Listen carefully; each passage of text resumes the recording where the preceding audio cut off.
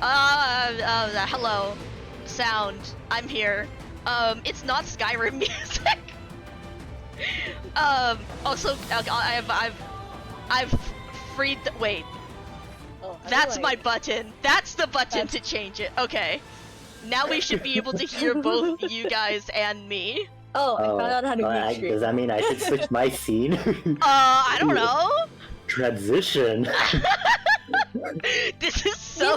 Hello. Hello. This is such an event already. It's not. This is Arknight's music, Bones. What do I ever play like anything else other than Splatoon music? Bones, we need you to read. We don't have enough people. We didn't. I mean, we could, but like, it'd be funny. Okay, I'm not gonna lie, it would be funny. But yeah, Bones would make a good political candidate. Oh no!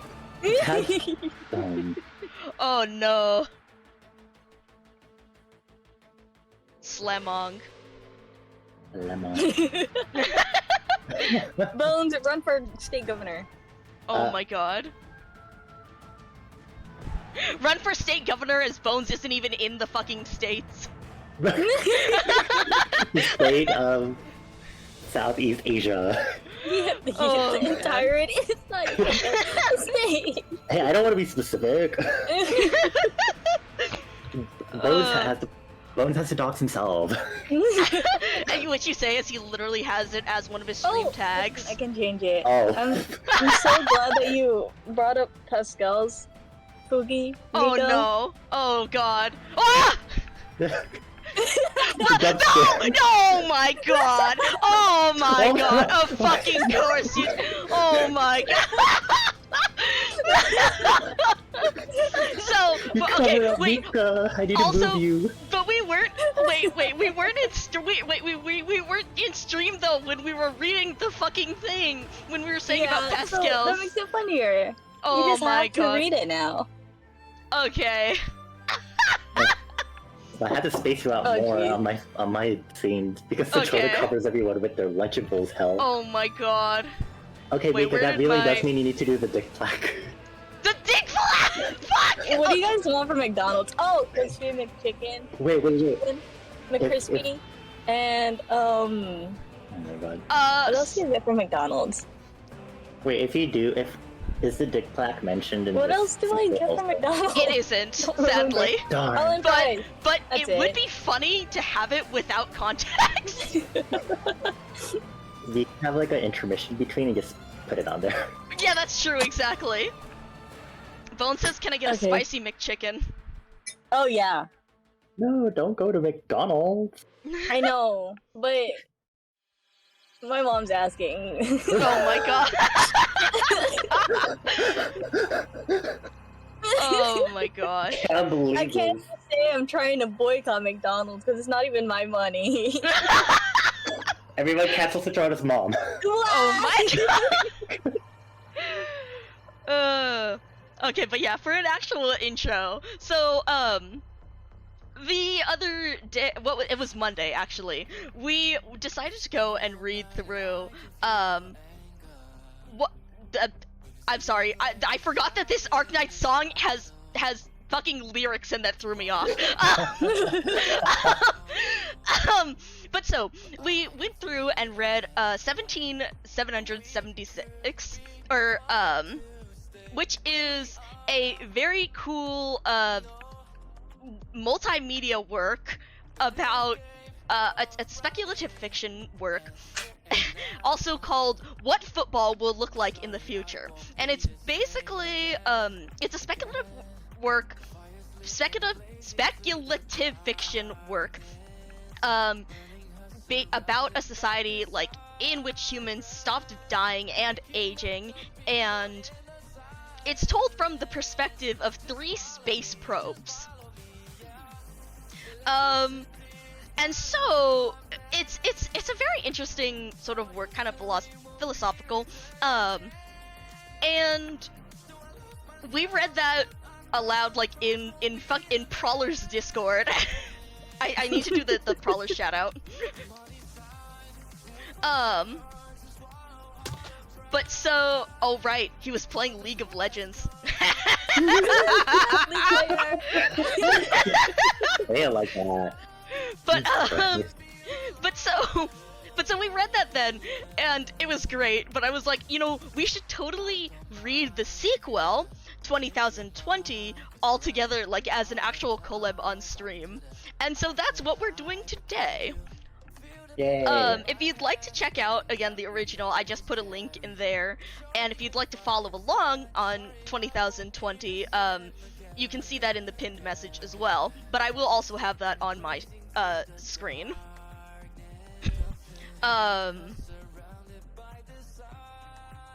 You're not oppressed. Shut up, Bones. God, the fucking Lunchables is gonna... I just keep seeing it out of the corner of my eye.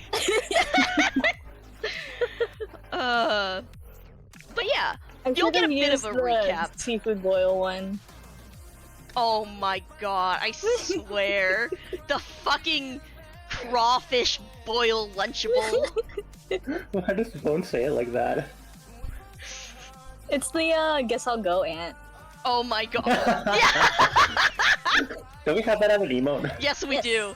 This is Bones Guess right now. I'll go. Yes, Bonnie. Yes, Bonnie! Yeah, see? We do! Oh man. Bones, get in here and read for like 2 minutes. Oh my gosh. I thought he was out for breakfast. Oh. Actually, maybe it's not breakfast anymore, but still. Alright. What time is it over there?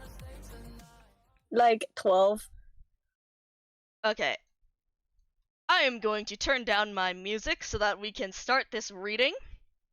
That was like several hours ago, exactly. Oh man. But yeah, so... Yes! Do it, Okay, Bones. Get I in mean, here. well, look, if you are technically free and you do want to just drop in all of a sudden, fucking Bones jump scare with the fucking, oh my god, with the Discord joining stupid I thing. can't wait to see. I want to see how it looks on my scene.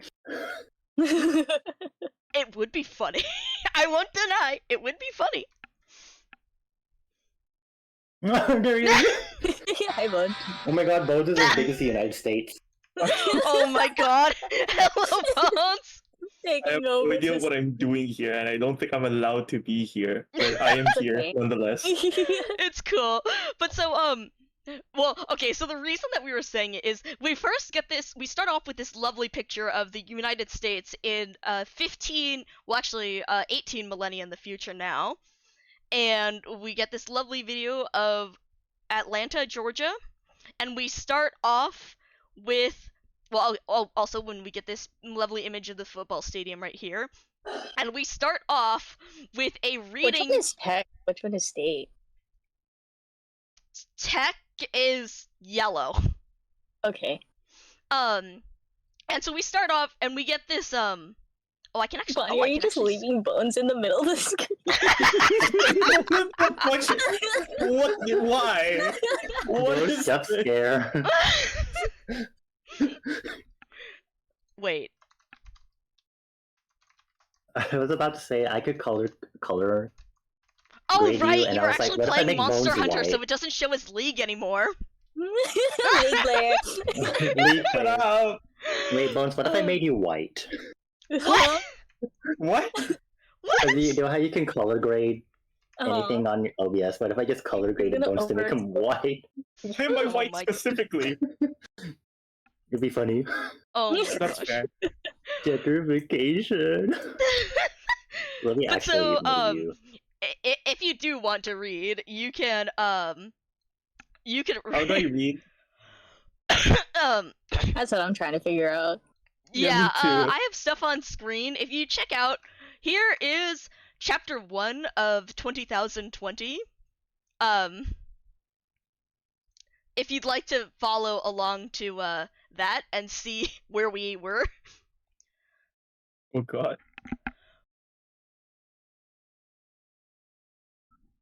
But yeah, if you scroll down, just reading this first, just reading these first paragraphs. I love how we've just managed to hook Bones into doing a fucking cameo in this. I don't know what I'm doing here. I just don't know what I'm doing.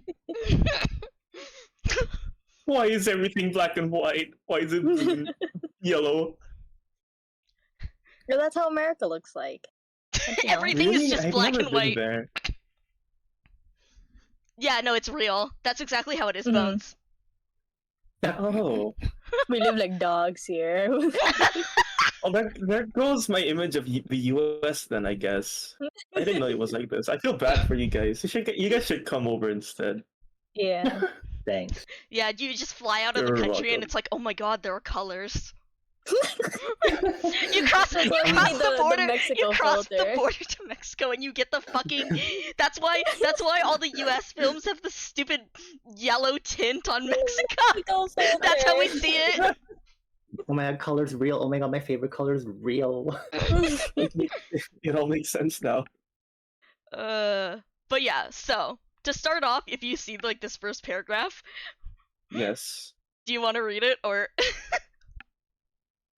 What part is me? Which one am I? White. all of the white one. All the white. That's a lot. Well, just this first bit. We can It's like can 3 swap out sentences later. each paragraph. That's fair. Do I just start? Sure. In these certain times, the people of Georgia don't need much of anything from their public servants. My name is Joshua Alexander, and I'm running for state governor. Wow. You know, I grew up on a farm outside of Delton, and maybe it's just my simple country upbringing, but I don't believe much in politics. I don't have a political platform of any kind. I have no agenda. Leave it to a country boy like me to lay it out straight, I suppose. I want to be governor just to be governor. I can't even explain to you where this impulse comes from. I possess the personal and political convictions of a boulder tumbling down the mountain.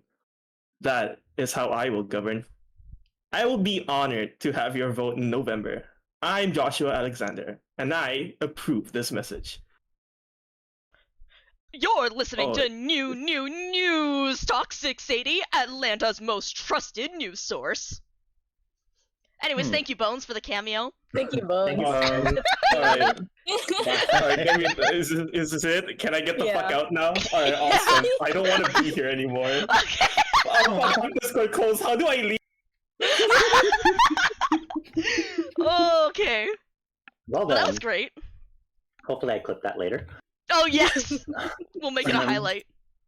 Oh yeah. I think I might vote this time around. For this guy?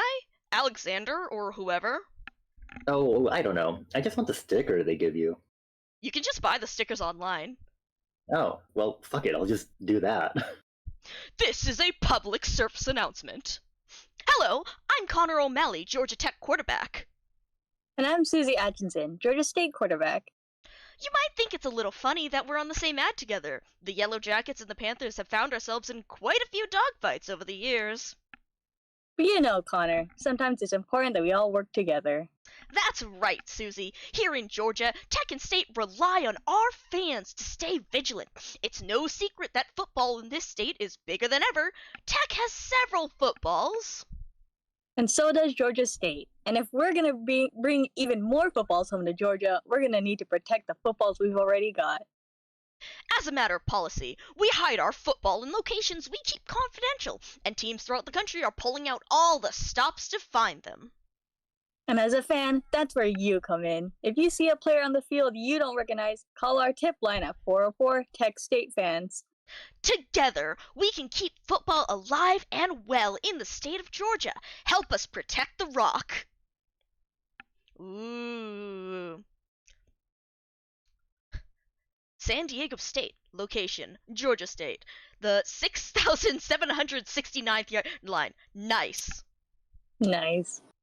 What have I been saying? Remember I said when we saw the scoreboard beep last week, I was like, Tech got another football. I mean, I'm not gonna try to talk you off it. Yeah, and then now we got him running ads telling people to be on the lookout. I'm putting it at 1 week, man. Sometime about a week from now, they're gonna come right through here with a football. And we gotta sit right here when they do, looking right out this window. Man, just don't get all pissed off and nothing happens. I know. Yeah, see, every time you're like, I know, and then fucking nothing happens, and then I gotta spend the next month living in this apartment with you, all pissed off like Oscar the Grouch. You know? And I need us to be Bert and Bert. Yep. Fuck Ernie. You know? No Ernie's on this fucking team. I wanna eat. I got you, Manny. Alright, man. It's like 1. I'm going to bed. You watch close, though. Thought you said a week from now. Yeah, but I'm wrong fucking constantly. Eyes north. Night. Night. Ooh, movement. Ooh, spinning. Ooh. Motion sickness. News Talk 680 Atlanta. I'm Kay Lavaliere. Coming up on 1 a.m. local time at Hartsfield Airport, 77 degrees and clear skies. A man is recovering at his Decatur home after being bored Tuesday. Police say Richard Diaz was waiting for his pickup order at an area Cracker Barrel when the battery on his phone died. Diaz spoke about the incident to News Talk 680. I got to the Cracker Barrel a little early, and they said it'd be a few minutes. So I played a game I got on my phone where you're a waitress lady and you have to serve a bunch of pancakes before your customers get mad and leave. It's kind of sarcastic when you think about it, or ironic, or whatever the word is for it. So I was playing that, but then my phone died. And then I remembered that I left my charger in my wife's car, so I couldn't charge it. So I went in and asked them if my food was ready yet, and they were waiting on a new batch of fries to come out of the fryer, so that they'd be extra hot and crispy when they were done. So I said, that's all well and good, but could I borrow a phone charger? But they said they didn't have the right kind of charger for my phone. So then I said, well, could I sit at one of y'all's tables and play one of the games I'll have on the tables? And they said the dining area was for dining customers only. So I said, well, can y'all bring one outside so I can just play it in my truck for a few minutes? So they did, but they gave me the triangle peg game where you gotta make the pegs jump over each other, and I'd already played that one a million times. I was hoping they'd give me the Towers of Hanoi game or one of the other games, but the peg game was all they had, so I started to play it anyways. Those sure are God. pegs. But pretty soon I just realized I wasn't even really trying to beat the game. I was just moving the pegs around in different holes. I wasn't even following the rules really. That's when I started to feel bored. Diaz says that's when he alerted restaurant employees who dialed 911. The police came pretty fast. One of them gave me a book about ants, and that was pretty cool. How they all worked together to build their hills and stuff. Before I knew it, my fries were done, so I went in and picked up my fries. And then I went home and my wife and me ate the fries that I got at Cracker Barrel. They were really good. Some other places try to do all kinds of fancy things to their fries, but Cracker Barrel just makes regular fries the way they ought to be made. My wife and me like them a lot. Manny, Oh, yeah, what? could you turn that down in there? Yeah, I'll just cut it off. You don't have to cut it off. No, I'm not really listening anyways. Thanks. Night. Night. Cracker Barrel issued a statement offering condolences for Diaz and promising to reevaluate its policies regarding dine-in seating for pickup customers. Today, Diaz's neighbors stopped by his home to leave flowers and notes of support at his mailbox. Diaz is expected to... I fucking love this. Like, God, what a great way to set the tone for this. The guy calls 911 for being bored. And also, I love the in these certain times. You're so right. I didn't notice that until this reading, and I was like, hold on. Yeah, you're so sense. right. I didn't notice that either. Oh boy, a stadium. Oh boy, another stadium. Two of them. Two of them. Touching. Beep beep beep beep beep beep beep beep beep beep beep beep beep beep.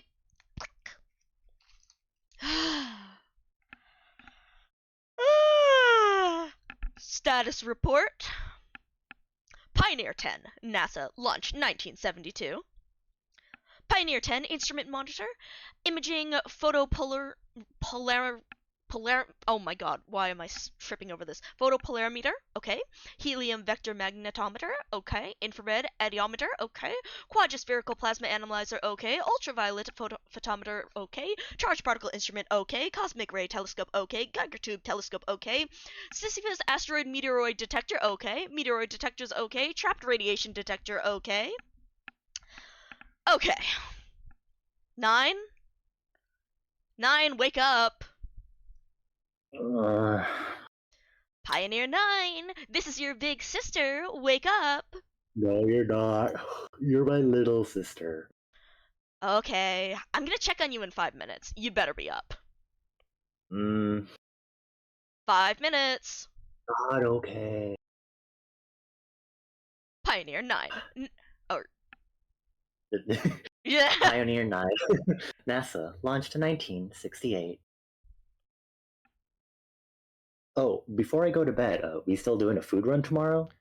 Yeah, I'm down. We gotta go over to the one in Kennesaw though. We do? Yeah, 'cause remember, last time I went to the Sandy Springs one, they remodeled the produce department. Most of the veggies aren't on the field anymore. Well, what did they have again? Well, you know how the field cuts through the parking lot and then the front entrance, and then kind of goes diagonal through the left side of the store, right?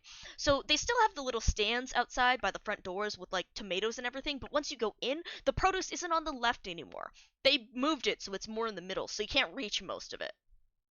Okay, well, what do they have though?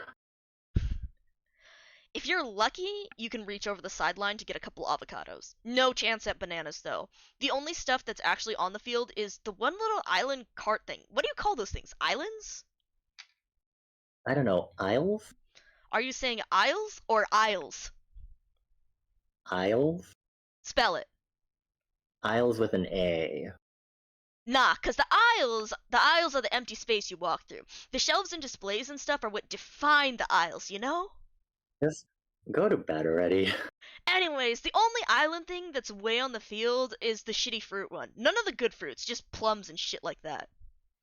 I kind of like plums. Plums are trash. I'm not gonna spend the next month eating plums. Alright, well, whatever. We'll go to Kennesaw.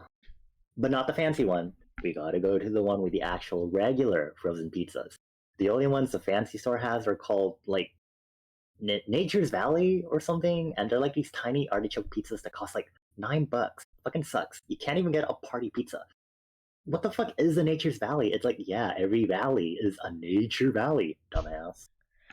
Coach is gonna ask why you're asleep at noon tomorrow, and I'm gonna have to tell her you were up screaming about frozen pizzas to nobody. Not to nobody. I'm talking to you. Well, I'm not listening anymore, so not really, no. To be continued. I'm sure. Night. Love you. Love you. I like how this is like, because since we did that live reading of 17,776 on Monday, and how we were 9 and 10, and how this is the second set of characters that we have voice that say "I love you" to each other. Oh, you're right. I totally forgot about that. Did we also voice what was it, Emily and I think Yeah, we did. Jay. oh my gosh, wow. Wow.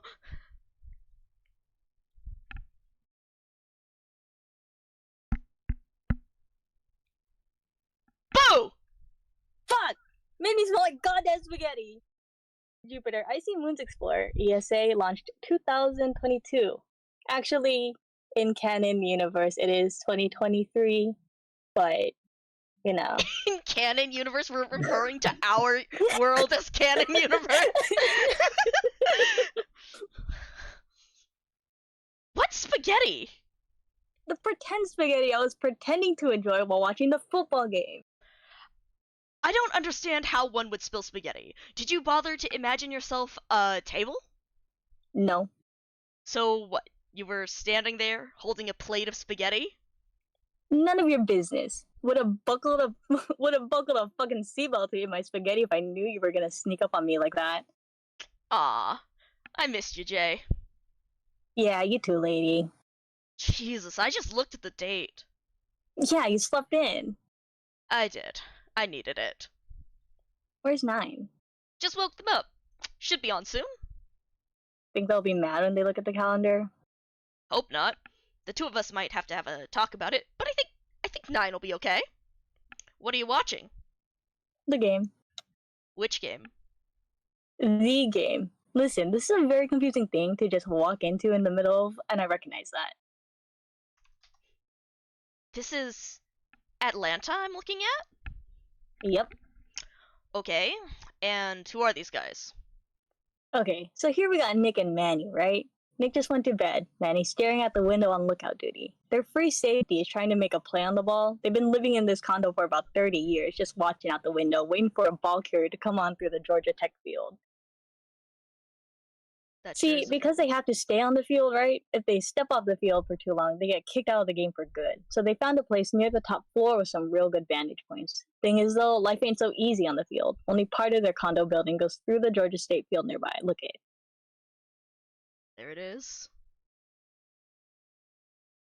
Their place is up in the northeast corner of the building, which is on the field. But they can't use the elevator because that's in the part of the building that's not on the field. They gotta use the emergency stairwell every time. And I mean, they can use one of those tennis courts you see there, but only the one on the left. That makes for some weird situations. Sometimes they'll go down there to play, and people will be playing on that one, but the rest are free. So of course people are like, why do you want to play on this one? Why don't you take one of the other ones? Now, you and I know they know you and they know that they can't use those other courts because they're not on the field. But Nick and Manny are undercover, can't let anyone know. Can't even use a community swimming pool either. Sucks. Guess that's neither here nor there though. I'm sorry. So they can never leave the field for anything? I mean, yeah, they can do whatever they want for country. But if they step off the field for too long, they get kicked out of the game for life. Some players actually do that too. They're like, fuck this, I've had enough of this stupid shit, and just leave. Not Nick and Manny, though. A couple of special dudes right here. I gotta say, I've had my doubts about them at first. Like, imagine a married couple who can almost never leave their house. I'd lose it. They can leave their home, though, can't they? The field looks like it goes a long way. It does, but I mean, this is Metro Atlanta. Here, look, I'll draw this up for you. Good lord. Number 1, that's where Nick and Manny live. Number 2, you can see how the field sort of runs along a city street, but only for a couple of blocks. There's a drugstore and a couple other shops where they can buy stuff, but that's about it. Number 3 is where it goes to hell. You gotta sneak through people's yards and around their houses to get through. Then you gotta cross the highway on foot without anyone thinking you're a weirdo. And I mean, all of Greater Atlanta is like this. Once you get to Cobb Country, Roswell, those places, it's nothing but curvy roads and houses you gotta find your way around. You gotta do a whole bunch of planning and timing to even go to the grocery store. I wish they would have let me redesign their city grid. I know. You know how they are about that, though. Still no movement on that? Nah, they like their little pigsty. I'll never get that about them. Anyways, this is a game between Georgia Tech and Georgia State? I mean, in a manner of speaking, yeah. How long has it been going on? Oh, a long time. Is it... I mean, is it a good game? Well, I mean, that's a pretty complicated question, and I reckon you and me would answer it differently. Oh, fuck. No fucking wait, Nick! Wait, hold up. This is Manny, right? Yeah, look, out there. Look. Nick, get out here! What? Get out here, look! Ooh, movement. Movement. Okay, what are we looking at? Yeah, I'm coming! Christ! Tech player crossing I-85. Looks like she's got the ball. She has a ball, yes. A ball. There's more than one football in this game? Yeah, listen, I'll explain in a minute. We've seen them play so many multi-ball games. It's just so hard to design a smart one. Man, you picked a hell of a time to wake up. This is the craziest shit I've seen in months. You gotta fill me in. I still don't really understand what I'm looking at. Looks like she's got a ball. I fucking told you. What'd I fucking tell you? Hold up, I will in a bit, promise. You said next week. Close enough! Look, you stay here. I'm looking south through the bedroom window. Let me know everything you see. Yep. Oh, hey, your binoculars are on the thing? What thing? The thing, the fucking, The dresser? No, The what? Use your words! Couch, coffee table, dish drawer, end table? oh, yeah, end table. Thank you. You wouldn't even have to ask me if you put them in the same place every time. Yeah, okay. Okay, I think that's a little uncalled for. The one giving him a hard time is Nick, right? Yep, kind of an interesting relationship dynamic between these two. Be honest with you, I've never seen a happier couple. They just get in their little things sometimes. I think honestly, since they've got such a solid foundation to the relationship, they actually have the time and energy to let left over to argue about the little things. And I mean, remember, Nick and Manny have been sharing this apartment for 30 years, and it is by no means a big condo. To call it a two-bedroom is generous. It's really just one bedroom and a glorified little office room. I bet your husband's quirks stand out a lot more. The little things that irritate you get all that much more annoying after a while. Ooh, and just one bathroom too. That isn't great. Can't be, no. Man, I love football. I think every relationship has to have at least some of that though. It's like it's kind of like a clutch in a transmission, right? It has to be rough, so it has something it can actually grip onto. That friction is the only way anything changes. She's coming your way soon, I think, Manny. That analogy sucks. Oh, come on. It's not that bad. It kinda sucks. Well, I mean, that's us, right? That's our relationship. I think a third of all my interaction with you is accounted for by arguing. We ain't married though, lady. Ugh. And thank God for that. I see her. Got eyes on her. She is off the interstate now. Damn, she is moving too. Who is it? I don't know. Can't really tell who it is from here. Gotta be a tech player though, for sure. So, just so I have everything straight, Nick and Manny are trying to get the football from Georgia Tech, and Georgia Tech doesn't know they're nearby? Yep. They're right there. They outnumber her 2-1. Why haven't they left the house? Well, they're pretty sure that there are more tech players in the area, and they are right about that. See, this is some top secret shit they're looking at. Tech has possession of lots of footballs. 9, in fact. 9? Hello. 9! Hey, yeah. Hey, sis! What year is it? We'll talk about that after the game, okay? I don't think that's a discussion. I think you just say what year it is. Wait, where'd she go? Just behind those trees. Look! Okay, yeah. Jay, there are 9 footballs? Yeah, Tech has 9 footballs. And what you generally do, or at least what I do, is hide them all in different places. Gotta diversify, you know? If they're all in one place, someone can come along and take your whole shit at once. Tech isn't doing what I would, though. They got way too cocky. Every single one of them is right here. It's on the Georgia Tech campus, right between Bobby Dodd Stadium and the basketball arena. Granted, it really is a good place to store football if you got one, but the stadium and the arena are pretty tough obstacles. I mean, what are you supposed to do? Run across a basketball court in the middle of a game? Or break in after hours? They got security guards and shit. Of course, if you're a good climber, you can just climb over the damn thing, but think about that. You're easily spotted, so if you're bothering, you better be pretty damn sure it's worth it. And I think they're about to find out that yes, it's very worth it. I take it that 9 footballs is a lot. Yep. Took forever to get. Way too many to risk putting in one spot. Shit, she just went inside. Yeah, the old sorority house, right? Whatever one it is with the dormer windows. What the fuck are dormer windows? The little windows, the little dudes that stick out the attic. Is that actually their hiding spot? Do y'all want me to spoil it? No. Yeah. Yes, it is. Damn it, I said no! Lol, you haven't even begun to get mad at me. Trust me on that. Uh-oh. Look, look, look! The lights just went on! Oh man, they turned on the lights. Oh, come on. I swear to God, Georgia Tech has gotten so sloppy in recent years. God, they're getting so sloppy. They might be trying to fake us out. Maybe. Ha! What did I just say?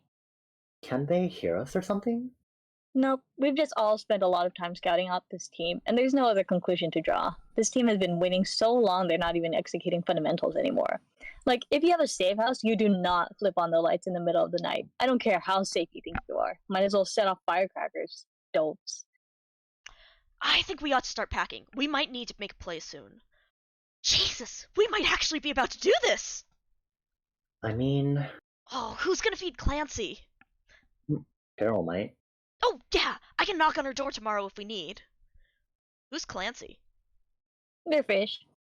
Ah, I bet having a fish is kind of nice, you know? It's over there doing its own thing. You don't have to do much, barely even have to think about it. But you always know it's there. That's what I imagine having a favorite baseball team would be like.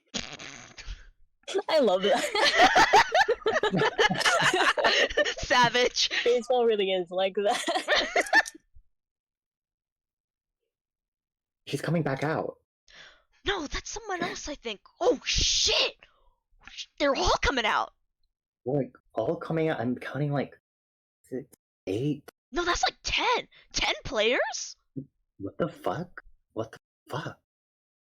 Oh, this is gonna be bad. This is gonna be bad. Stupid fucking team, lol. Get the map, cause I think that might be everybody, man. Yeah, hold up. I think she was just making a drop off. I don't know if they're even gonna guard it. Where are they all going? Up north to Tennessee, I bet. There's an offense moving around up there with a ball and only a couple dozen players. Tech already has about 20 defenders up there. They're just sending these folks for reinforcements. So this is how you get a football. You go and find an offense that's advancing and line up against them. Yeah, it works the same way as conventional football. 4 downs, 10 yards for a first down, all that. Tech's defense can get the ball if they force a turnover on downs, or a fumble, or an interception. This is way too aggressive, though. They'll be leaving the barn door open here, because now they have nobody defending their stash. And Nick and Manny are allowed to go down there and take the balls? Yep, they're loose footballs. So listen, this is what they're doing here. Every team has 125 players, right? According to the old college football rules, you get 125 players. You don't really have any way to know for sure where your opponent's players are, but you can make good guesses based on what you've seen, what your teammates have seen, what other people have seen, news stories, whatever. But if they can account for the location of all 125 players, they can deduce that there's fucking nobody home. Okay, this is what we got.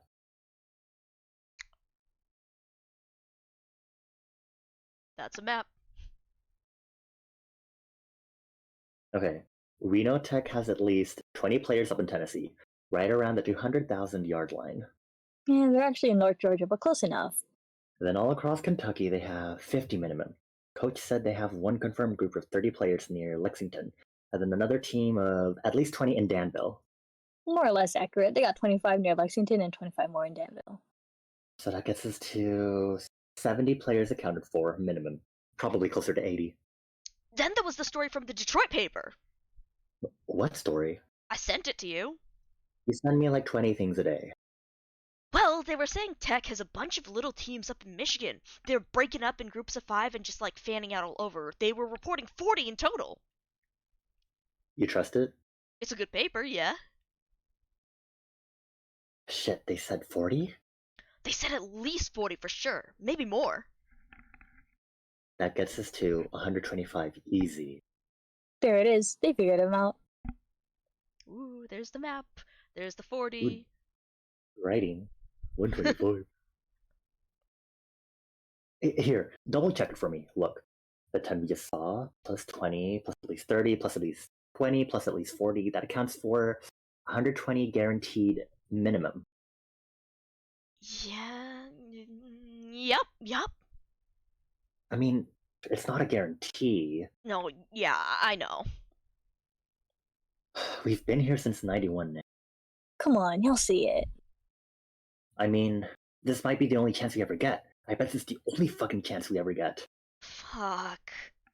Go. This is your shot, fellas. No time but the present. I thought the saying was no time like the present. I know what I said. Okay, we gotta go. Hell yeah!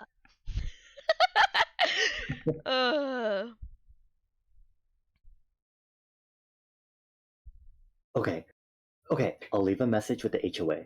Let him know we're terminating the lease. Can you talk to Carol? I hate to wake her up. We can just leave a message for her on the road. Alright, I'll get our bags ready too. See, this is the shit I like to see. I still can't tell what's going on here. Can you give me some idea of how excited I'm supposed to be? Scale of 1 to 10. Well, from strictly a gameplay perspective, this isn't the craziest thing that ever happened, but it is pretty major. Nick and Meg don't even know how major it is yet. They think they're about to get 1 football. They have no idea they're about to get 9 balls. That would be the biggest turnover in years. And typically, when there's a huge turnover like that, it's because some legion of like 50 players bum rush an opponent. Yeah. Sleeping bags should be in there already. Water, trail mix phones, charging blah. Your phone charged? No, it's at like 40%. You gotta plug it in when you're not using it. God, Manny never charges his phone. It's fine. It'll be good in like an hour. We should leave in like It's 1:30 now. We should be out of the house by 3:30 latest. Can you make us some coffee? Yeah, hold on. Let's just sit and go over the play real quick. Real quick, we gotta hurry. Anyways, for just 2 players to recover 9 footballs is real crazy. So at the moment, if they just get these balls in the first place, I'd rate it at like a 7. You should calibrate your excitement to a 7 out of 10. I'll put it at a 4 because I don't trust your judgment. I'll take a 4. However, getting the footballs is only the first step. There's a long ass way to go. But if Nick and Manny can actually pull this whole thing off, I'd put it at like a 9.5. Basically an unprecedented event. If they can get 9 footballs all the way home, it's gonna fuck up the entire nature of the game. The balance of power would change throughout college football. That's a big if, though. Being frank with you, I don't think they can do it. Can we stop now? Are we at a stopping point? Let me see. Okay, listen. Coach drew up some stuff for us, but none of them accounted for Tech leaving an empty net. We don't have to transfer to the Georgia State field. I think we stay on the Tech field. You sure? Oh wow, I'm becoming very bored very quickly. Yeah, because look, they're all heading north. We can just scoop the ball and sneak behind them for a while, stay quiet. They're not gonna know. And you know what? I bet they're going all the way up to Tennessee, even Kentucky maybe. That'll give us a lot of places to transfer as long as they don't turn around. Bored. Good luck, fellas. Find you later. Which, I mean, Will someone please tell me what year it is? In just a minute, sis. That's something we'll talk about. First, this game. Tell me everything. Teams, rules, scoring, all of it. Okay. Let me clean up my spaghetti I spilled when I was so rudely interrupted. Your pretend spaghetti. Yes. Have you seen the broom? You don't clean up spaghetti with a broom. Lol. Well, why the fuck not? You can't clean up wet stuff with a broom. It's gonna get all nasty. You go over to Juice's house and he's like vacuuming his front lawn. Juice is like, time to do the dishes. Goes to get his fucking rake. Lol. Fuck this. Fuck y'all. Y'all wanna hear about this game or not? Yes! Finally! Okay, listen, before I go into this, I just wanna say I didn't design this game by myself. It's not all my fault, okay? You're not exactly selling me. Well, welcome to College Football Saturday. What year is it? Okay, so now I have a thing set up right here. Oh, jeez, I didn't know I start this. Oh, Oh, yeah. Okay. Okay, so I have mine set up. You ready, Citrona? Sure. Alright. 3, 2, 1, I'm playing. I would like to speak on 2 things. Football and Lunchables pizza. First, football. What you're about to see is a modern college game. I helped design it. Before we begin, do you promise not to get mad at me? No. Figured not.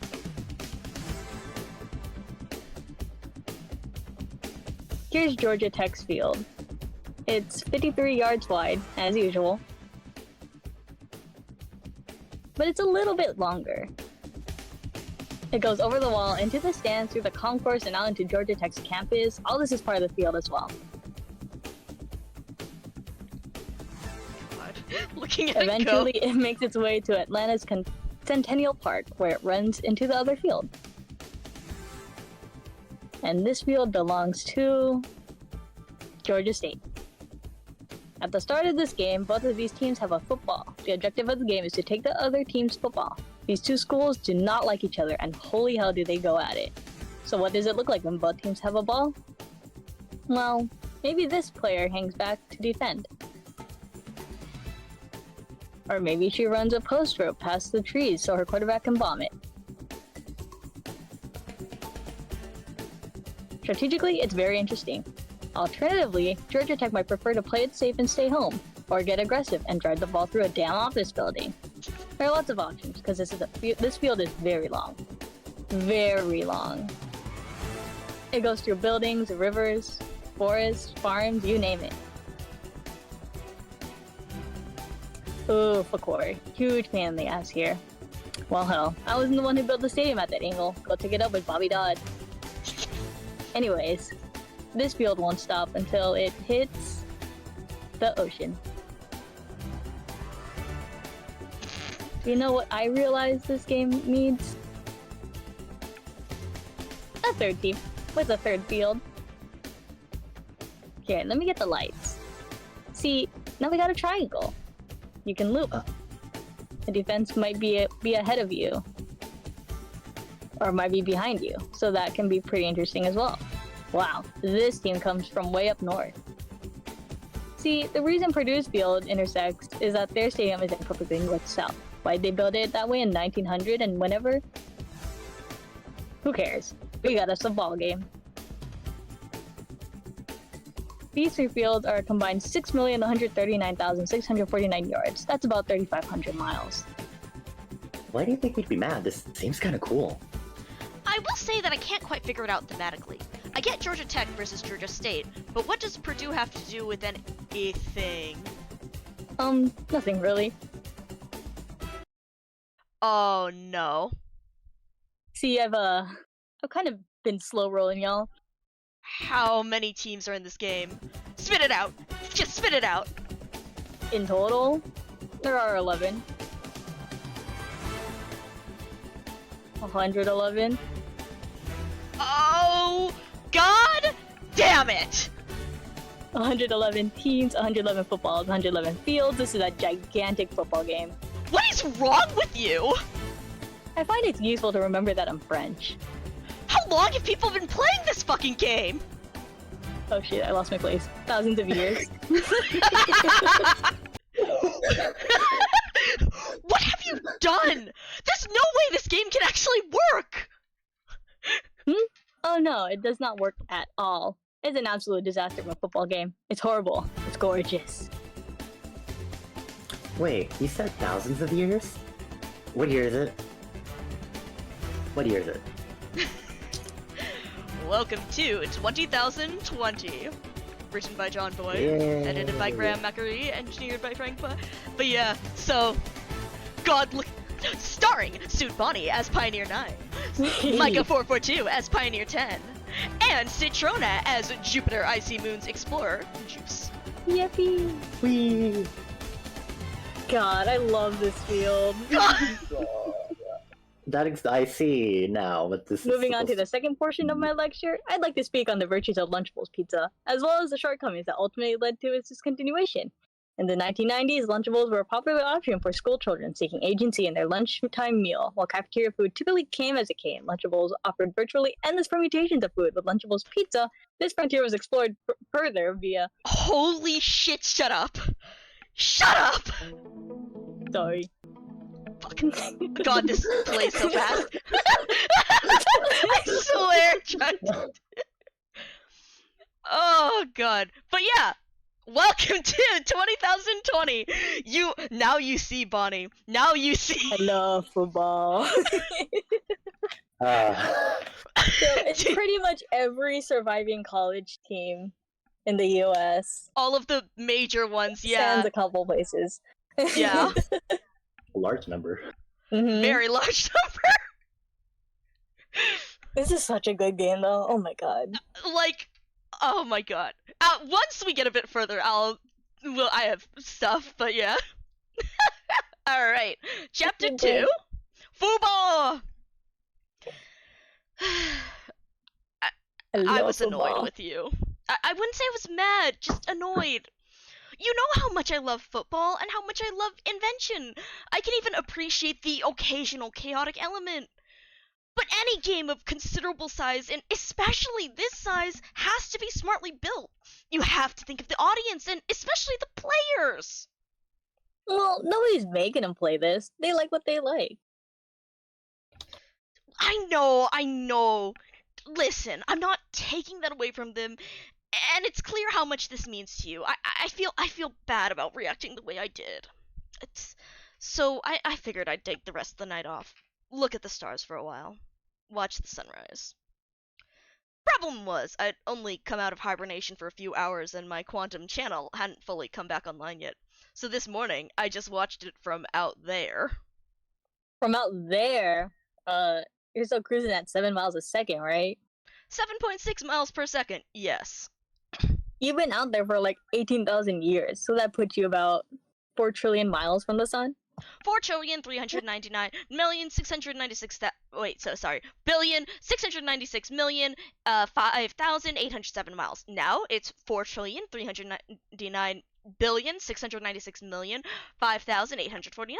Now it's 4,399 billion 696 million 5,889. Now it's 4,399 billion 696 million 5,933. Now it's 4,399 billion 696 million 5,975. Now it's 4,399 billion 696 million 6,022. Now it's 4,399,696,000,6,062. Now it's Lol, quit it. You know I hate it when you do that. I know you do. Remember when you did that for a month straight? That would have been in the 94th century, I think. March of 9303. You want to see the sunrise I saw this morning? Fuck. Being you sucks. Well, this is the price for being 4.4 trillion miles away from your stupid ass. Fair deal if you ask me. That's no way to talk to the buddy who was nice enough to record the sunrise for you this morning. You didn't. I did. Figured you wouldn't be fully online yet. It's from your favorite spot, too. God. Oh my god, Husky Stadium. Look at that. This is my first real sunrise in 2,000 years. Thank you. Hope you don't mind. I forgot to remove the field overlay. No, it's okay. Look at. Wow, it goes across Union Bay, then up over the mountains. Oh, did you give 9 the reorientation exam? Yeah, they're taking it now. I mean, 9 clearly seem to have their bearings, but I figured it was a good idea to make sure. Looks like they're acing it so far. Test. Section 4. Essay. Essay questions. All answers are required. In broad terms, please describe the period of human history between the years 2026 and 2020. All answers are required. In 2026, for reasons that are still not understood, human beings stopped aging, stopped becoming ill, and stopped being born. Thereafter, advanced nanotechnology was developed that protected all human life on Earth from physical harm, effectively rendering humans immortal beings. This led to post-scarcity societies in which physical, political, and economic conflict effectively vanished. Human ambitions then shifted to territorial expansion and technological advances. In the former case, it quickly became apparent that extraterrestrial exploration was infeasible. Lightspeed travel was impossible, and outer space offered little to nothing of interest to human beings. In the latter case, humans found that their present technologies were entirely sufficient. Further advances were seen as, at best, unnecessary and at worst erosive of their cultures and lifestyles. Gradually, humans accepted a fate of eternal recreation and now identify as creatures of play whose entire purpose is to enjoy themselves, often via sports and games. Thank you. Okay. Your answer is very much appreciated. Hope you are doing well. Did you write this test? I know this is you. Okay, bye. Bye. Hello again. This is the test speaking. Fuck you, man. Would you like to be friends with me? It's very lonely being a test. The essay question is the closest I ever get to having a conversation. Please don't go. Save me. I love you. Ass, fuck ass.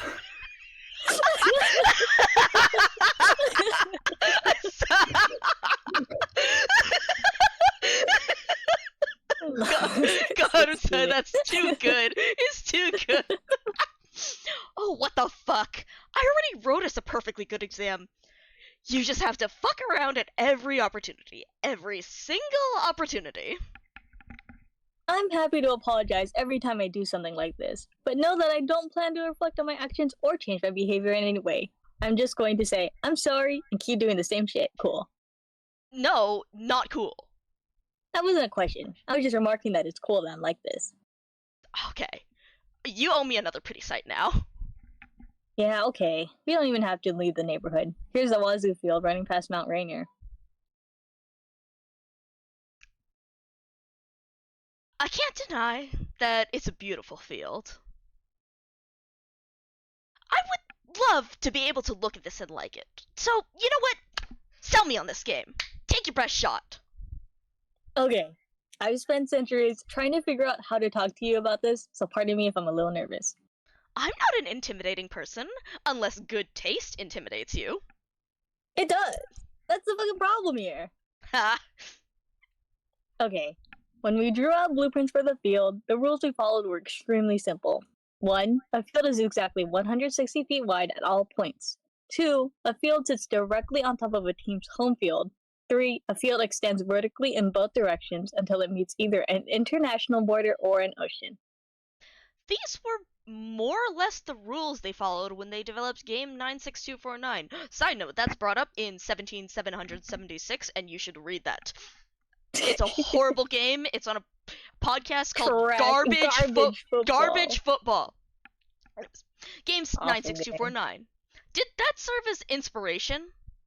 No, that game was artless crap and its rules had nothing to say about anything. I loved it. But this, upon the sight of it, Satan himself flees in terror to the comfort of a simple pentagram. College football is back, baby. God, look at this shit. Okay, I'm sorry. I have to open this in a new tab so y'all can fully see it. What the fuck? Look, God, look at this. What the fuck? Beautiful. Huh. It really does feel like an MS Paint drawing. It does. We built this horror not by breaking the rules, but by following them. Simply following the lines that they painted so faithfully. It's resulted in a field that stretches a combined 236,463,206 yards. That's longer than 130,000 miles. The amount of land it claims is more than double the size of Delaware. Rip to Delaware, by the way. We don't say that enough. I thought your pet theory was that Delaware never existed. It was for a long time. Then after 17,000 years, I finally talked to someone who had actually been there. My new theory is that Maine never existed. Now, even for a glorified computer like me, it doesn't quite make sense to me that it claims 4,000 square miles. Look at these stringy little fellas. How could it possibly? They sure are stringy little fellas. That's Virginia's field, right? Yeah. And you said the field stops at the ocean. I'm guessing it doesn't include underwater territories? Right, yeah. So it stops right after it crosses into North Carolina. And of course, none of the underwater states are in play for any field.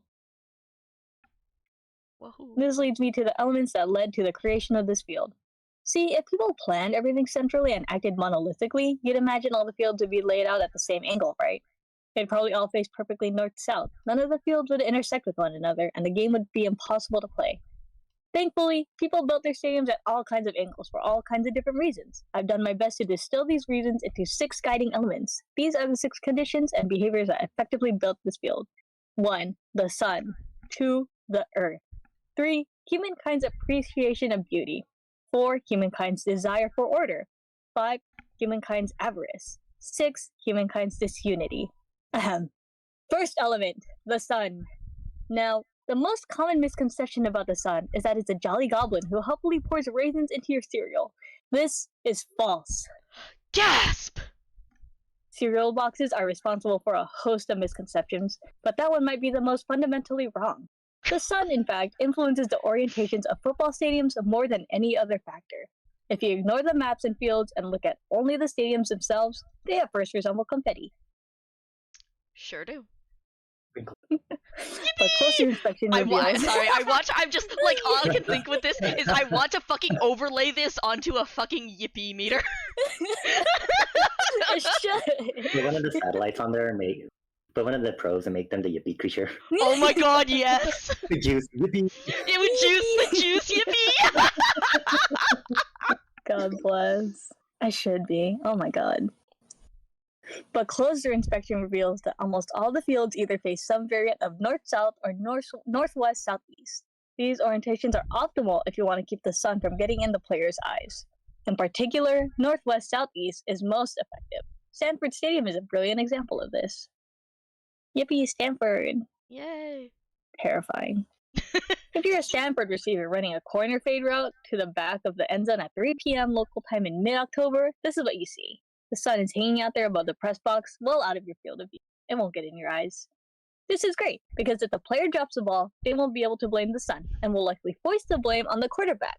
This creates internal strife, which is one of my favorite things about football. I love that fucking statement. It's so true, though. It is. It really is. It's all about the drama. Second element, the climate. Here we see 2 stadiums, Syracuse's Carrier Dome and Georgia Southern's Paulson Stadium. but these fields flaunt convention, lying east-west for a very important reason. They don't give a shit.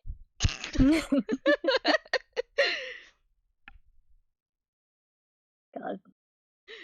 Yeah, why would they do it? Oh yeah, because obviously doesn't care because they play in a dome. Or Q's obviously doesn't care because they play in a dome. And while I can't confirm this, my guess is that Georgia Southern doesn't care because thanks to the intense humidity, they prefer to schedule night games anyway. Third element, humankind's appreciation of beauty.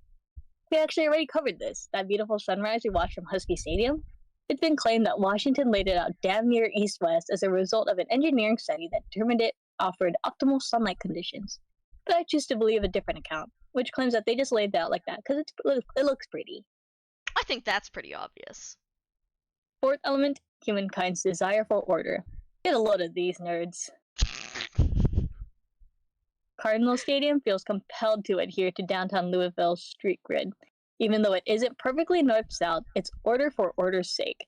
It's following the rule without understanding the intention of the rule. Which they can't, because there is no clear intention. I think the answer they'd give is, well, we want to situate it parallel to the street because it makes the parking lot easier to lay out. Okay, but you're boxed in by 3 roadways that they're going all kinds of directions. Why that one?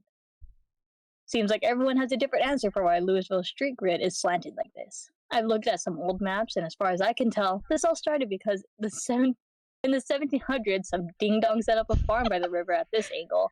What he was thinking, I have no idea. Maybe he surveyed poorly. Maybe he correctly concluded that it didn't fucking matter. But thanks to him, Louisville's field runs to this little bitty island up in Michigan, which turned out to be a great spot to hide their footballs, back when they had them anyway. They were actually a pretty strong contender at one time. They had 4 footballs back in the 19,200s. Of course, they went to shit after that. But fact remains, this field bore witness to a significant chapter in the history of the grandest football game ever played. All thanks to that ancient doofus and his weird farm.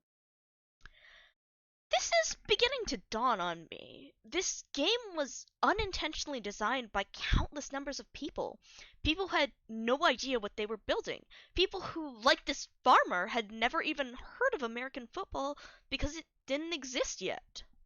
Yes. One player once said that they were playing on the field our mothers and fathers built for us. For better or worse, of course. Which leads us to fifth element, humankind's avarice. Okay, test over. I quit.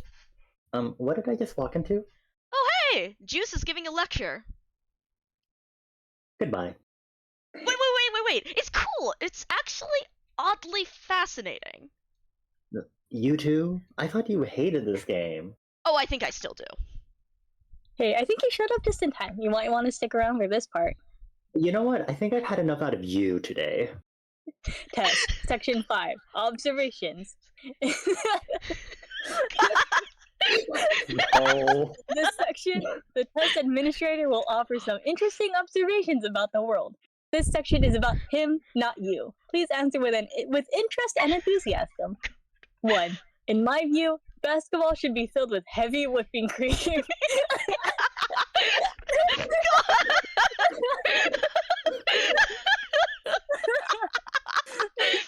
Over the course of the game, all the dribbling may eventually whip the cream into butter. This will surely make the basketball more difficult to dribble. However, the winning team will be awarded with a delicious basketball filled with butter. Pretty neat. Exit program. I love that that's just like a foundational observation that he makes. I know, right? Just like that of all things, that's the first thing you put down in observation.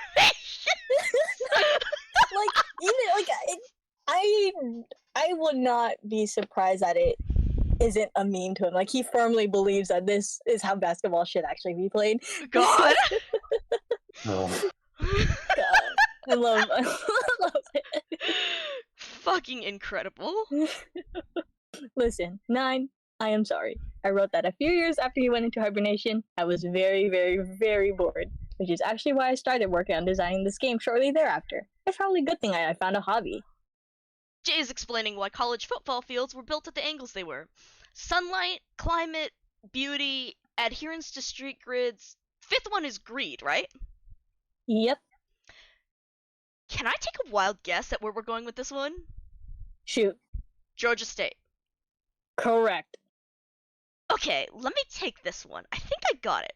9. You were launched in 1968. What does your onboard data tell you about Atlanta sports? Hold on. Onboard memory is really slow.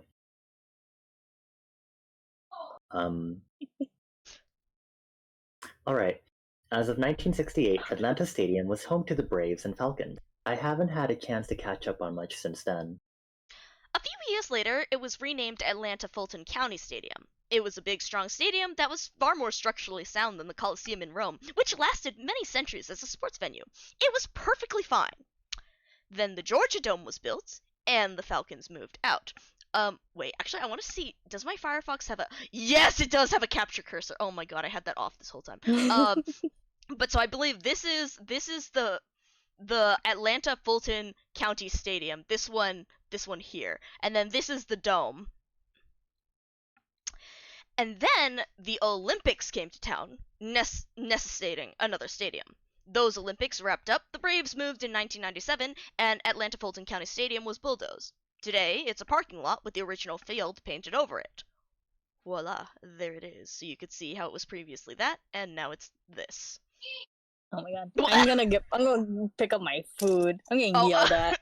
Okay. Okay, well, you guys it's can fine. make it. No, we'll save you for this. I need you to be here for this. Okay, impromptu break time. Impromptu break. Get some water. I need to rearrange everyone's foodies. I need to move them over. Oh. I was like, oh, everything's very left side heavy because of all the text being on the left side of the page. Oh yeah. Because of how my overlays are. So I'm just gonna move Oh my god, wait, do you have the satellite rotating in the corner? Yeah. I just looked more closely at your stream. For those who don't follow them, make sure to follow Bonnie, who's also streaming this, and Citrona, who's not streaming it but also does stream. And on my end, y'all should follow I got French fry. lovely Mika. Welcome back with French fries. And Citrona, Nice. who just came back with French fries. Yippee! I'm gonna shove them into the speaker for you guys. No. Oh my god! Munch munch. But yes. Okay. So, Where are we? parking lot with the original field painted over it. Hmm. Fast forward to the 2010s. Georgia State has started a football program, and their team shares the Georgia Dome with the Falcons. Not a bad deal for State, huh? The Georgia Dome is this great big dome stadium. At about 20 years old, it's one of the newest facilities in all of college football. Yep, all in all, they made off pretty well. But then, behold, a giant butthole! What? Oh. You know what I mean by it? It dilates.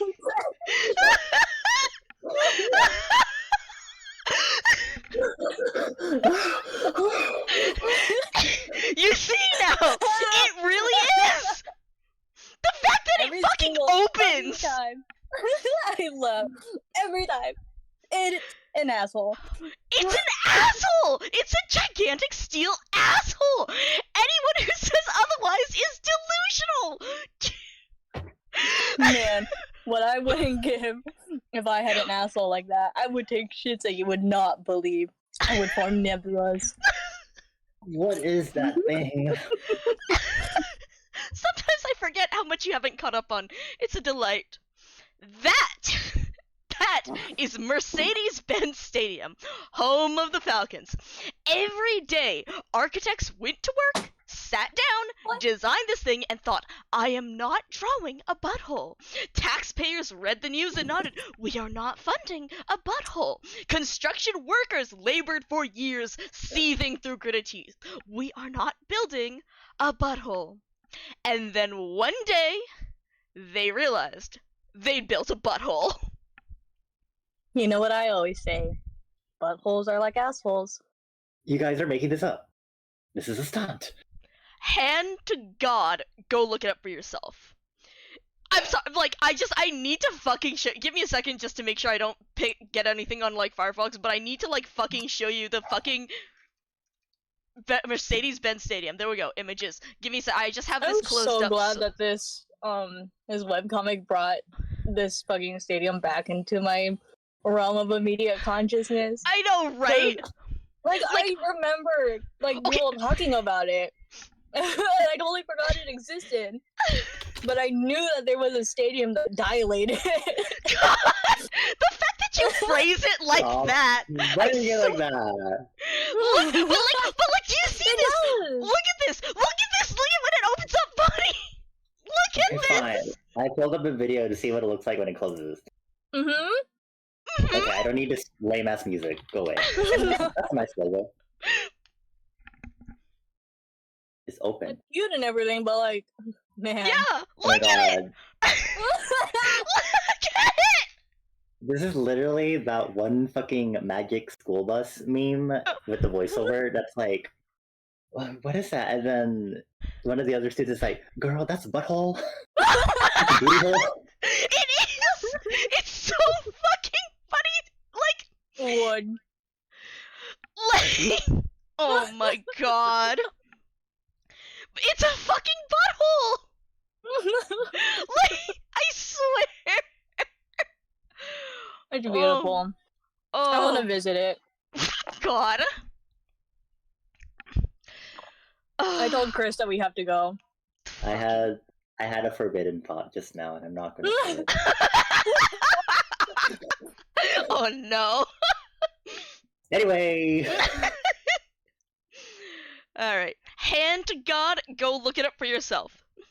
The Georgia Dome, a building that, at age 25, was just barely older than the college football players who called it home, was demolished. There was nothing wrong with it. The Falcons just got tired of it.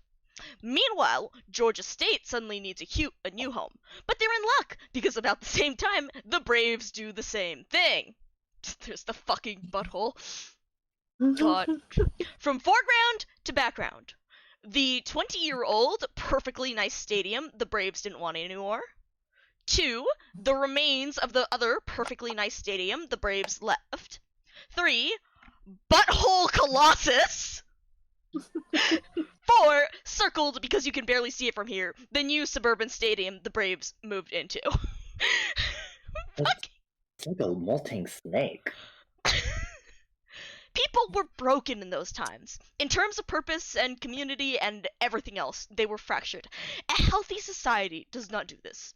And given eternity, they finally realized it. This is why almost nothing has changed. This is Exhibit A. Over the last 18,000 years, people have almost universally elected to preserve and rebuild what they have, including the massive sphincter, which stands to this day. And now we arrive at Dakota. Because if you look at Turner Field again, you'll notice that it's now a football field. When the Braves moved out, Georgia State football moved right in. Once again, taking refuge in a home abandoned for no good reason. Now, I'm sure their general instinct would be to orient this field perfectly north-south. Why not, right? That's how its neighbor Georgia Tech is set up. But because they were delivered a hand-me-down baseball stadium, it didn't quite fit right. They had to skew it just a little bit, and this is why, and I think both y'all will get a hoot out of this. The Georgia State field runs directly over the rings in Centennial Park, the symbol of the Olympics, the very thing that set all this shit in motion. Almost perfectly centered in the middle of the field, too. Unbelievable. Oh my god, that's poetic. God, that is so God, it's so funny. I just it's so cool though, you know, how it really is all those little things one on top of each other that make it into this. Just the fact that the Braves moved out, they needed a stadium for the Olympics, and then now it comes back around to this. Oh my god. That's poetic. Well done. Bravo. Thanks, but I didn't do it. It wasn't my idea. That's just the way the damn thing runs. This is art missing an artist. It is found poetry. If it were written, it'd be beautifully written. But I'm looking at it right now. It's a straight line. You didn't lie. I don't have to. We never did. Alright, next video. Oh god, I started this one too. Fuck. Pause.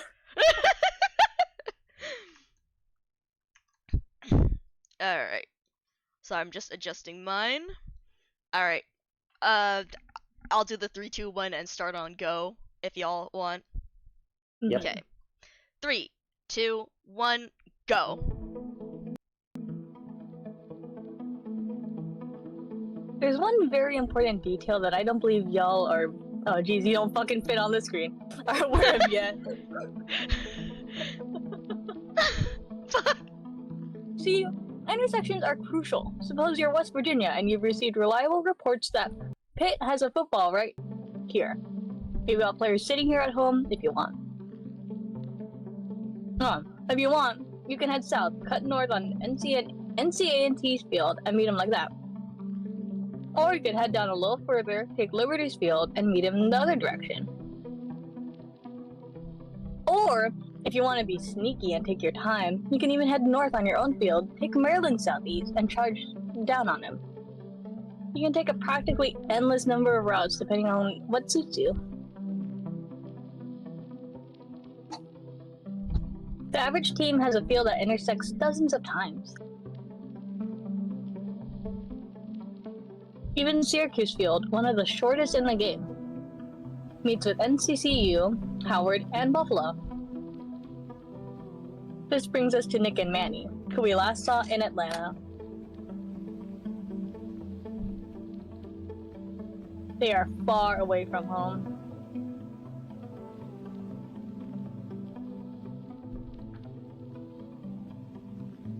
In fact, they play for San Diego State. Ooh, SDSU, go Triton. Their home field sits here along SDCCU Stadium. Way back in the day, they were supposed to have a new stadium built for them, but plans fell through. They've stayed here ever since. Want to know how many intersections they have? 0. The field runs into the US-Mexico border, just 5 miles away from Boise State's field. We surveyed it again and again and again, every time hoping we got the angle just a little bit wrong. Nope. You said that players aren't allowed to leave the field. If that's true, how come Nick and Manny are all the way out there? Well, we left a little something in the rulebook for them. It's not exactly a cheat, more of a loophole. Everyone knows about it, but no one's imagined it's possible to exploit right now. I'll fill you in on how it works, but there are 2 things you need to know about this game. If Nick and Manny can actually pull it off, 1, it will be perhaps the greatest moment in the history of college football.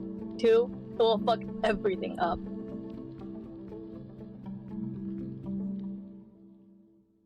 Awesome. War. Oh boy. Oh boy. Alright, so that is through chapter 2. This, because I was like, okay, if anything, like, if we need to go, like, we can definitely get up to chapter 2, because we have got to fucking read about Butthole Colossus. I'm going to think about this forever. I can't believe, like, just with the fact that Citrona said it fucking dilates, and it really does! I swear! I sure hope this doesn't come up ever in any conversations I have, please. Oh, man. But yeah, so that was our stopping point, or one of them. I think our next one is at chapter 4, which is our next one. So I think you guys still able to keep going? Yep. Yeah. Alright. Let's go then.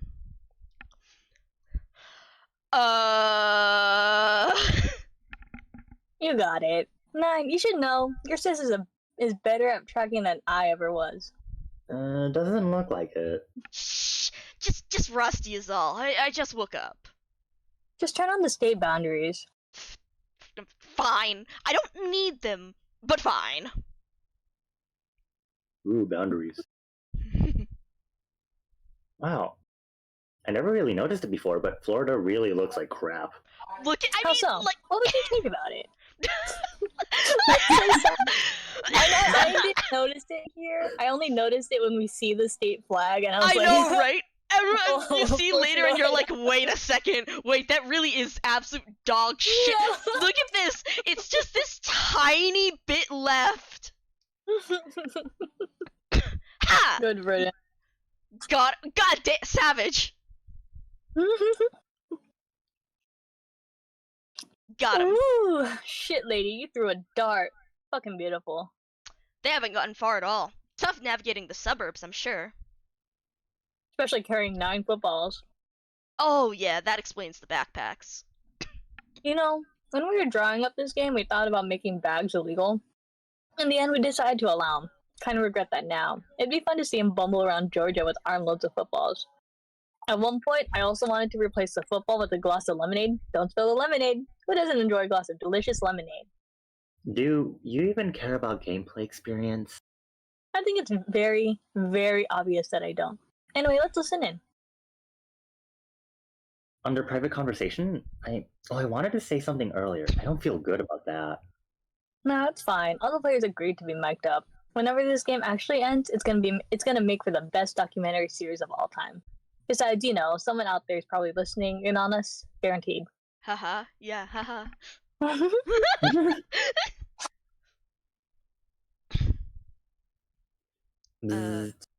No, see, that's 3212 Forest Run. The Stucco House, that's 3214 Forest Run. Wait, is this Forest Run Drive or Forest Run Trail? Forest Run Drive. Who named these goddamn streets? We gotta get out of this state. Okay, here you go. We're right here. Right about on the 53,900th yard line. Ooh, this snuck up on me. Safe house is only about 500 yards out from us. 600 yards out? Feel like we should move. We're a little exposed here. Wait, side note, actually, this one's funny to read. The playbook, San Diego State Oh, yeah. University Playbook, volume 354, page 31,407, for internal use only.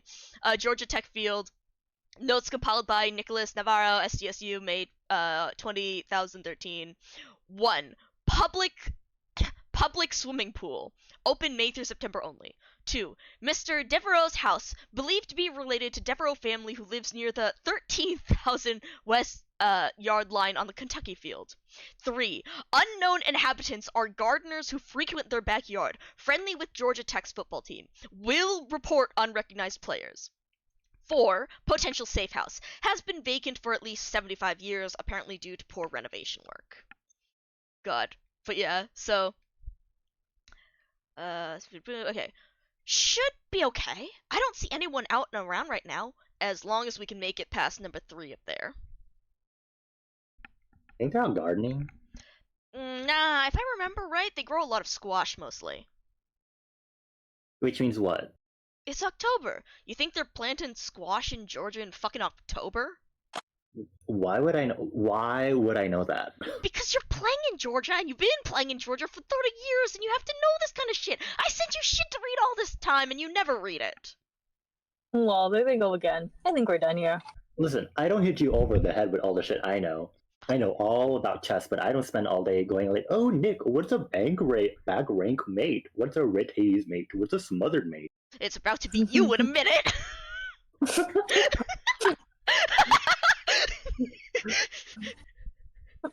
They're wild, man. I People just don't change. They don't ever change. Page 31,407? Yeah, they were stuck in that condo for 30 years and didn't have much else to do but scout the field. This game sucks so fucking bad, man. Everything I've seen so far is tedium. Watching, waiting, marching, sitting around. Football was supposed to replace war, not emulate it. I'd encourage you to give it a shot and watch more of it before you decide it sucks. Because while you will invariably conclude that it sucks, your reasons for thinking it sucks might very well change. Fair.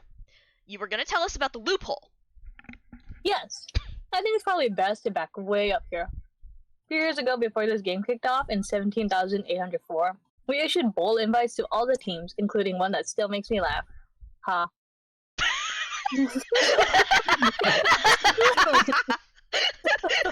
For Hawaii. Ha. Ha. Now, technically, it would have been possible for Hawaii to play.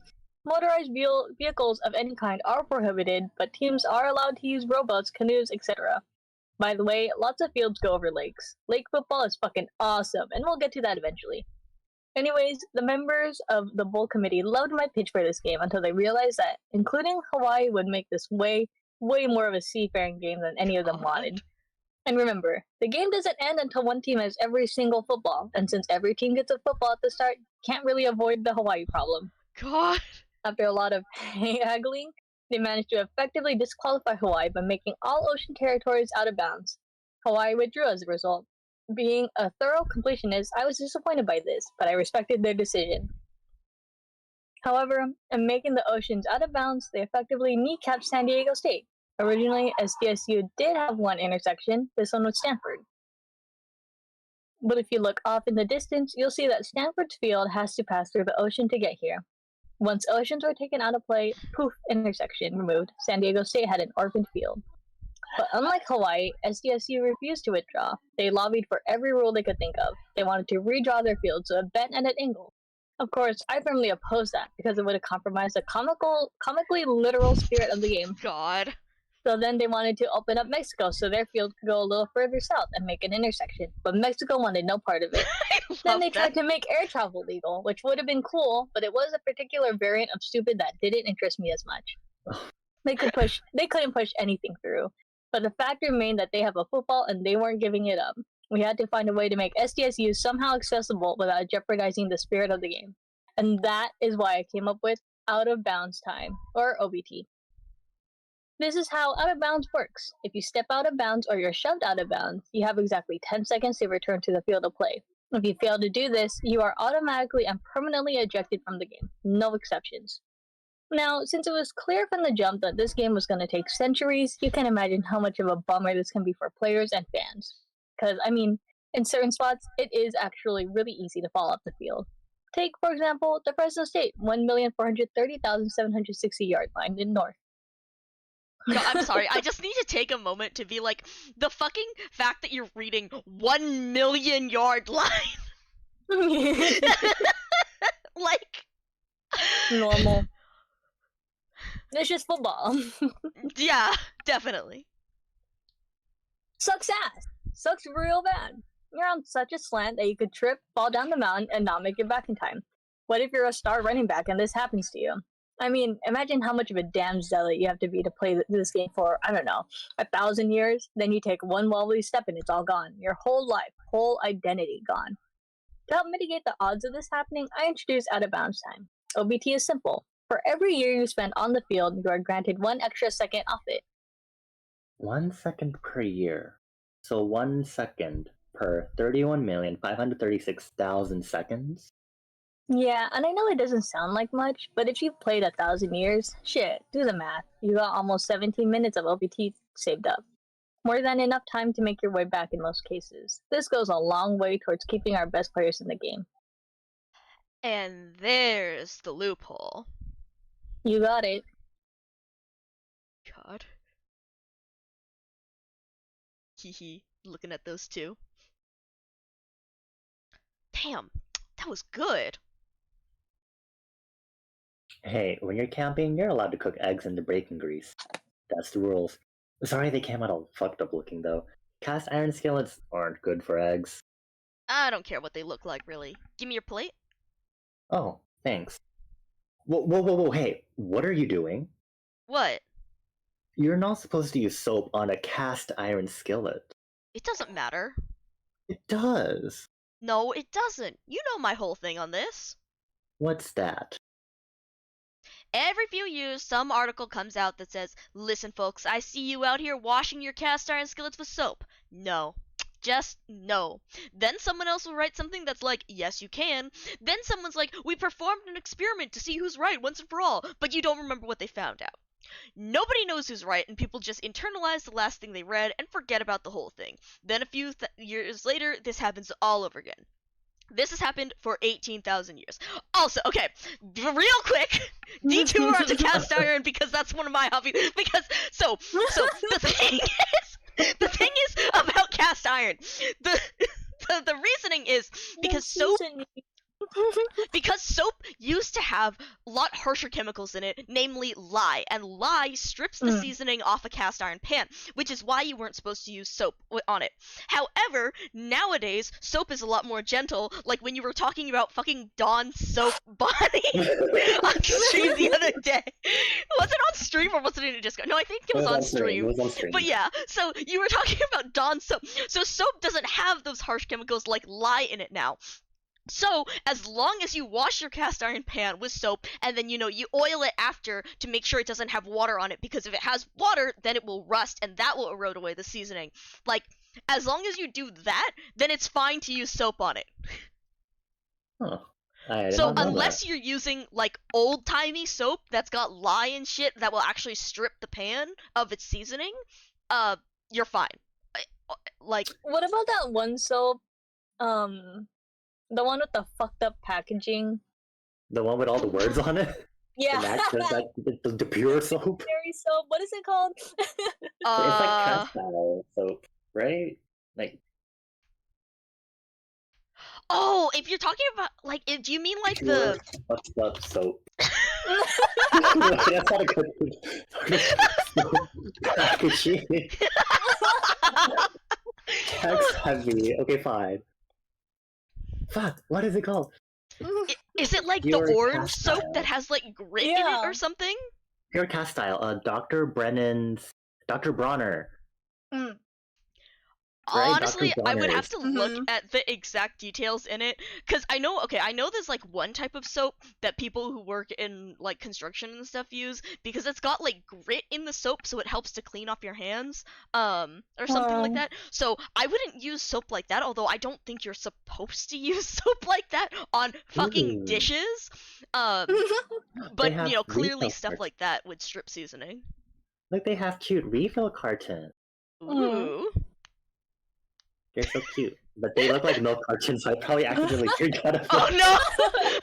Slurp the Wait, soap. the rainbow soap. Wait, let me show you all on stream. Oh my god, yes, I gotta see New this. Dr. Bronner's refill carton. How cute it is! Oh my And all the god. colors do that. It's literally Oh, a that carton. is cute! Oh my god, that's gay soap.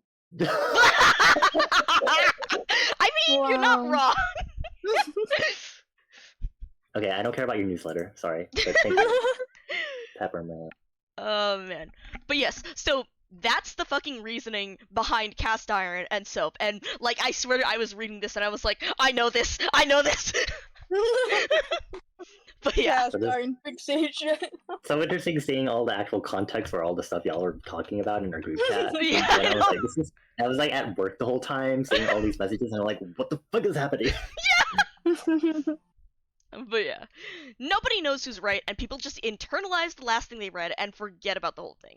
Then a few years later, this happens all over again. This has happened for 18,000 years. No, just no. Such a good one. I might start saying that again, just to say it. Just to annoy me. Either that or I can't even. What the hell? Let's bring back the 19,400s. Let's check out one of the balls. I don't know. We should probably put this fire out soon. Come on, the backfield's empty. No one's coming back this way. We said one. We said every night we could check out one of them. Alright, yeah. Wanna pick one? I don't know, just reach in the bag and take one. I can't believe we got 9 of them. Feels so fucking weird, man. This is like... I mean, how many times has a ball carrier carried this many? Has it ever happened? I wouldn't be surprised if it's never happened. And even if it did, it was probably some big 50-person unit or something. We're just 2 dudes. I mean, what do we do if we run into a defense and we have to line up at scrimmage? What the fuck is that like? What kind of fucking play do we run? There's a reason we don't have a play for that, right? It's impossible! We are fast, though. Don't know if anyone's got more speed than us. Here, let me just... I'm gonna draw it up. This'll be funny. Oh god. How many defenders are we running into? I mean, once word gets out these balls are missing, everyone's gonna send everybody after us. Let's say 100. I'm not gonna draw 100. 50 then. Yep. God, look at this. Wait, I have no... that is 50. Look at that. And then you see the two of them. How do you snap 9 balls? Well, we'll get to that. Well, Fuck. this is enough for 14 on the line, 26 in the secondary, 7 way back in a sort of prevent defense, and then, just for the hell of it, if I were them, I'd put 3 more a few hundred yards back just for safety. Have them hide in the trees or something and ambush us. Well, we've got just enough people to snap a football. All 9, though. You'd have to snap all 9, so that means no shotgun. Jesus, we did not plan for 9. All those years. I mean, I remember a couple of times. Remember I said to you, what if there's 2 or 3? Can't believe they'd be that stupid. It's like we said, they got sloppy. They thought there was no way a player can make it into Atlanta without getting made. Then what probably happened is they found out about another ball out there and just sent the whole house after them. Well, hope they get that one. Pretty soon they'll be missing every one of these. Come on, let's see one. Alright, let me see if I can figure out how to work this. Where's my phone? You want me to call it? Nah, it was right there. I think after you open the app, you just have to give it a minute to pair, but it's gotta be like right next to the ball. You gotta hold it right up to it. Alright. Oh, okay. Ooh, what's it say? Bull and D. This is the Notre Dame football. Oh, damn. They're one of the goose eggs, right? Let me pull up the scoreboard real fast. ND, neurodivergent.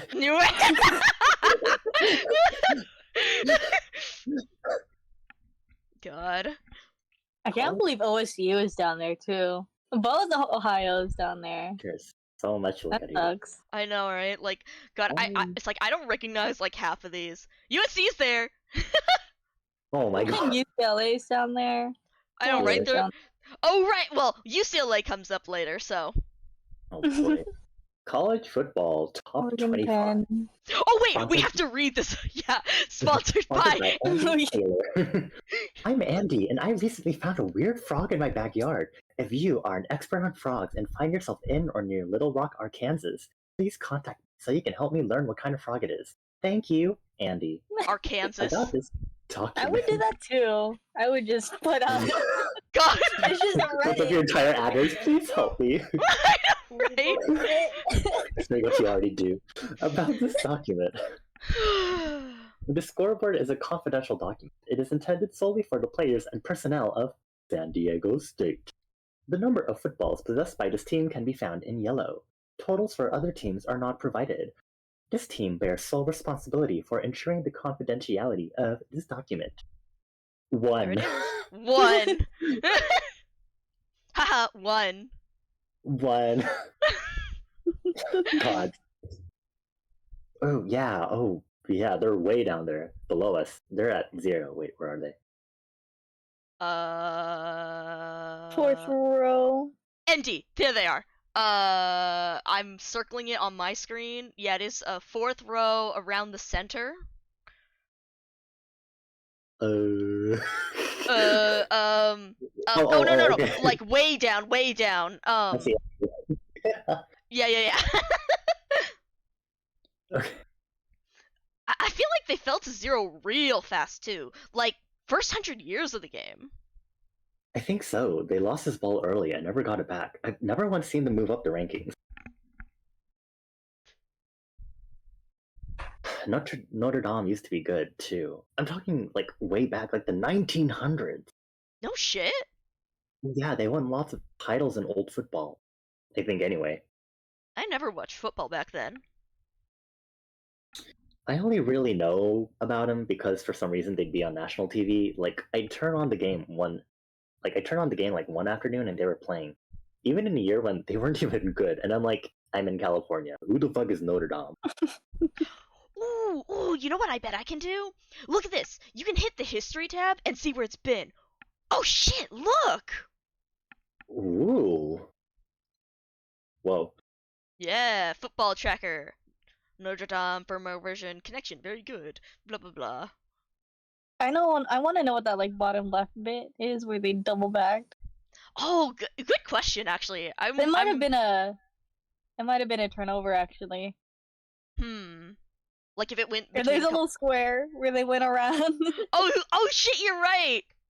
That's so You're cool. right. Yeah, the detail is so fun. God, look at how long it stayed in 4,707 years, Oh. 209 days, as compared to like the other ones. Mm-hmm. Wow.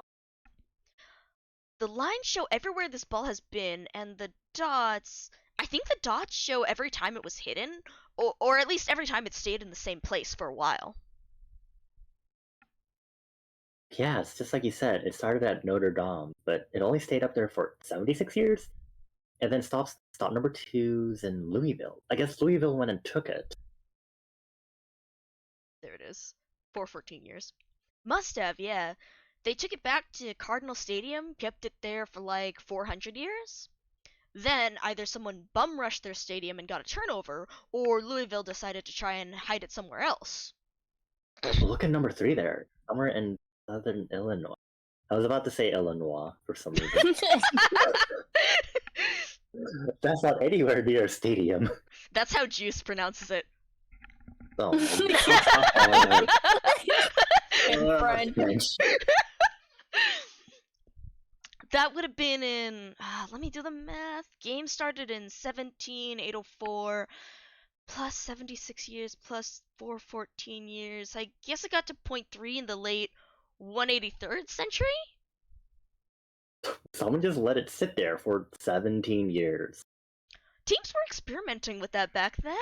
Just hide it in a tree in the middle of nowhere? Way less secure than stashing it in your stadium, obviously, but at least you don't have a target on your back. Stupid. Yeah. Same time though, that's how old football was too. When it was first invented, teams would punt on like second down. They cared more about field position more than the ball. No shit. You know that shit is still on the books? If we wanted to, next time we run into a teammate and have to play from scrimmage, we could just punt. What would that do? Oh, jack shit. Absolutely nothing. I guess they just wanted to stay as true to old football as they could. I love that. What would that, oh damn, what would that do? Nothing. I still don't know what punting it like really means. Chris was playing Madden this morning, and I was asking questions about football, and I just barely got the whole 4 downs, 10 yards thing, and I don't know what happens within those 4 downs and 10 yards still. To be completely Yeah. honest, I don't really know at all. So, did you ask him what I'm happens when slowly you get to working through it. ask him about the 10,000 yard line? Ask him what happens when you hit a tornado during your game. What do you do?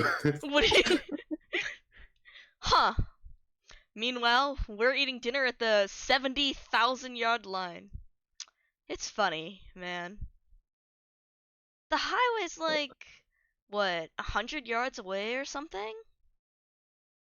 About. You see these cars go by, and you gotta figure, just playing the numbers, that every third person who goes by is a big football fan. If not more, right? Probably more. And they got no idea that the biggest thing in football is happening right fucking here. They're driving right past it. When I was a little kid, my family just had one car. My mom had to drive my dad to work, drive him back home, then later she'd have to go get him again. And his job was like an hour away. And me and my sister were too little to stay at home by ourselves, so we'd have to come along in the car every time. I'd bring along books and stuff, but I'd get car sick looking at them. And a lot of times I couldn't sleep, so I just look out the windows. When you're on the interstate, there's nothing to look at but the trees, really. Sorry, I can't. I just see that pop up on my fucking stream in the middle of reading this. I mean, you're right, though. You're right. You're so right. I want to take a bite of my sandwich. Do I have to read anytime soon? No, I'm good. I'm gonna mute for a little bit. Please eat. Yeah. Okay. When you're on the interstate, there's nothing to look at but the trees, really. I try to count the trees, but there are just too many. and they go by way too fast. Way too many. So then I just wonder what those trees were all about. Were they always here? Did somebody have to go plant them all? I mean, I was a little kid, so I didn't know this stuff. Was it somebody's job to go plant those trees? How far back did they go? What was behind them? Did anyone live back there in a log cabin? What was going on? Then you get a little older and you just keep your eyes on the road. You got more important things to do and you don't care anymore. You know it's just trees. But here we are. Wow, trees. Wow, trees. Alright. Satellite tower. You think they can That- do it? Speech feels like Lori's New York speech about losing New York. Oh yeah, it does. Yeah. It's because they didn't have time to think about these things. Yep. That's crazy. Yeah. It's wild. Just the No, I whole know I have to start every video. Oh my god, Are you right, done yeah. chewing? Yeah. You need more time to. Okay. No, we're good. Oh my god. Okay. I'm gonna start this. Let me see if it plays correct. Okay. Yeah. Okay. 3, 2, 1, go. Oh, mine's a little bit behind. There we go. Here's the very brief history of Nick and Manny. It's New Year's Day, 17804, the first day of new college football. It's all anyone in America is talking about. Teams all over the country are busting out of the stadium gates with designs on building their football empires. But not San Diego State, not the orphaned mockery of a football team. The distance between SDSU's southeastern terminus and Boise State's southern terminus is 4.88 miles, 8,581 yards, so nearly 86 football fields. Even for human beings, this is too much of a waste of time. Most SDSU players didn't even show up. Some signed up and quit so they could say they were football players once, but not Nick and Manny. For 1,500 years, they dutifully stayed on the field, endlessly cross-training through the mountains and improving their 5-mile run time. Then one day in the year 19,304, with 25 minutes saved up apiece, they went for broke. Their pace was unlike anything the sport had ever seen. They both maintained a 3:53-mile pace for nearly 5 miles. They made it in 1857. Nick and Manny spent the following centuries roaming other fields, scouting, spying, gaining intel, looking for a big score, all the while saving up more OBT. No one bothered them much because they were SDSU players. No one accounted for them. No one even recognized them. Also, like, Fucking crazy. the way they made 4-minute this. mile. I know, right? How the fuck? My peak mile was Ow. like 8 minutes in like 4th grade. I managed to Fourth get grade? Mine was like 10 Yeah. minutes. I managed to get Faster than mine me. down to like 7, a little under 7. Because I like to run, but Oh, I'm Mine sure probably mine like would be 50 horrible now. now. I think it means we should exercise again. Yeah, They probably. knew Georgia Tech had some footballs, and they wanted that condo as a lookout post. But think about it. Atlanta's a city full of football fans. Nobody's gonna sell a condo on the field that close to a stadium to someone who might be an opposing player. So they had to build a history. First they lived in Canton, then Woodstock, then Roswell, then Duluth, then Fayetteville, all throughout the area. Soon they had hundreds of years of renters' history, establishing that they were just ordinary Georgia folk. And then they finally settled down and bought that condo. Always a big moment in a young couple's life. They're like 18,000 years old. Yeah, 18,000 out of how many? A trillion, million, billion, 100 times infinity? We're all babies. Anyways, they were planning on staying in that condo for a very long time. But then they saw the drop. They saw the drop the other day and realized they couldn't pass it up. Now, this is where they stand. Nick and Manny both have 1,079 seconds of OBT. That's 15 minutes, 59 seconds. In order to make the return trip across the desert, they're gonna have to shave about a minute off their previous time. And they'll have to do this while carrying 9 footballs. 9. Think they can do it? Provided they can even get across the country with those footballs in the first place. I'll be honest with you, I don't. Damn. The power of gay. The power. Oh boy! It's a God. fast walk. It's a gay fast walk. Oh my god. That's how they maintain the pace. That's how they made it. He walks across the border. through the fucking mountains. Yeah. You just see this fucking dust trail across the bathroom. Oh, what is that? There's the two gays. That's fucking. Oh my god, yes! Okay, Bonnie, yes, Yippee. yes, yes. So Toad just said, let's go, lesbians!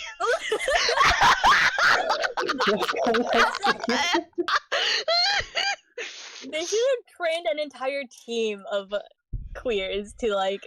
Oh play my football. god! It's California. We have the power. It's That's California? right. Wait, it's California?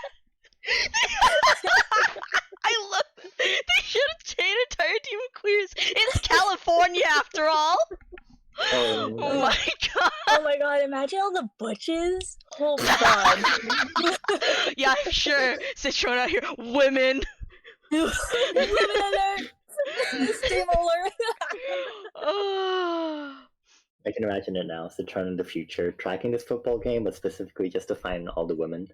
Like, where Oh my are god. you? Is this football gay? Yeah.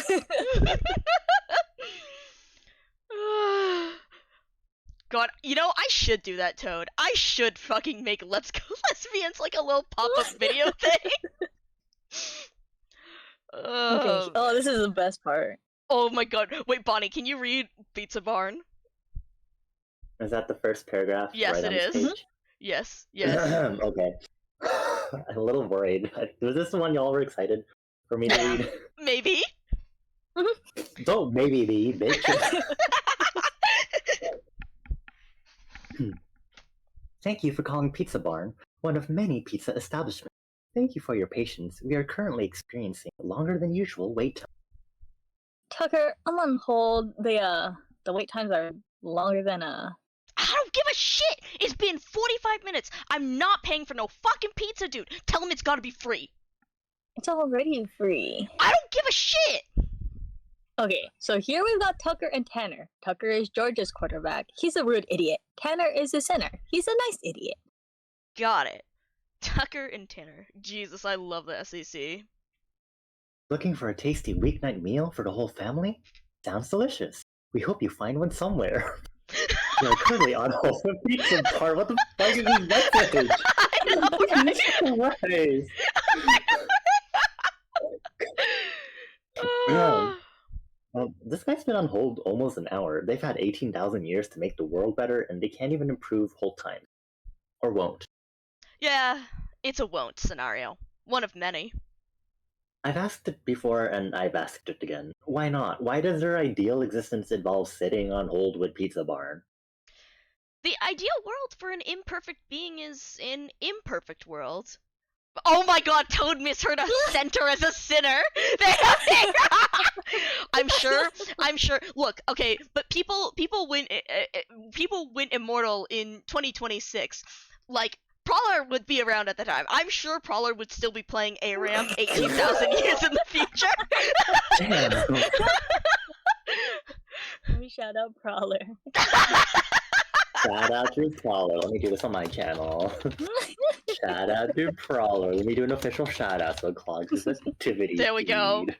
They were last seen played. Would League Toad of be Legends. putting the ducks to bed 18,000 years in the future still? I mean, technically we did find out that animals are also immortal, so... Yeah, forever cat. Yeah. The ideal world for an imperfect being is an imperfect world. It's something they accepted a long time ago. Someone down there put it very well once.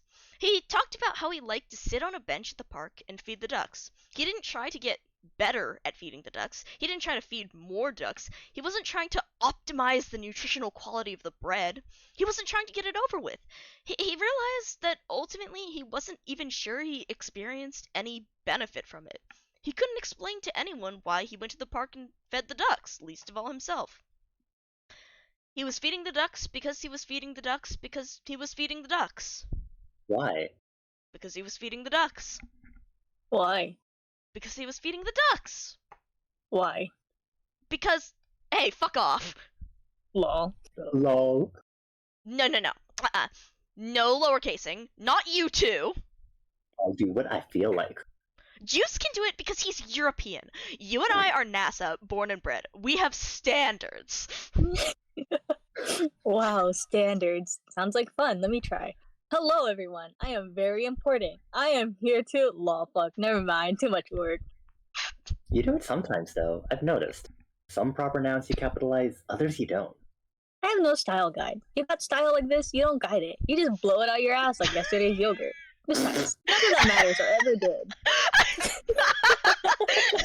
Thank you, Juice. Okay. I'll never experience lactose intolerance, but I know he wants to. So bad. God. Just for the sake of experiencing it. Oh my god. Hello, Pizza Barn. This is Tanner. Thanks for holding. Oh, hi. This is Tanner. What did you say your name was? Tanner. Huh, my name's Tanner too. I'm bored. I'm gonna have to place you back on hold. Quick. Are you a big fan of pizza, but you've never eaten it before? Today's your lucky day. You're on hold with Pizza Barn, a pizza restaurant. Oh my god, Toad. The thrusters have affected these space probes' idea of food. What'd he say? He said he was going to put me on hold. Again? Well, he said his name was Tanner, and I told him that was funny because Tanner's my name too. And then he said I was boring, so he put me on hold some more. Give me the fucking give me the phone. I need a representative. Representative. Representative. Representative. Representative. Representative. Representative. Representative. Representative. Representative. Representative. Representative. Representative. Also, Citrona, I'm just gonna keep saying representative. Feel free to interrupt me and start reading the other one. Representative. Representative. Representative. That works with the recorded Representative. It's only the automated Representative. thing it works with. God, you beautiful idiot. Tucker is such an absolute fucking soul. He's one of my favorite players in the country. What other quarterback is gonna stand in the pocket and order pizza, I ask you? Well, I mean, there's no pocket. Have you looked? No. Well, then look. There he is. Tucker is 2B, and then Tanner is C, for center. Yeah. I think He's in this the is middle like of a pretty standard lineup. He's his center.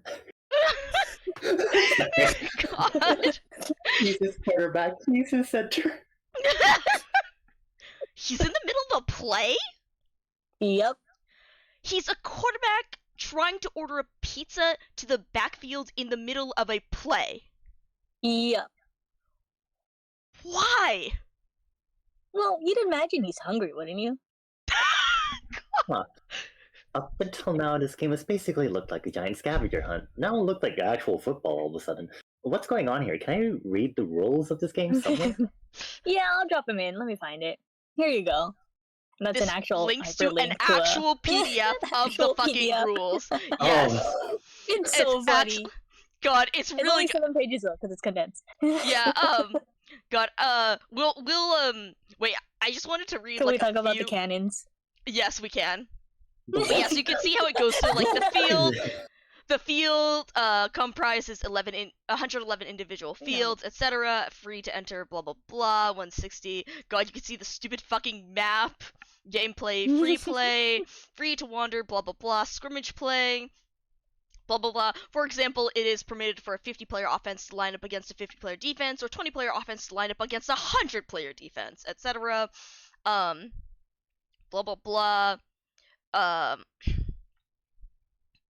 Let's see, third parties, blah blah blah, stuff about scrimmage, stealth play. This one's just like, a team with a football can avoid scrimmage play if it remains undetected on the field. For example, suppose a lone Arizona State player has a football in free play. The player may choose to hide in a building or some tall grass to avoid having to line up against an approaching opponent. If the opponent does not issue a verbal challenge, the ball carrier is not required to make themselves known and is free to continue play without having to confront the defenders. Teams are not permitted to blindly issue challenges in the event an opponent is hiding. If a player issues a challenge with no opponent present, that player receives a penalty. They must retreat and place both feet on their home field before returning to play, no matter how far from their field they are.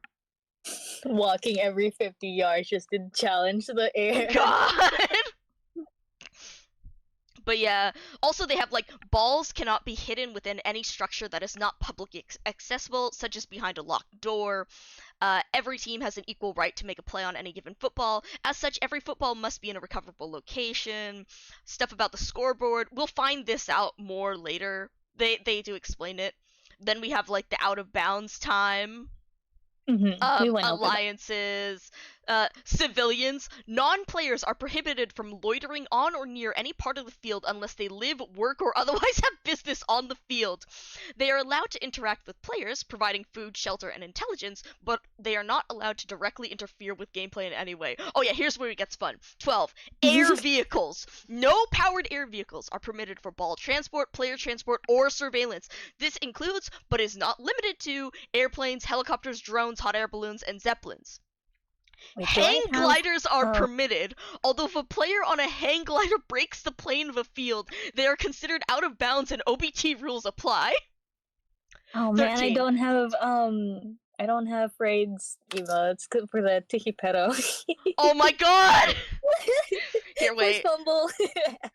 First fumble! Aha! Tetero! So, Land vehicles. In free play mode, a player is allowed to travel by land vehicle, be it car, train, bicycle, or any other means of transport, for a maximum of 100 yards. If a player is transported via vehicle, that player must wait 24 hours before utilizing any sort of vehicle. Use of any manner of vehicle is strictly prohibited in skirmish play. I'm so imagine you fucking You line set up up with a tank. Yeah, I was gonna say hit the fucking defense with a truck or some shit. like, God. 14. Cannons. No cannons. No trebuchets, no unarmed. Using any machine to propel a player or football through the air is strictly prohibited. We have been over this. I like this one. Also, after I sent the Go My Favorite Sports Team clip of Mark explaining the rules and asking if he could like that. With the fucking silent helicopter across the field dropping the special ops team. Except it's silent, so there's no room. Just Yeah. I love them so much. God, it's so dumb. God. Like we have to listen to that episode eventually. Yeah, But, eventually. Yeah, like the fucking like launching players and Mark asking if you can like heave ho people. Yeah, exactly. Yeah, so Mark in the video, Mark literally asked like, but like, what if like a player stands on top of another player, like on their shoulders, and they were like, that's actually against the rules. There's in here in the rule book, and it's like, what if we like stand on top of this, or like if you heave ho another player, and they're like, it's in the rule book, you can't do that. Yeah. Tyler is the podcast partner. He has like I think a master's in sports education stuff. Oh wow. So he knows sports. Oh damn. And Mark does not know sports. Yeah, as we could tell by that video. Special teams. God. Which do exist, apparently. Special teams are like the team they bring out to do kickoffs and stuff. Oh, and really? field goals. Oh yeah, shit. I didn't know that, and I was like, oh. Huh. Okay, yeah, well, we went over the rules. Rulebook. It's very fun. It's very funny. I love reading through the rest of the rulebook, but we're not gonna read through the whole thing because we go through a bunch of it if we want to read it at the end or something. But yeah, so we got the rulebook. Did you write this rulebook? Yeah, but it received a pretty serious edit. Wasn't able to fully express myself in the final print. Had to capitalize. Treated some microwavable snacks was cut entirely. Wasn't allowed to start every paragraph with okay, the whole deal with this thing is his entire process. No one should ever edit anything. Just write shit. Who cares? Alright. That's how I feel like. God. This answers one of my questions. Each team is allowed 100 standard players who are free to roam on any field they choose. The remaining 25 are defensive players who remain on their home field and are not allowed to set foot on another field at any point. 125 players times 111 teams means this is the football game with 13,875 players, and most of them can go anywhere on any field they want. Most, yeah. We set aside some players as purely defensive. The intent there was to add significance to a team's home field. If every player could go everywhere, it doesn't really feel like a team has an ownership of its own field. It's just another field. This way, a team has 25 players dedicated to defending their own turf. If you keep all your players on your home field, you have the theoretical ability to stack this 125-player absolute Goliath of a squad. Look at you! That's smart! That's thoughtful game design, see? Thank you. You're showing growth! You know you drive me crazy, but you're showing growth! Thank you. Oh, here it is. This is what I was looking for. 6B, scrimmage play. A team enters scrimmage play if a team encounters, identifies, and issues a verbal challenge to an opposing team in possession of a football. So there's free play and there's scrimmage play. Free play is what we've been seeing with Nick and Manny, who are just sneaking around wherever. Scrimmage play is normal football, which we get whenever two teams run into each other. Mostly right, yeah. I mean, if two teams run into each other but neither team has a ball, there's no line of scrimmage because there's no ball. There's nothing to fight over. So they usually just wave hello and go on their way. God, this Of course, once in a while, they'll just put up their fists and beat the fuck out of each other sometimes, for no real reason other than they don't like each other. That's always fun. Now, if you look back at the field, I can show you what's going on here. I'm sorry, I love that. The fact that it's just like, they put up their fists and beat the fuck out of each other. God. There's a road here. Yep. Oh my god. Oh no, not this again. Representative! Representative! Representative! Representative! Also, yeah, as I said, feel free to just interrupt me as I do this. I'm just gonna keep shouting representative. Representative! Okay. Representative! Representative! Representative! He's a dumbass. Representative! Representative! Yeah, he rules. Representative! Representative! Representative! Representative! Representative! Representative! Representative! Representative! Representative! Representative! Representative! Representative! Representative! Representative! Representative! Representative! Excuse me, sir. Representative! Representative! Representative! Sir, this Representative! is a real person. You're not on hold. What? Who are you? That was just a sorry. Give me a moment. Oh, stupid. It's so good! It's so good! I think I we was should just let you go. Keep doing that for like a bit longer. This is Genuinely, why maybe we should have let you keep going. Yeah. this is why I wanted to play this guy. Yeah. Why did you just keep saying it for a little longer for everyone's sake? Representative! Can we get a representative redeem? Oh my god! 1 minute of representative. Add that to the Royal Waterways. God. Representative stuck in the road. Waterways? You gotta get your Go XLR and put the echo reverb on it. Oh my god.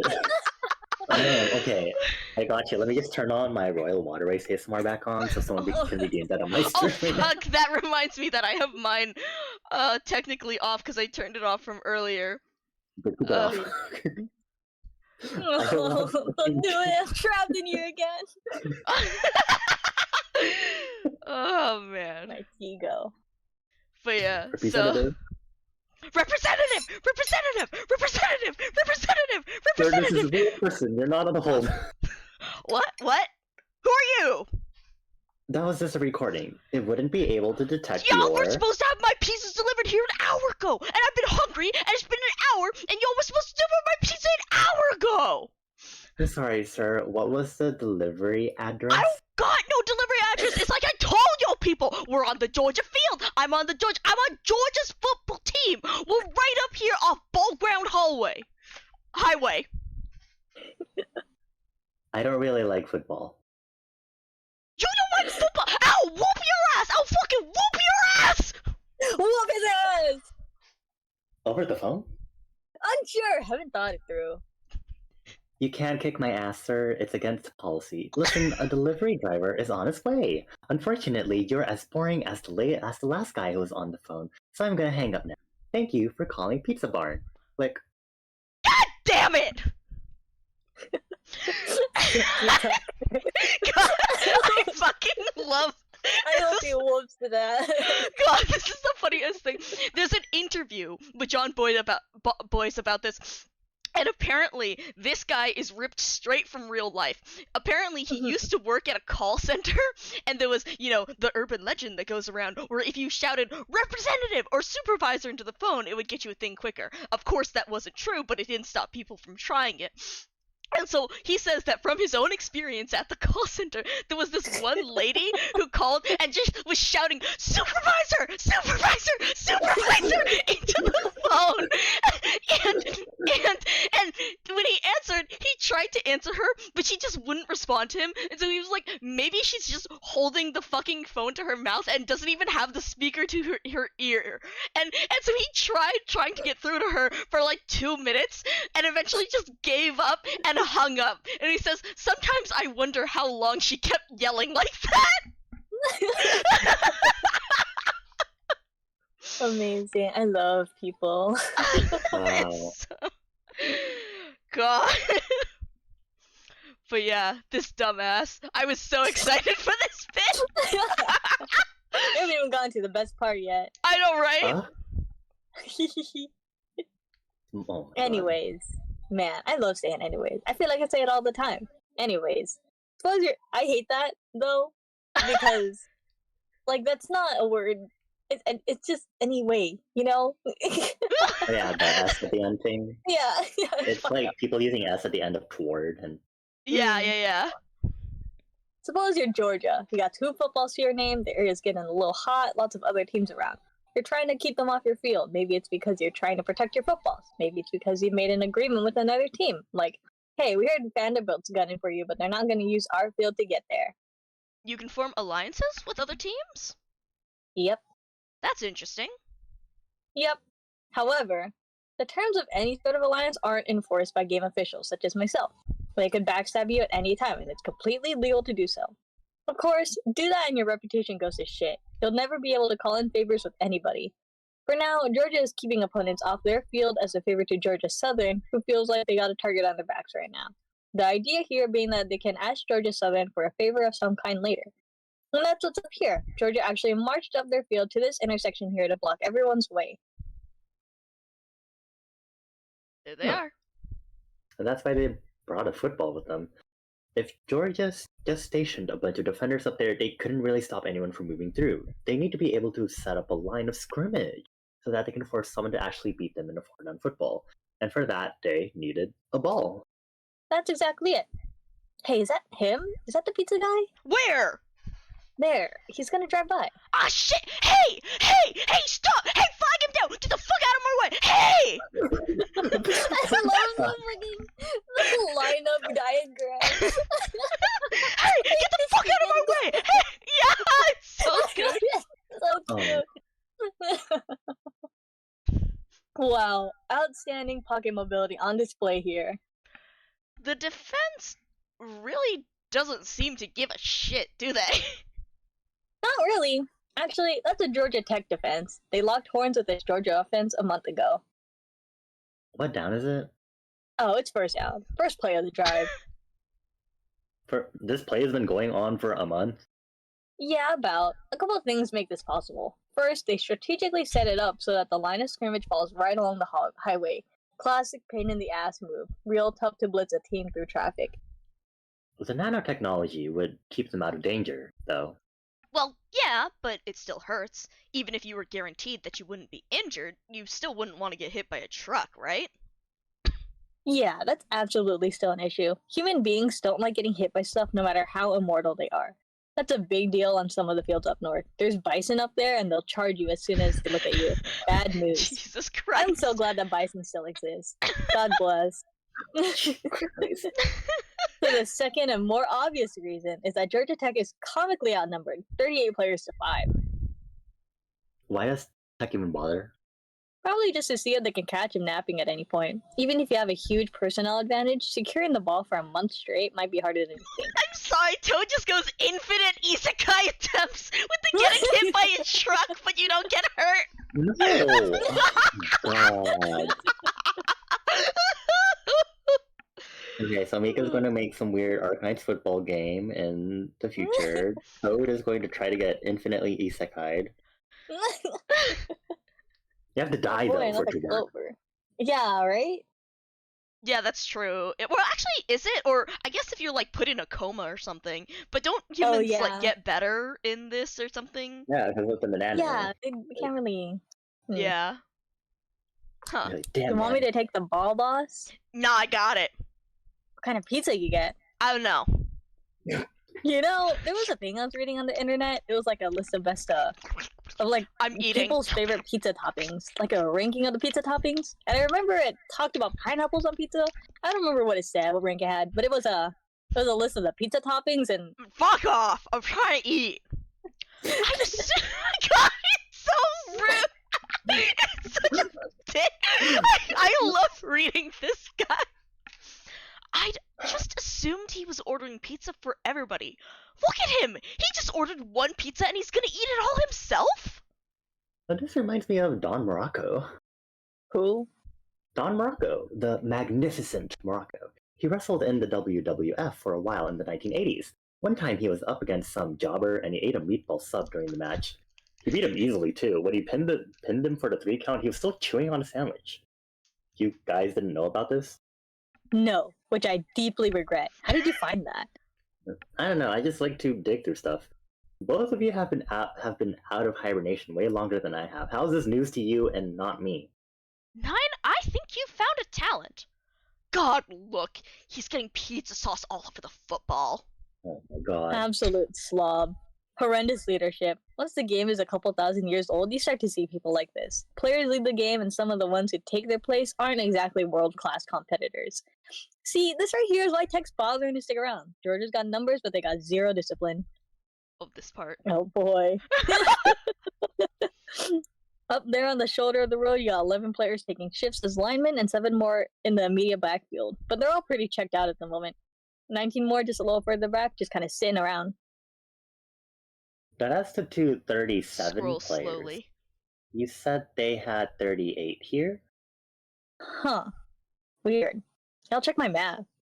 1, 2, 3, 4, 5, 6. I got 37 for sure. Same. What the hell? I mean, game data says there's definitely 38 players here. Ah! Whoops! Whoa! Okay. Cut it up. I didn't see shit. I didn't see nothing. Y'all have fun. In the middle of a play? That's bold. This isn't the first time that's happened. I try to respect people's privacy. I really do. But goddamn. But I mean, this is the culture with this program. A few hundred years ago, they shifted their approach. Less actually going after footballs, more brokering strategic partnerships with other teams. They're playing the long game, but in the process, you got players who don't really truly get to play. Looks like they might in a minute, though. Hmm? Look! Over to the west! Oh, look at that Okay. cluster of fuckers. I'm gonna be honest, after what y'all were mentioning with the Mark football video, I honestly saw this and I was like, oh, they're doing the piggyback ride thingy. Oh! I was like, oh, never mind. I was like, we're doing a piggyback. How funny. God bless. God bless.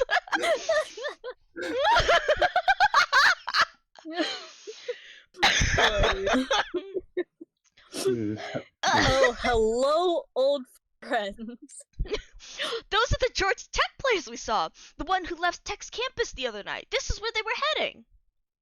Yeah, they're laying low just behind the tree line there. Yeah, okay, we might see some shit any minute here. If you're outnumbered 38-5, your odds of prying the ball loose are pretty slim. Generally, if the numbers improve to 38-15, your odds are a little better, but not a lot. But if 10 of those are hidden players Georgia doesn't see coming, yeah, this is gonna get grody. I'd blitz right now if I were them. I don't know, I think I'd let the quarterback eat more of his pizza first. Make him run around with a full tummy. I'm trying to game this out, and I think I've got it. Teams don't have any means of precisely looking up where their opponents are, but they do collect intelligence, right? And it's not unreasonable to assume that Georgia had Georgia Tech's players pretty well pegged. I'm not going to comment. They knew that Tech had almost all their players at North, with a few hanging back in Atlanta to defend. What they were wrong to assume was that those players in Atlanta were defensive players. Therefore, they aren't allowed to leave their home field. Therefore, Georgia doesn't have to worry about them. But they're standard players, not defensive players. They can roam wherever, including right here. Big fake out by Tech. That checks out. Yeah, that's good. That's crafty. Or at least it would be if Tech didn't abandon their footballs back in Atlanta. Does Tech know their footballs have been stolen yet? Nope. And that's another thing. I'll explain in a minute. Jeez, lots of dominoes here. Georgia Southern asked Georgia to form a roadblock, which baits Georgia Tech into emptying their backfield to try and make a play on the ball, which lets San Diego State clean them out. It's very personally gratifying for me to see you coming around on this game. No, I'm not coming around on anything. This is all stupid. It's just stupid in such a labyrinthine fashion that once in a while it'll produce something cool by accident. Oh, whoa, Tech's moving. They're moving. Uh-oh. Look at them go. Fuck is going on up there? Oh, fuck! Oh, fuck! Block them! Where'd they come from? Shit, they're not gonna hold! Fuck! Hey, go long! I'm a center. I'm a thing where you're not ineligible. I don't fucking care! Run out and route and I'll hit you! We're gonna get a penalty. Go! Think we're gonna have to throw a flag on this one. They didn't have anything drawn up. They did a month ago when the play started, but nobody's in position. The wideouts are supposed to run post routes in case of emergency, but they're hanging out in the parking lot. The tight end and the running back were supposed to run match, but we just caught him boning, etc. What we're seeing here is pure panic. Tucker's not in game shape at all. Even in top form, he's never proven himself. Oh, he is so fucked. Just get down, take the sack! Oh, jeez. They went right through the defense. I know, right? What's he doing? This is what we call Tucker time. He's gonna lose his shit and just airmail it. It's what he does. But he throws an int here. Fucking bum. Oh no, don't do it. Throw it! Don't throw it. Chuck it, you loser! Destroy yourself! I love you! I love this! Oh, and then we get to see this. And there it goes. There it goes!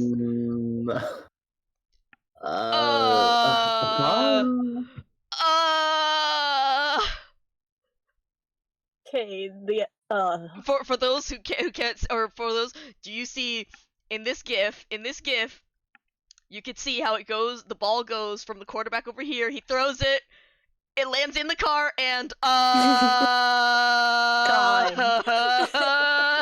The way he just wiggles under. Yeah! Apology. Wiggle, Yeah. wiggle.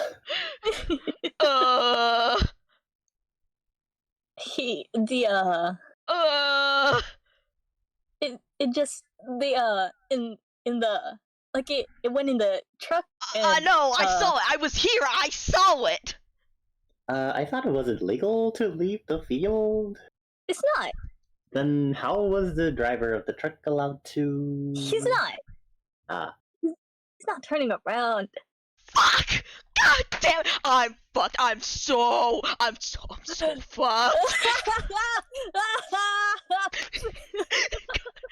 God, it's so good. I can run the plates. What do you do in this situation? Fuck, lol. Man. Okay, this has happened before. The answer is, we do nothing. He'll probably find it in the bed of his truck when he gets home, or in a couple days or something. At that point, hopefully he gives it back. To who? Yeah, that's the big question, right? Maybe he's a big Georgia fan and he gives it back to them. Or maybe he's a Nebraska transplant and a big Husker fan, and he decides to take a road trip to give it to them. Or maybe he thinks football's stupid and throws it in the garbage. Or maybe this is a rental car and one of the rental agents finds it when he returns it next week. You don't even want to reach out to him? As a game official, that's not really my place. If you're watching a normal game of football and everyone thinks the ball is dead, but the ref doesn't blow the whistle, would you expect him to yell out, "Hey, the ball's still live"? Let's look at the big board. Ooh, it flashes. Ooh, they went down. Oh god, the fucking broth. Oh god, this one! Sponsored by Sharon Meeks. This morning, I came up with the idea of carbonated broth. They sell machines now that let you carbonate beverages, but I don't have one of those.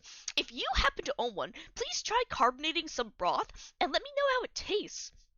Broth pop sounds kind of refreshing to me. Who's this fucking sponsor? I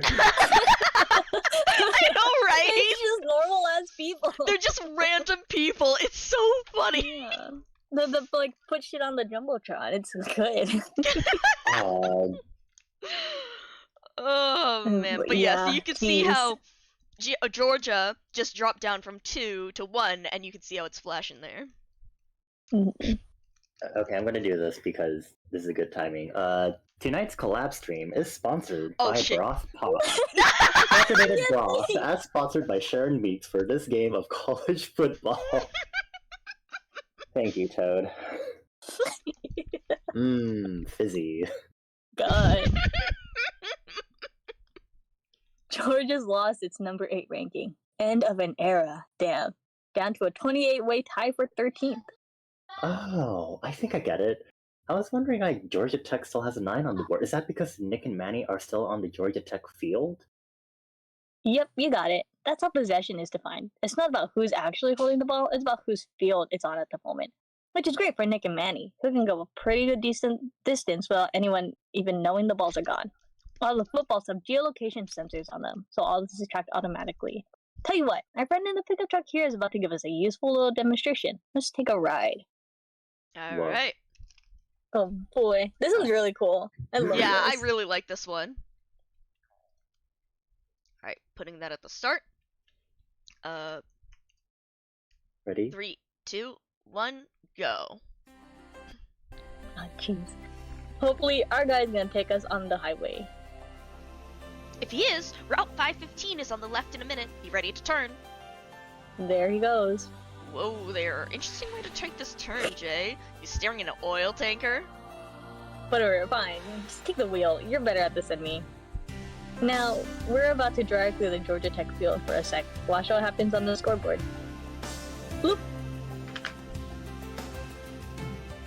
Man, he really has no idea he's got a football in the back. Just so we're clear, that little blip on the scoreboard, all the teams saw that, right? Georgia Tech did, yeah. So just based on the timing of it, Tech can probably do some back-the-napkin math and figure out that this guy pulled onto the highway. But who knows if that information is even helpful? Probably not. Now here's the important thing about the scoreboard.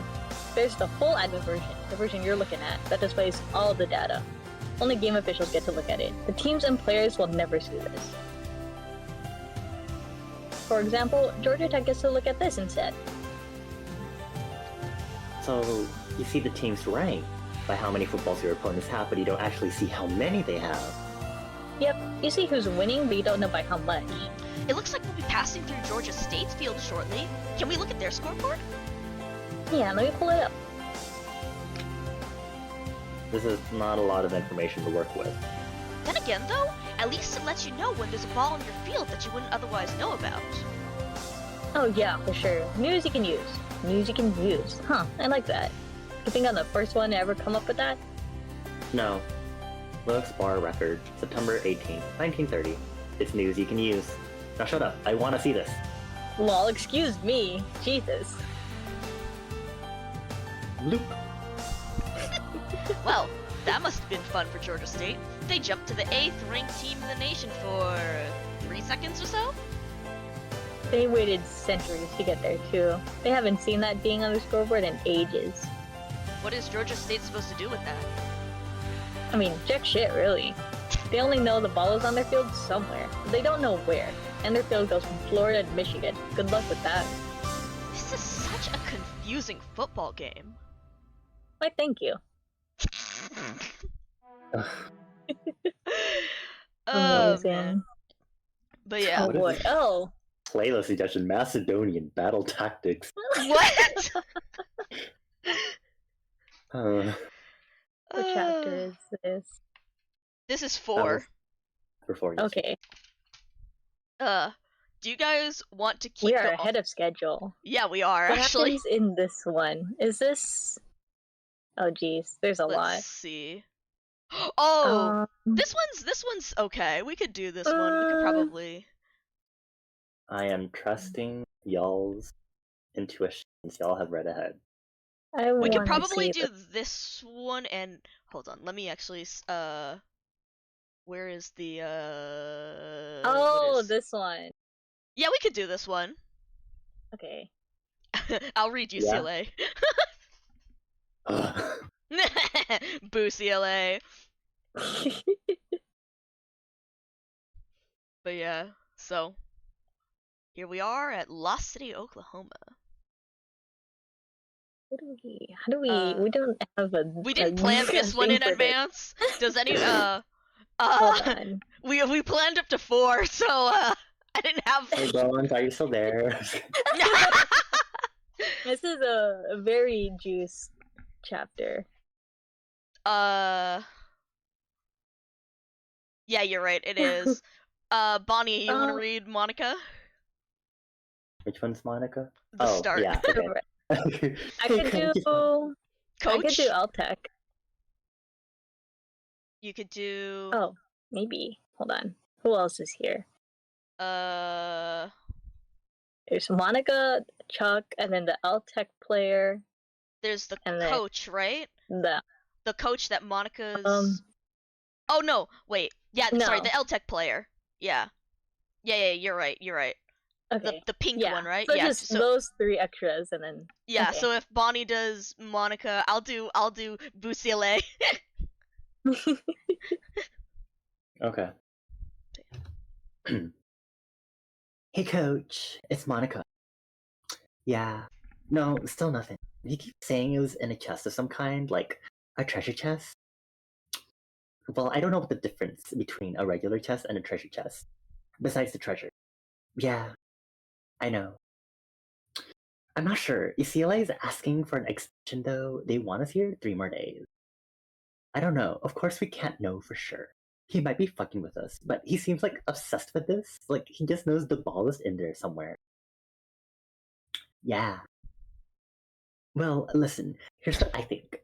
I think he really does believe the ball is there. I also think we've been searching for a week, and the searching area is about 28 acres. That's not really that big. There are 20 of us looking. We would have found it. Okay. No, I'm good with that. I'll let them know. Yep, bye. Well, what'd you say? No extension. We gotta pack up at the end of the day. Yeah, I think we're wasting our time here. Did she tell you about the scoreboard? No, what? We moved up in the rankings. Look, this was just a minute ago. Well, what's a sponsor message on this? What the fuck Oh. is this? Oh yeah! Sponsored by Henry Huck. I'm trying to remember the name of the song where it goes like doo doo doo doo doo doo doo, and then the piano goes like dun dun dun dun. The lady sings it. Someone please help me. Thank you, Henry Huck. Oh man. Whoa, we're number 13, baby. Looks like Georgia had a little accident. Wonder what the hell just happened out there. Don't know, don't care. We're tied with a million other teams, and I bet the rest of them actually know what their damn football is. Hey, 13 is 13. Yeah, we gotta celebrate. Maybe we could rent a private party up at that bar in Pure Creek. Ooh, a map. Ooh, lines, ooh, numbers. I like the elevation maps. They're cool, but It they're also is. scary. Like what is that? Are those trees or is that like the actual terrain? No, it should be the terrain. So like they have Oh. some weird mountain Why down. does it do that? It just has a random dick spike in the middle of. Yeah. It's so weird. Oh, that's Yeah. Like I actually guess it cool. might be super compressed, but like still. Yep. Go But- look at it right now. Let's go find it. See what's there. Yeah, but you know, the field only runs along the indoor part of the bar. I want to sit outside somewhere. Could go up to Hardy. Hardy Nebraska? Yeah, I think that's like the nearest bar if we keep going north. I don't know. We'll see what Coach thinks about it. Anyway, gonna go break the news to Grumpy. Ha, not grumpy. You don't have to call him that. I mean, we've been around the dude for a week and all he does is mope around. If I fumbled, I might too. It was 63 years ago. Whatever. I'm gonna head up there. I'll be back. Where's he at? He was at about the 490,000 plus I saw him. Alright. I'll be back. Oh boy. Why did I choose this place for Monica? I don't know. I don't know either. I have to They're commit from to this. I think it's so- Louisiana. It's okay. You only Oh. got like 7 more I- lines. I don't know. I saw UCLA and I was like, I'll do something California. This is the best I can do. Hey, Chuck. Hey, You see the scoreboard? nah, I was still looking. Oh my gosh, Georgia lost a football. This was just a few minutes ago. No fooling? Here's the motherfucking tea.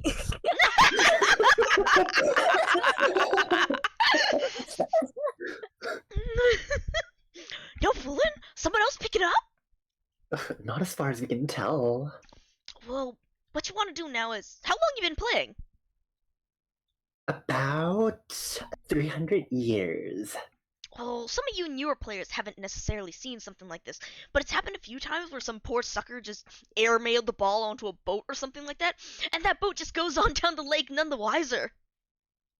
Oh, wow. Yeah, so you folks look and see. What you want to do is watch to see if there's any blips on the scoreboard. If you see a team pop up and back down, you can bet your hat that's what happened. Just a boat passing through their field. Now, if the score pops up and down real fast, that's something faster. Maybe a dump truck or something like that. There was actually a story once about a hawk come and picked up the ball, flew 100 miles. I don't think that's true, though. Yeah, that never happened. This is fun! It's fun to see when the opposing players are pals. Me too. It's actually not too uncommon to see this. Kind of depends on the program's culture, really. Some schools are hell-bent on victory, some are a lot more chill. Where do these teams fall in that spectrum? Well, Louisiana Tech and UCLA are both kind of bottom feeders these days. Not a lot of depth, lots of newer players with less experience. I mean, both programs take the game serious, but they're still a few centuries away from relevance, and they seem to know that. But, and fingers crossed here, they may be about to deliver us something crazy. See, Louisiana Tech and UCLA do not have an alliance with each other. That's not what they're doing here. Story time? Always. Story time. It's 63 years ago. The year is 19,957. Then, as now, UCLA had 0 footballs. Like a lot of those other goose egg teams. Without any particularly great ideas, they decided to send out 5 squads of 20 to kind of just roam around the country. They go on patrols, pick up whatever intelligence they can, and hopefully get lucky. One of these squads is down in Texas, marching up the Kansas field just outside of Tyler, Texas. One day they run into a Texas A&M team with a football they're trying to bring home. This team, A&M is Aggies, right? I don't remember which wouldn't is know, which, but to be honest. I only vaguely know because I have a family out there. This team has 28 players, outnumbering UCLA by a few, but hey, it's enough to play some football. Wow. Zoom. Wait, I'm sorry. I just got an explore when a temporal anomaly just extended my wait time. God. Nice. Whoa, what is this? This is known as the Castle Keep Formation. It alludes to the inner keeps medieval lords would build inside their castles, naturally. Give me a second with this. I haven't had nearly as much time as you guys have to study up on the game. I mean, I'm still trying to read up on the West Coast offense of the 1980s. Lol, you are younger than hell. I am older than both of you. Lol, you old as hell.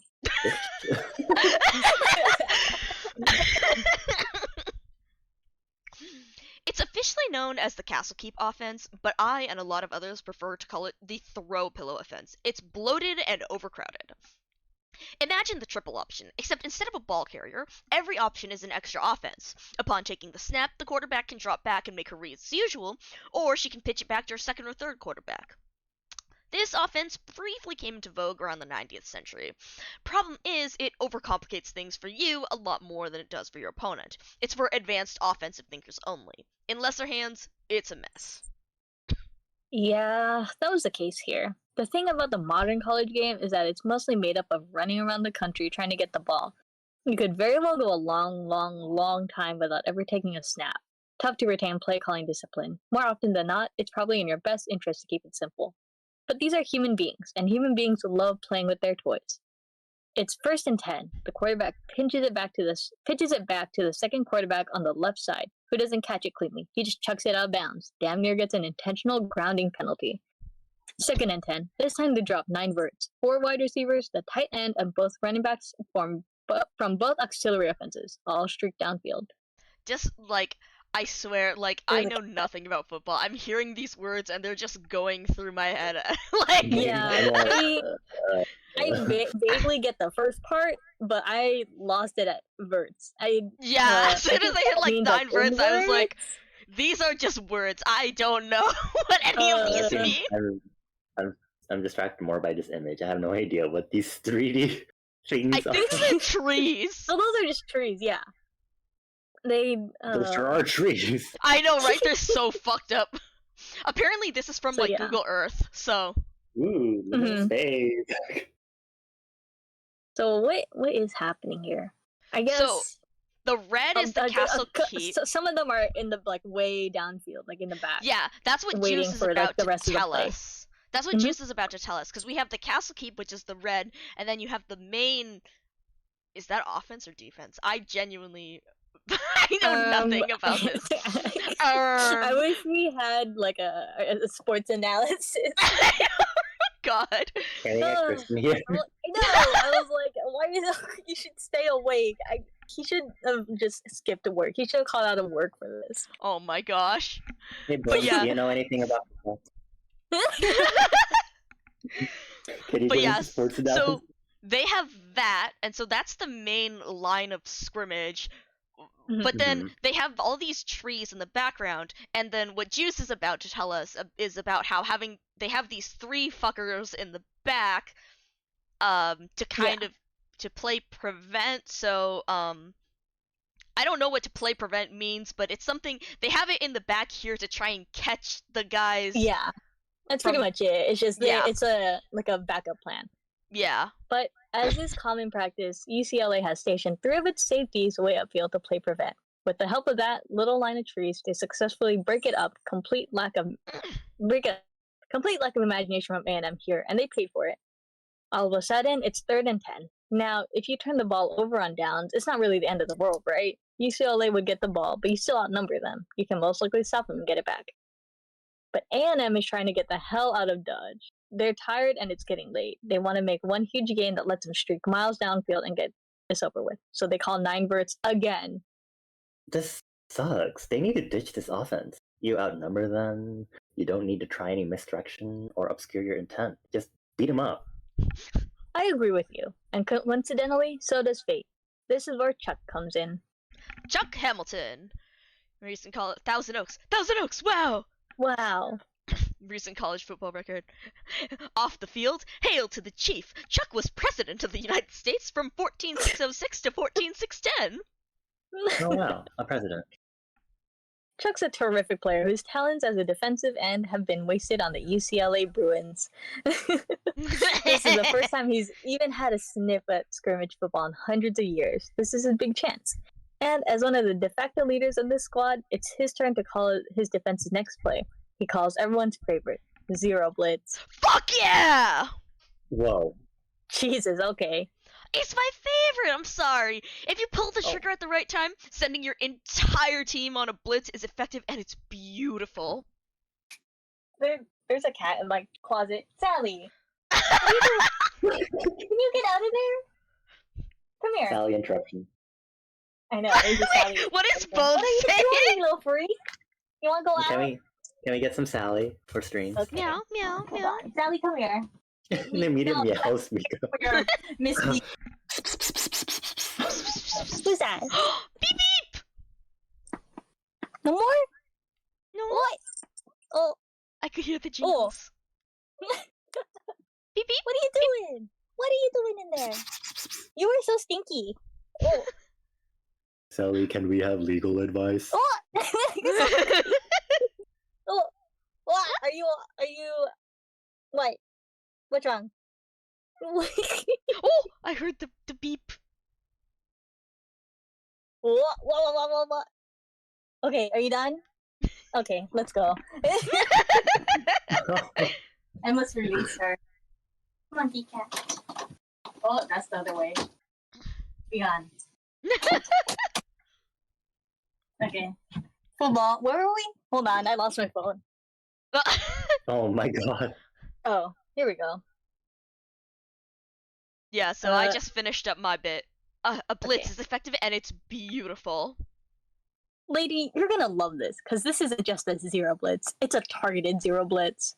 I don't know what that means. I wish I did. Neither do I. I even tried looking up a zero blitz and I was like, I don't understand this at all.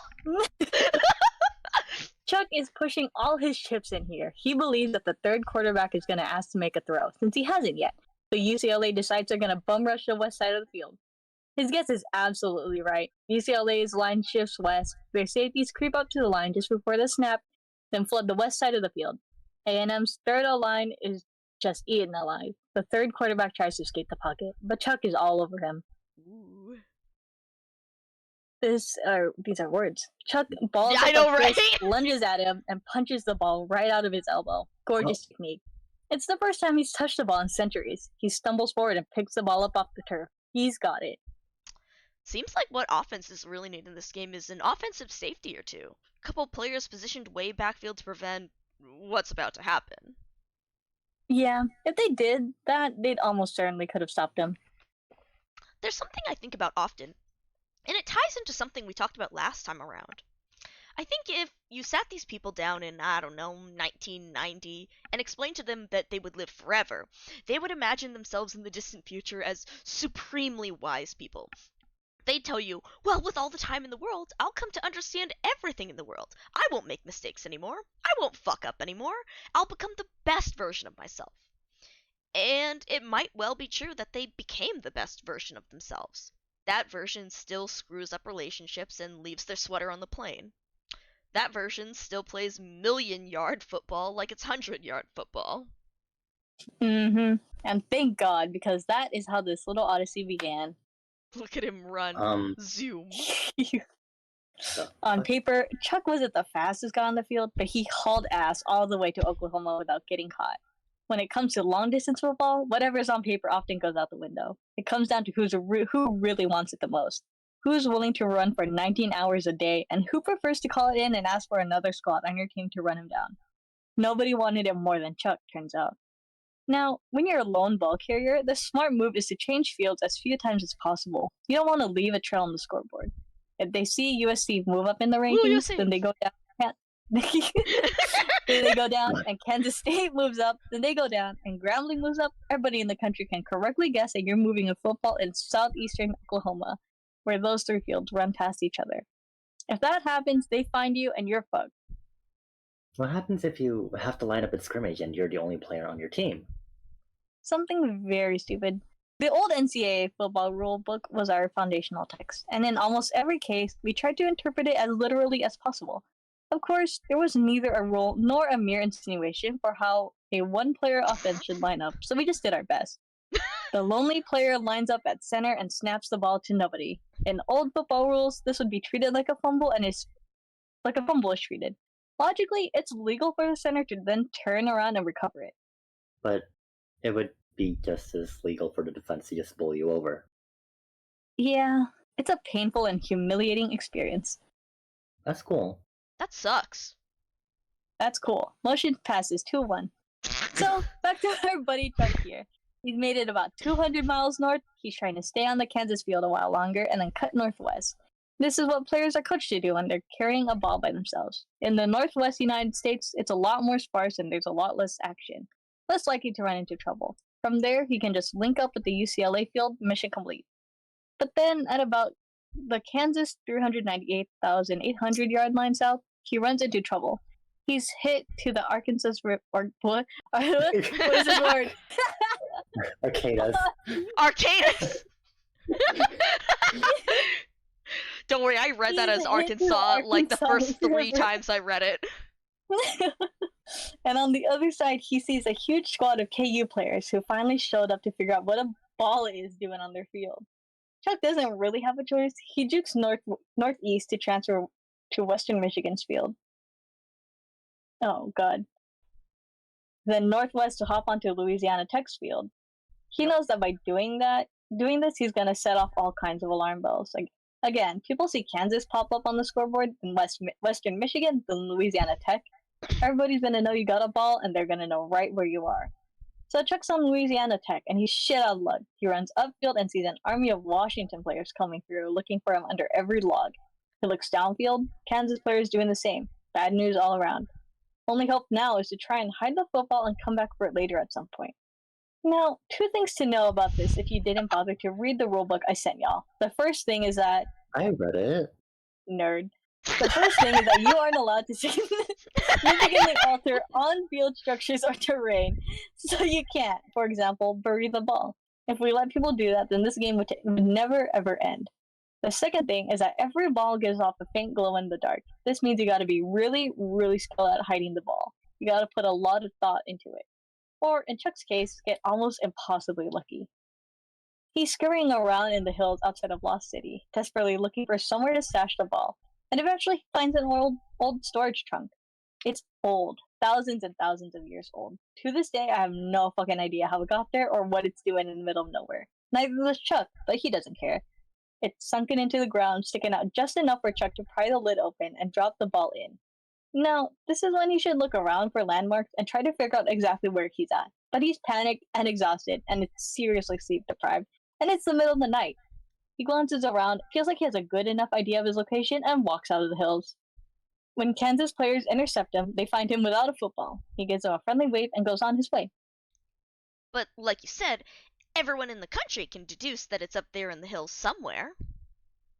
Well, Washington spent all night in the hills, 40 or so players, combing every stretch, looking for something that glowed in the dark. Couldn't find the fucking thing. After 3 nights of searching, they gave up. But meanwhile, the rest of the country just assumed Washington recovered it. Yeah, but the scoreboard showed that Louisiana Tech had a ball on their field. It still says that now. Why would people assume that? Well, they assumed that Washington took the ball and hit it somewhere else on Tech's field. Took it and hit it somewhere way up north, probably. Although, from their perspective, there's no telling. You can do that? Sure, why not? Teams have sometimes done that. It's a known tactic. Why would you hide your ball on someone else's field if you had a choice? Hey, maybe you found a real good hiding spot. Or maybe you just want to drive your opponent nuts. Remember, all that matters is that you have all the balls on your own field at the end of the game. Until then, you can dump them wherever you think is safe. To Louisiana Tech and everyone else, that seemed like a far more reasonable explanation than 40 people spent 3 nights looking for a glow-in-the-dark football that was hidden by one dude who didn't even know the terrain and they couldn't find it. And indeed, for the last 63 years, Louisiana Tech has had a ball in their field, they can't find it, and it drives them fucking crazy. Chuck has wanted to sneak back in and find it, but the area is just so hot with activity these days that he couldn't go anywhere near these hills without drawing suspicion from Tech. But UCLA really wants to bring this ball home, so they struck a deal. So you can sort of think of this as an archaeological mission. UCLA called up Louisiana Tech and was like, hey, we know exactly where it is. If you let Chuck here onto your field for a few days to go get it, we'll challenge you to a conventional football game on your home field. Old school, 100-yard football with 100 players on each team. Winner takes the ball. Holy shit! This I want to see! Me too! Except he can't fucking find it. Oh man. Oh God, the fucking picture. I know, right? Look at it's right there! Oh no. Oh, is this me? Is this Yeah. me? Yeah. Well, listen, Chuck. I just got a call from up top a few minutes ago. No go on the extension. They want you out of here by sundown. I see. I hope you can see it from our position. We've been led on wild goose chases before. A few years ago, Minnesota fed us fake info. And we ended up pulling a third of our team out of Illinois to go look for it.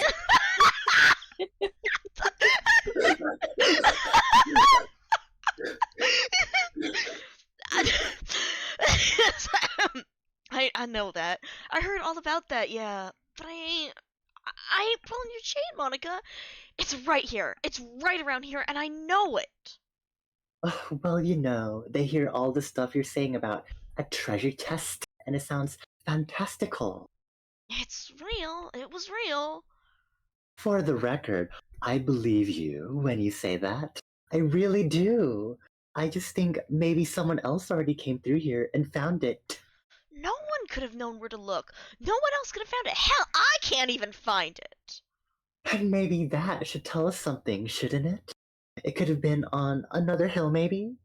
You said it was dark and you were tired. You said you didn't have your phone on you. You know, There it is. You're almost standing on it. It's right there. Look at the fucking What? picture! I know, right? It's like, God! I don't want you to take this the wrong way, but maybe it was on another hill somewhere. There's lots of terrain in this part of the state that looks just like this. Our field runs through a lot of it. Oh no, I don't take offense. Truth be told, I've been asking that myself the last few days. And I sure am sorry if I led you folks astray. I know it's a big thing asking all these players to come out and help me look all week. But it's here! It's right around here, and I'll always believe that. Oh no. Steve! Oh, come on! Fuck! Fuck!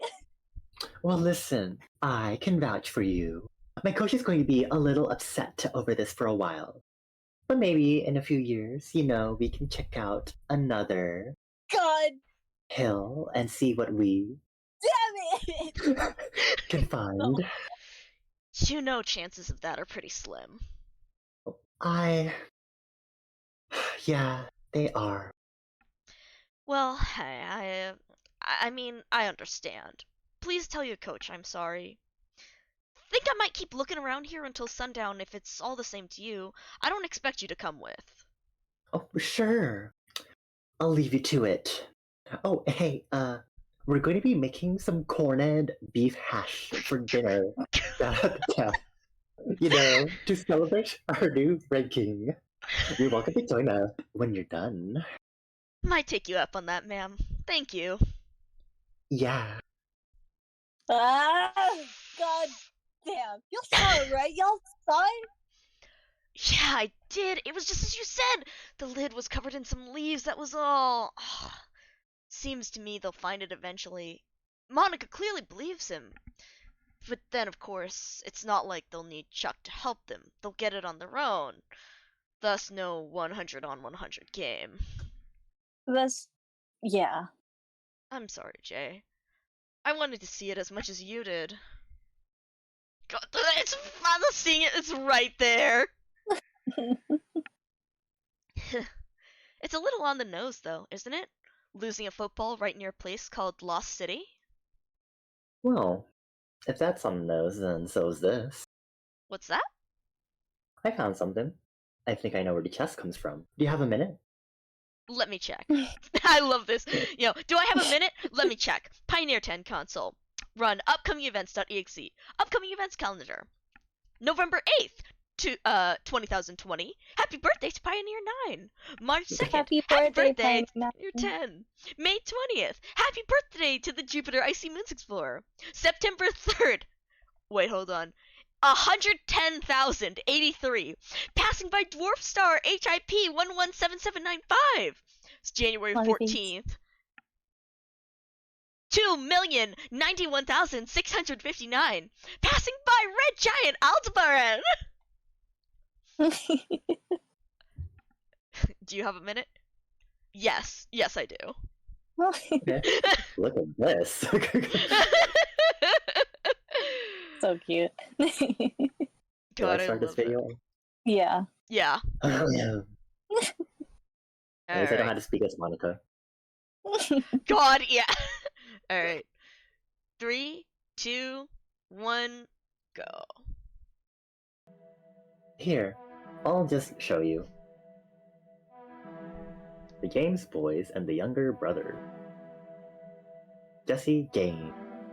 Frank James. Bob Younger. Cole Younger. Oh, their last name is Younger. Yeah. Yeah. Lost City, Oklahoma, January 20. Fate plays strange tricks with mankind. Lost City, Oklahoma. Something more than 30 years ago, Cole Younger and the remainder of the band headed by Jesse James halted at Lost City during a driving blizzard of snow and sleet, just long enough to bury a little more than $63,000 which they had secured in a bank robbery in Texas. The possibility of pursuit and capture suggested that they bury their money at Lost City and return for it later. They never returned. Oh. 25 years later, Cole Younger came out of prison, an old man. He returned to his home in Missouri and lived the rest of his life, dying last fall, but death did not arrive before he found an opportunity of visiting once again the scenes of his earlier adventures. And 4 years ago, he came to Lost City. falling rocks, decayed leaves, rotting trees, and many other His changes quest in for the the topography of the hidden landscape. money was It fruitless. is possible that it may lie hidden throughout areas Wow. and money was taken out of circulation for It's years ago. still in only for great out of circulation. shape. The nut box must have designated as a structure and maintained it. Of course, all this money inside rotted away. Sorry about your luck, idiot. Yeah, too. Oh, come on, that's not nice. Wait, hold on. What do you know about the James the Younger gang? Well, I was built by 20th century Americans, so let me see.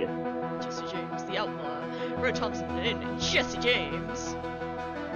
Apparently, I think he's Robin Hood with a gun. Oh, that's not right at all. No, it's not. This is gonna be a problem for you, Nine. It was for me. It still is for me sometimes. You've got to give for research. Just remember that this is the country that turned Confederate mass murders into Johnny Appleseed. Whoa, this one's a classic. I love this movie. Y'all gotta see it. You actually watched this movie? Oh, absolutely not. It's just my favorite movie is all. What's that even mean? I love. You watched it? Oh no, of course not. It's just my favorite movie. Let's see. What is this next one? Chapter Oh. 6. Corned beef hash. Cornet God! Is this... What is this one? Oh! Oh! Okay, we should read this. Okay. This leaves us on a cliffhanger. But But it's a good one. Man, but it's a okay. really good one. Here's where shit started getting good. Here's where I was like, Mhm. oh no, I'm into this now. We can probably You were do in- this one and then finish up by to end off at like midnight. You weren't Yeah. into this when I did the Monica voice? I'm doing another Clover. Oh, nice. Actually, okay, well, I keep probably won't getting be clovers. like midnight, but will be. We were eating some corned beef hash to celebrate. I want some. God, Enjoy I love us. corned beef. cornered. My Corned bed beef just is smells like Illinois. McCrispy. Because I just had the bag open here. Pies. Oh my God. What did I say? Nebraska. Tasty. Fucking Oh, corned beef okay. hash lunchable ass. Oh, that'd be a good lunchable. Ham God. and cheddar. Okay, sorry. What's the weirdest field? Geometrically, I mean. Side note, I just want to Hmm. open up this image and look at it. Like, look at this shit. Would this not make Yeah. like the amazing T-shirt? I want this as a shirt. I would not want to heat press this. Yeah, I could see that. Yeah, right. yeah. Well, if you just make it, well, I guess it doesn't matter, huh? Oh, And well. unless it's like fully solid, like if the black behind Yeah. it was like also solid. Yeah, outline. that's You what I was know, thinking. you know what would be fun? It would be fun to try and embroider this. It would be horrible, but it would be fun. You'd That'd have to be get all, so like, all the cute. overlap. Oh, but you have to do all the angles and- Exactly, Oh, the overlap. actually, and- you could just trace it. Never mind. I want to do Yeah. it. I have embroidery flaws. I know, right? I Same, still have embroidery. same. Oh, I side like. To... note, this is Krona who hasn't finished her smaller Listen. project. Straight lines are easier than Prowler. That's God, very not straight of you to say. God, not me making an. I was embroidering a little white lie on a handkerchief sort of thing. A white lie from The Property of Hate. Oh, yeah. Because Mm. it was fun because I had it folded up so that when I stitched several of them on the handkerchief, so that at the very small, when the handkerchief was folded up at the smallest, it would be a really small guy on one square, but as you unfolded it, there would be more lies on the other squares getting bigger so that they would fit with it. And then Those are those the butterflies or the stabby guys? no, the little white lies, the little white lumps guys. Oh! Yeah. Okay. I forgot Um, about them. Yeah, the ones that they get bigger over time. Oh, but with yeah. the big like cinder The block grief. dude. yeah, the grief. But Okay. yeah, I finished those and I stitched out like 4 little white lies, and then I was like, wait, how am I gonna lay out the big ones? And then I just stopped and I never came back to it. And this was probably like 6 years ago. So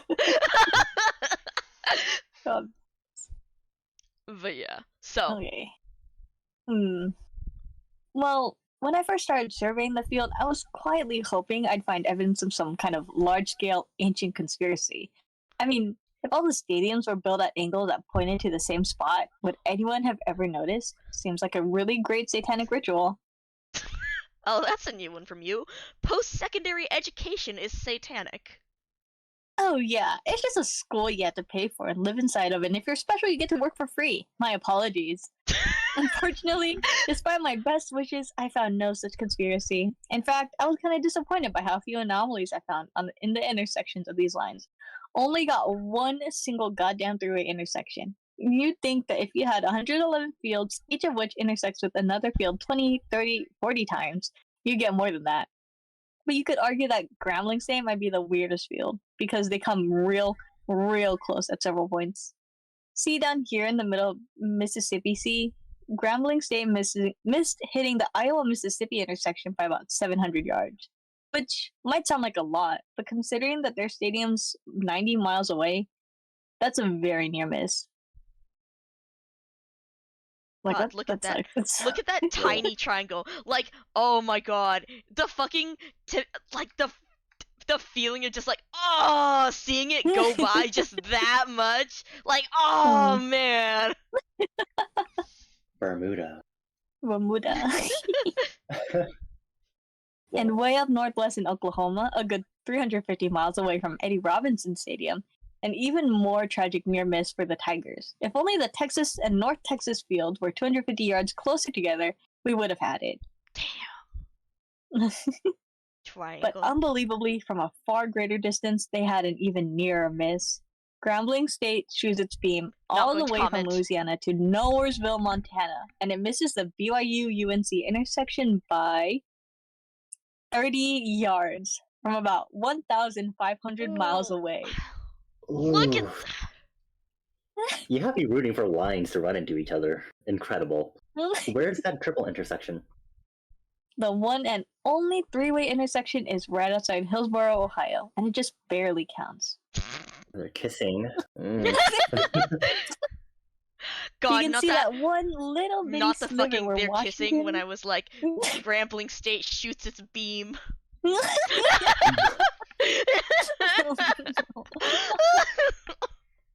Awful.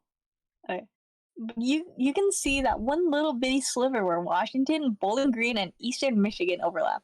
Whole area is about 2,000 square feet, so like a pretty big house worth. It's beautiful. But this doesn't hold any tactical significance, right? No. Sometimes things can just be neat. Didn't say they couldn't. Yeah, I just can't help but imagine a couple of rule changes that would infuse some interesting significance. Like if you... Beep, beep, beep, beep, beep, beep, beep.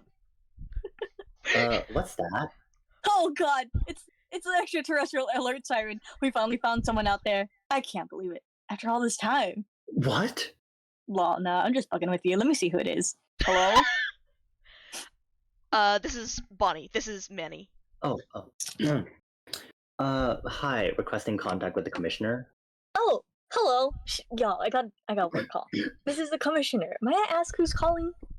This is Manuel Baez, the free safety for San Diego State. Mr. Baez, of course. How are you? Oh, I'm doing good. Feet are a little sore. I've been on the move. So I've seen. This is quite a journey you're on. Well, lots more journey to go. God willing, anyways. Indeed. Good luck to you. What can I do for you? Well, I was interested in seeking a rule clarification. Some years back, we submitted a game plan for league approval, and it was approved. But my teammate and I were reviewing the document we submitted, and we realized that there's a very minor discrepancy between the approved version and, what we're planning at the moment. Certainly. Let me retrieve it. Give me one moment. Okay, we have to look at this one, though. We have to look at this one, the game plan, submitted, blah blah blah, play call 75 Oliver, Bull Commissioner, blah blah blah, good faith application for planned football maneuver, blah blah blah blah blah. It is understood by the submitting parties that no guarantee can be made regarding said play's legality absent official approval from the Bowl Commissioner. Further, adherent to Addendum 203A of the Bowl Game Rules, see document, cut it out with this fuck shit.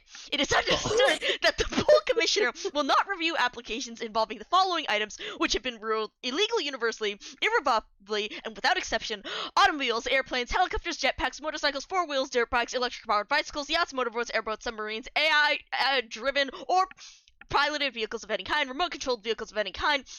I can't read that, of any kind. Rocket, spacecraft, Trained zeppelins, animals? hot air.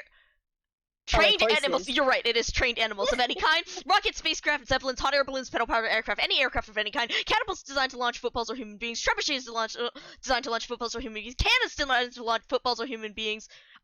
I can't read that. Oh, it's the onger or whatever Onagers? that. Onagers, yeah. Onagers? Designed to launch footballs or human beings. Ballistas designed to launch footballs or human beings. Mangonels designed to launch footballs or human beings. Mortars designed to launch footballs or human beings. Hovercraft, tunneling machines. I can't read this shit either. Blah blah blah blah blah. Motorized vehicle piloted by a human being.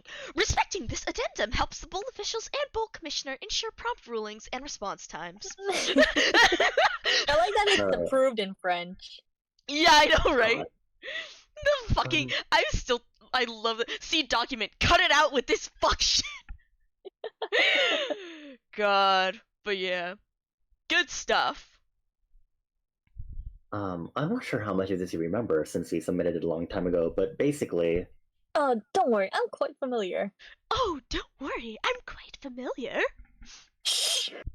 well, if you flip to page 33, you'll see the relevant section. In this plan, we describe using D2, but there's been a change of plans and we'd like to proceed with D1 instead. I see. I'm happy to assist. I'll tell you what, I'll send some relevant rule documents and we can review them together. I'm sure we can find a solution. Look at this fucking herb. Oh, yes, sir. Oh, I'm happy to assist, sir. Lady, I am at work, okay? Love, you have a job. You know what? Fuck this, y'all. I'm taking private. I'm sorry for the delay, Mr. Baez. If you would kindly look at first at the appendix G of the... I love it so much. Oh, He has a job. Oh, it's so good. Wow, I have never seen him like that. He's so buttoned up, I don't even recognize him. I guess I can- Commissioner is a job he takes seriously. Don't eat. For once. I love the open door policy. I wouldn't have guessed he'd have that kind of relationship with the players. I think I know what he's doing.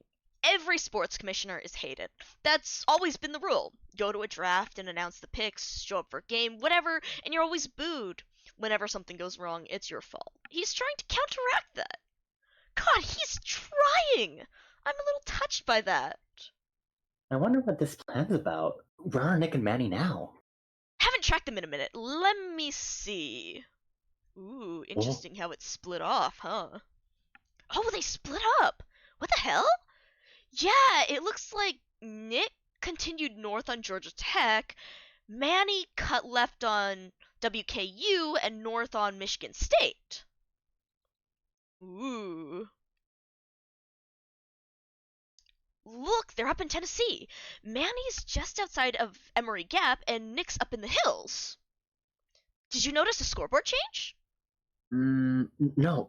Nick must have all the footballs on the Georgia Tech field still. Yep. I don't get it. I don't know how splitting up does anything. Neither of them are moving either. I'm sure Juice knows. Fuck that. Let's try and figure it out ourselves. Okay, well, if Nick's up there in the hills and he's not moving, he must be hiding. Seems like a good hiding place, too. That might be all that's happening here. Nick took the footballs, and is hiding out in the hills indefinitely. Manny is roving around various fields, trying to gain intelligence and find out where opposing players are. And then one day, months or years from now, Manny decides that the coast is clear in the region, and he and Nick take the footballs and make a run for it. One guy doing all that scouting? God, you might be right, but that would take forever. Of course, if you're gonna hide out forever, I can't think of a better spot. What a miserable scrap of land to try and comb through. Yeah, you see those? The structure is just west of the field. Boop. Ooh. Hee. Yeah, that's the old Brushy Mountain State Penitentiary. James Earl Ray Cott, Wow. Nashville, Tennessean. This was his third escape attempt at Brushy Mountain. On attempt number 3, he and some other inmates shoved an improvised ladder against the wall. The guard in the nearest tower panicked, tripped over his rifle, fell against the door, and locked himself inside. And he was the one guy who could have stopped them. He conquered man's architecture, and next up was nature's, and the mountains crushed him. Across 2.5 days, he didn't even make it 10 miles. They found him lying on his back, too exhausted to move. I remember this. When I first woke up, I scanned my residual memory first, looking for transmissions of the things I'd picked up in the first few years after I was launched. It wasn't until later that I came to realize who he was and what he'd done. At the time, I only thought about the mountains. I was traveling through the universe at 7 miles per second without even giving the slightest effort. I considered what it would feel like to move with difficulty. I was terrified of those mountains. Well, clearly there's a lot to like about them, too. Look how pretty. Yeah. I was looking at the photo of the cop with the two guys, and I was like, yeah, that's Yeah, so pretty, pretty. Wow, so pretty. Mika. Yep.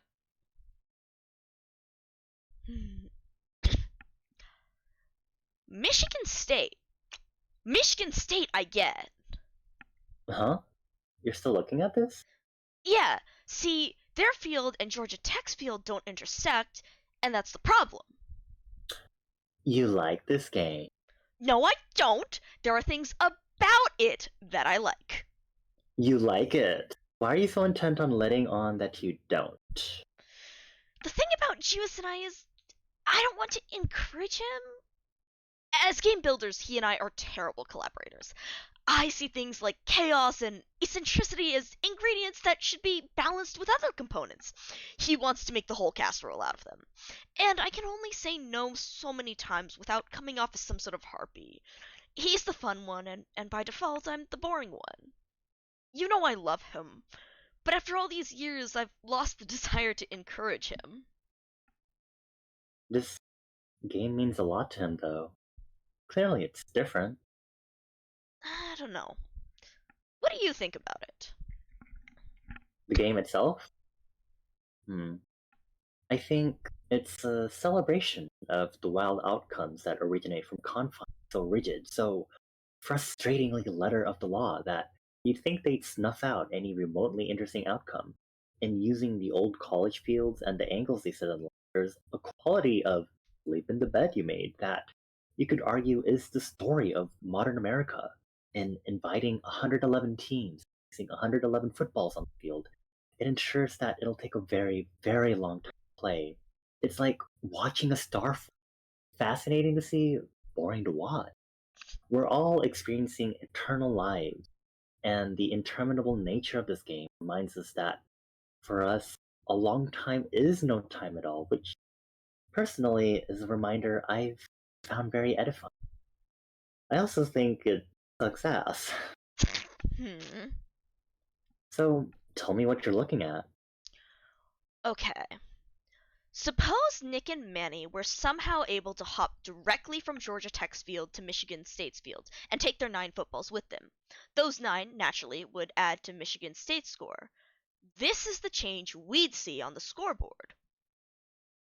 So you could see how Georgia Tech goes. Of course, Georgia Tech falls out of the top 5 entirely. Consequently, all the other teams here are bumped up a spot. But Michigan State doesn't move, since they were the number 1 team to begin with. But teams only have access to scoreboards that only display the number of footballs that they themselves possess. So if you're most teams, all you see is this. If this is all you see, what's your best guess as to what happened? Well, obviously Georgia Tech lost all their footballs. Of course, I didn't know how many they had in the first place. 25? 4? No way I can know just based on this. It's possible that South Carolina State got them, since they moved up a spot. as an aside, this would mean that number 1, Michigan State, and number 2, Georgia Southern, are significantly out in front, since SC State added Tech footballs to the balls they already had and still only got to 3rd place. But, it's also possible that all of Tech's footballs just fell off the field somewhere. That can happen. We saw that with the guy in the truck. Once he drove it off the field, this ball simply wasn't reflected on the scoreboard. I'd go with that as the most likely scenario. I feel like I'm playing some kind of sinister Sudoku variant. But the one thing you wouldn't automatically deduce is that Michigan State got them, because they didn't budge. Yeah, it's a possibility, but definitely not the only one. Of course, if you're Michigan State, you are very well aware of happened since you get to see your total. 15 to 24, big difference. So, if you're Nick and Manny, Michigan State is going to be looking for you, even if they don't necessarily know who you are or where on their field you are. But at least they're the only ones who actually know what's up. Better just them than the whole country. Right. And this is how hopping over to the Michigan State field would provide them with a sort of camouflage. Obviously, they still have to get all the way across the country, but my guess is if that damn near every team in the country sees Georgia Tech just crater on the scoreboard, they're going to send everything they've got to Tech's field just to see if they can spot the balls sitting somewhere just off the field. 9 footballs is an enormous take, and a lot of schools have nothing better to do. If that happens, it empties out the rest of the country, and Nick and Manny have a far less difficult time getting home. But again, this returns us to the central problem. Michigan State and Georgia Tech don't intersect. Spartan Stadium and Bobby Dodd Stadium were built at almost exactly the same angle. If Nick and Manny carried the balls across literally any field to get over to Michigan State, that field school would light up on the scoreboard. Look, Georgia Tech went down at the same time WKU went way up. It's obvious to everyone where they crossed. Everyone knows where they're at. They're done. Well, let's just open up every possibility. How can he jump straight from yellow to green without using a 3rd field? Let's just get some ideas going, no matter how stupid. For example, Nick could throw it to Manny. The fields are 10 miles apart. Right, but he can't throw it 10 miles, that's why I said stupid. Obviously, the option to just try to run across is on the table, but they only have 18 minutes of out-of-bounds time saved up. Not possible. Okay, let me just go down the list. They can't drive, right? Nope, against the rules. You can't drive anything of any kind. No steering. No bicycles then. Nope. You can't ask someone who lives nearby to just deliver it for you? No, non-players are completely forbidden from knowingly interacting with the ball in any way. And no, you cannot strap the football to a trained animal. Clearly, if the guy in the truck has any indication, it's legal for a non-player to unknowingly transport the ball here. There might be something here. Suppose someone works here and lives here. You just slip it into their car in the parking lot without them knowing. Make your way to the other field and fish it out the car in their driveway. Obviously, this would require an unimaginable amount of scouting, on top of an absurd amount of luck. That seems like it would be legal. Technically legal. Practically almost impossible. We should ask Juice if that's ever happened. I can't imagine this is Nick and Manny's grand plan, though. Yeah, agree. I guess you could, never mind. What? Nah, it's illegal anyway. No ropes longer than 100 feet. It's stupid. Never mind. Oh, you wanna, tie the footballs to a rope that's miles long, then run to the other field and pull it across? I know. Like you're reeling in a fish, dragging the ball through miles of woods and streets and buildings and everything. A million things for it to get stuck on, and if that happens, you gotta burn tons of out of bounds time to go and get the damn. Yeah, I know. Stupid. Funny though. A hot air balloon? Unmanned, so no one steers it. With no one in it? I guess you could, but you'd have no fucking idea where it would end up. Probably in the middle of nowhere. Trying to think of natural forces of some kind. Ooh, tornado. Alright, Nancy. Oh, ooh, downriver. Just set it in the river. Worked for Moses. Oh, okay, yeah, that's been done. I've seen it in other games.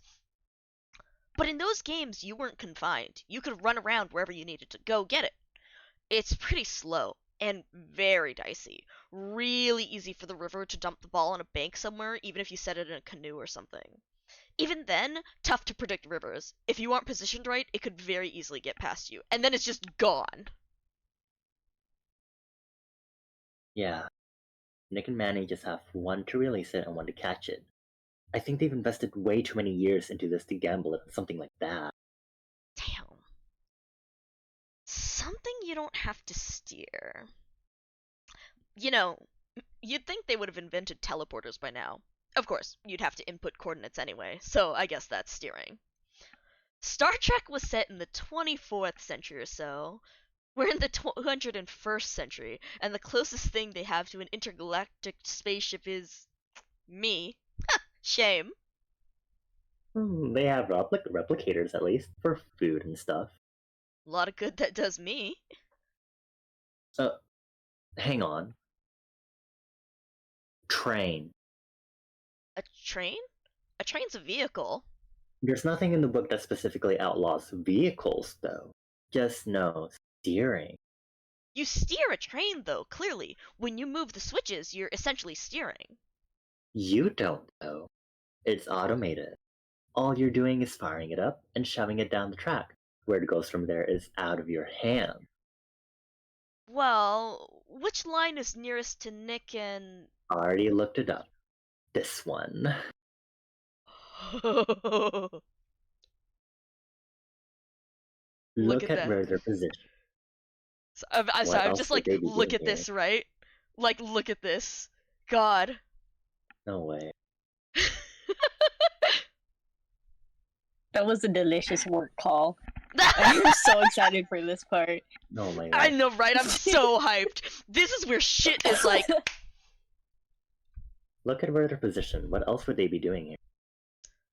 Okay, Manny's right near the track, but what's Nick doing up in the hills? Watching for train. From up here, he has a great view of all of our springs. He can safely watch for any train coming through the area. Trains commonly park along the stretch too. Conductors will hop off a train and leave it there for days.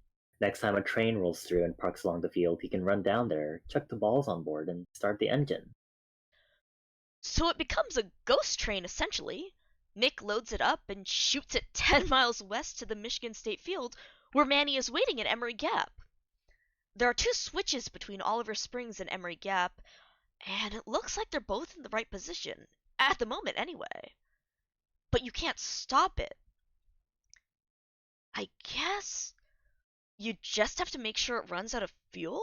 You'd have to siphon a lot of it out, probably. Or just punch a leak in the fuel tank. Either way, that's a lot of math to do on their part.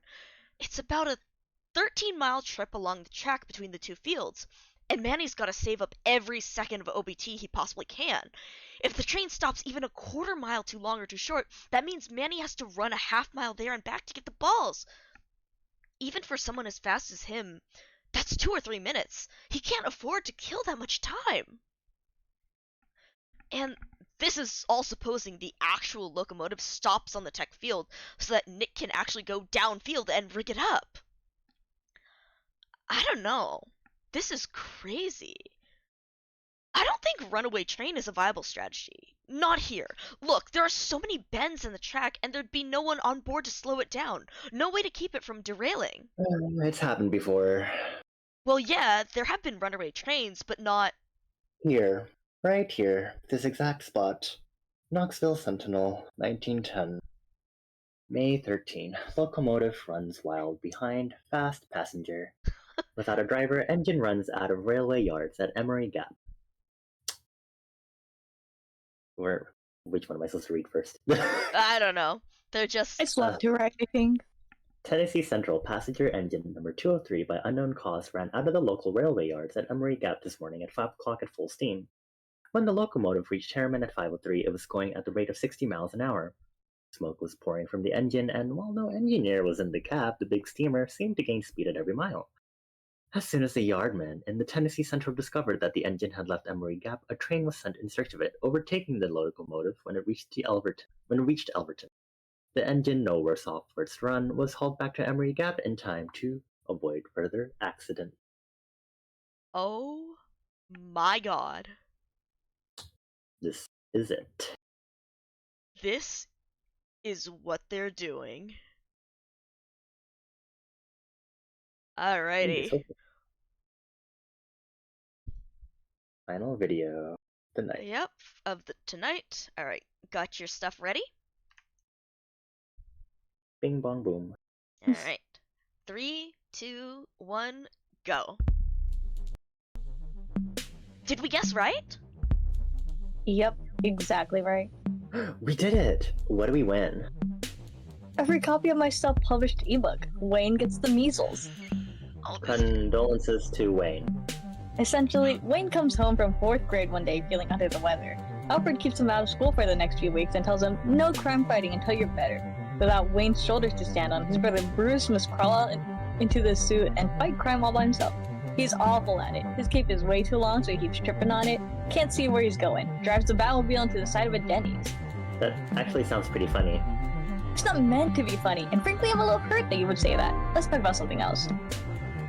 when you were writing the rulebook, did you leave this train loophole on purpose? No, I honestly thought I made it illegal. Northwestern's field runs along a train depot in Chicago. Sometime back they approached me and argued that since you don't steer trains, you're legal. Had no choice but to rule in their favor. Ultimately, though, they couldn't find a way to make it useful. Yeah, it seems like the use cases are a bit limited. This would certainly be the first effective use of a train we've ever seen in this game. Nick's a skilled engineer, no question, but I still have my doubts about it. There are so many unknowns. You shove something out there into the horizon so far off you can't see it. You have no control over where it goes. You just hope it finds its way. You would know a little something about that. Sure would.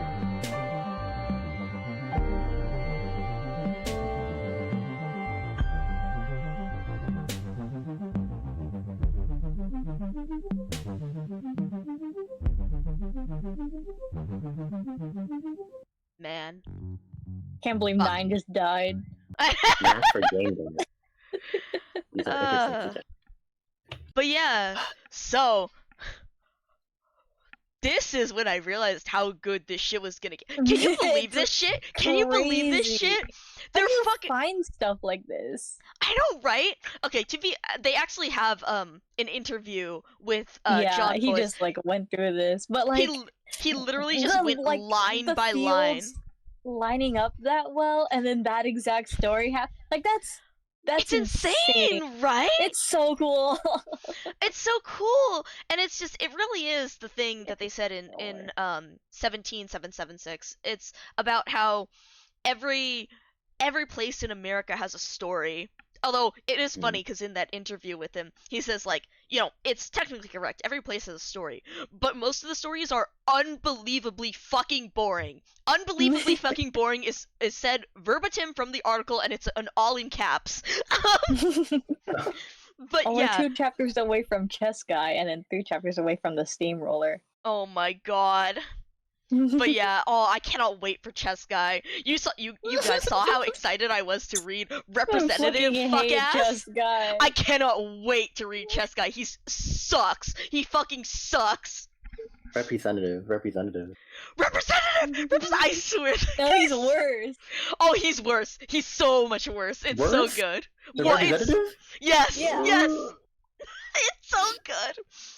Okay. But yeah, like, oh my god, are you, like, just hearing this shit with all this shit going on, like, it's amazing the way that he came up with this. The fact that San Diego State has this dinky-ass little line of a field, and coming up with the OBT 3-minute miles, what the fuck?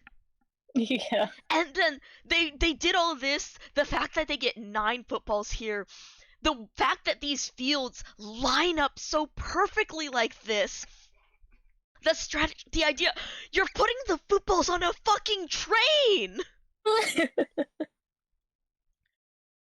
Like, what the fuck?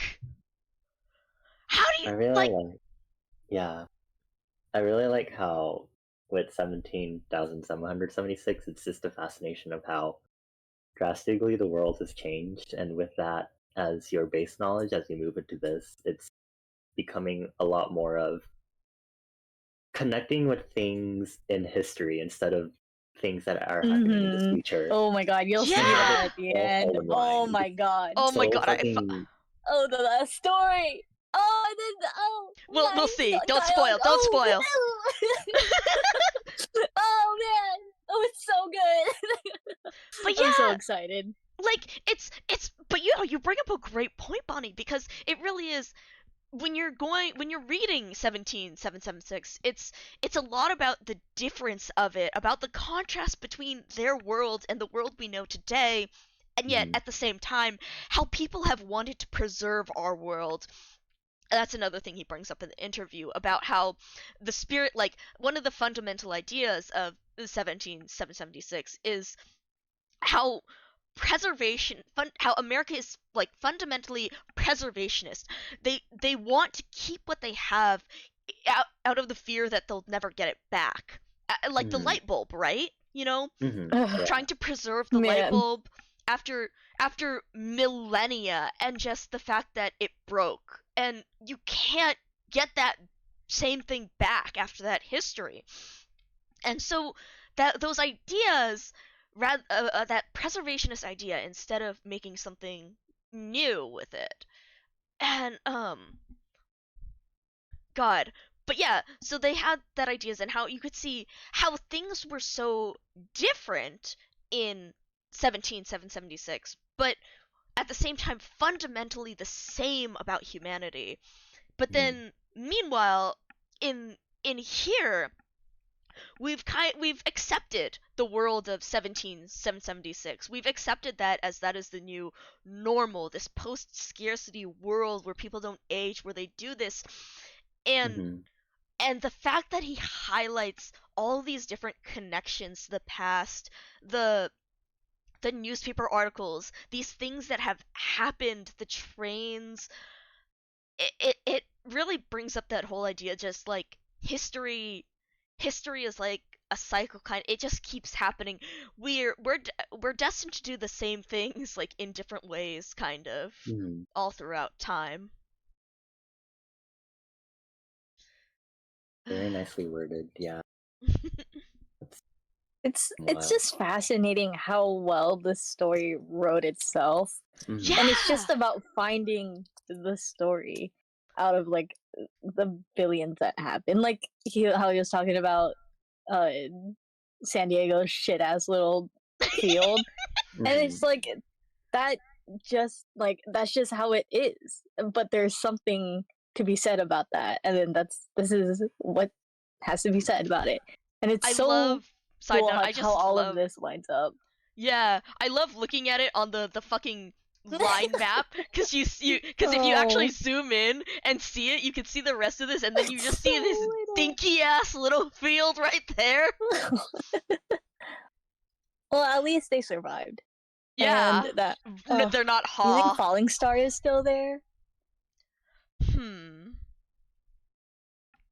God, I just How at long could least that last on top of a building, you know? That's the engineering building. They have a little art installment up there. That's like a house. Yeah, I like if mean, you look it up, it's literally just a house. they probably, again, they said the nanobots preserved the fucking treasure chest from the younger gang. Which I love that Yeah. that's a real ass last name. Um, I love Also, I I love how like that they prioritize that. Like, how do they decide? God, that was so fucking funny. Cause I think Bonnie, that's when you first read adorable. it and you were saying Bob younger, and then what Carl, what And the was his younger brothers. younger, and then you were like, I oh, that's also thought actually the that, and I last was like, name. oh no, they're literally Yeah, younger. they're literally the youngers. God, that was so fucking confusing. I was like, oh yeah, the younger brothers, la la la. And I was like, whoa. Wait, Is this Bob as in younger Bob, or no, yeah, it's fucking Yeah. family name. yeah. No, I think Bob we parentheses younger. younger. I think we all had that experience reading it. You're just like, Bob, younger. Okay. Carl, This younger. is why you Oh! can't trust people with 2 first names. Oh my god. But yeah, like, it's just so fascinating how, because again, when he wrote this, uh, um, I'm just quoting stuff from the if you actually do want to read the interview, I'm going to hide this real quick because I don't want to. It has a couple spoilers in it. Go So. to stream right now. But so there's a little interview right here. And then let me swap back to this image.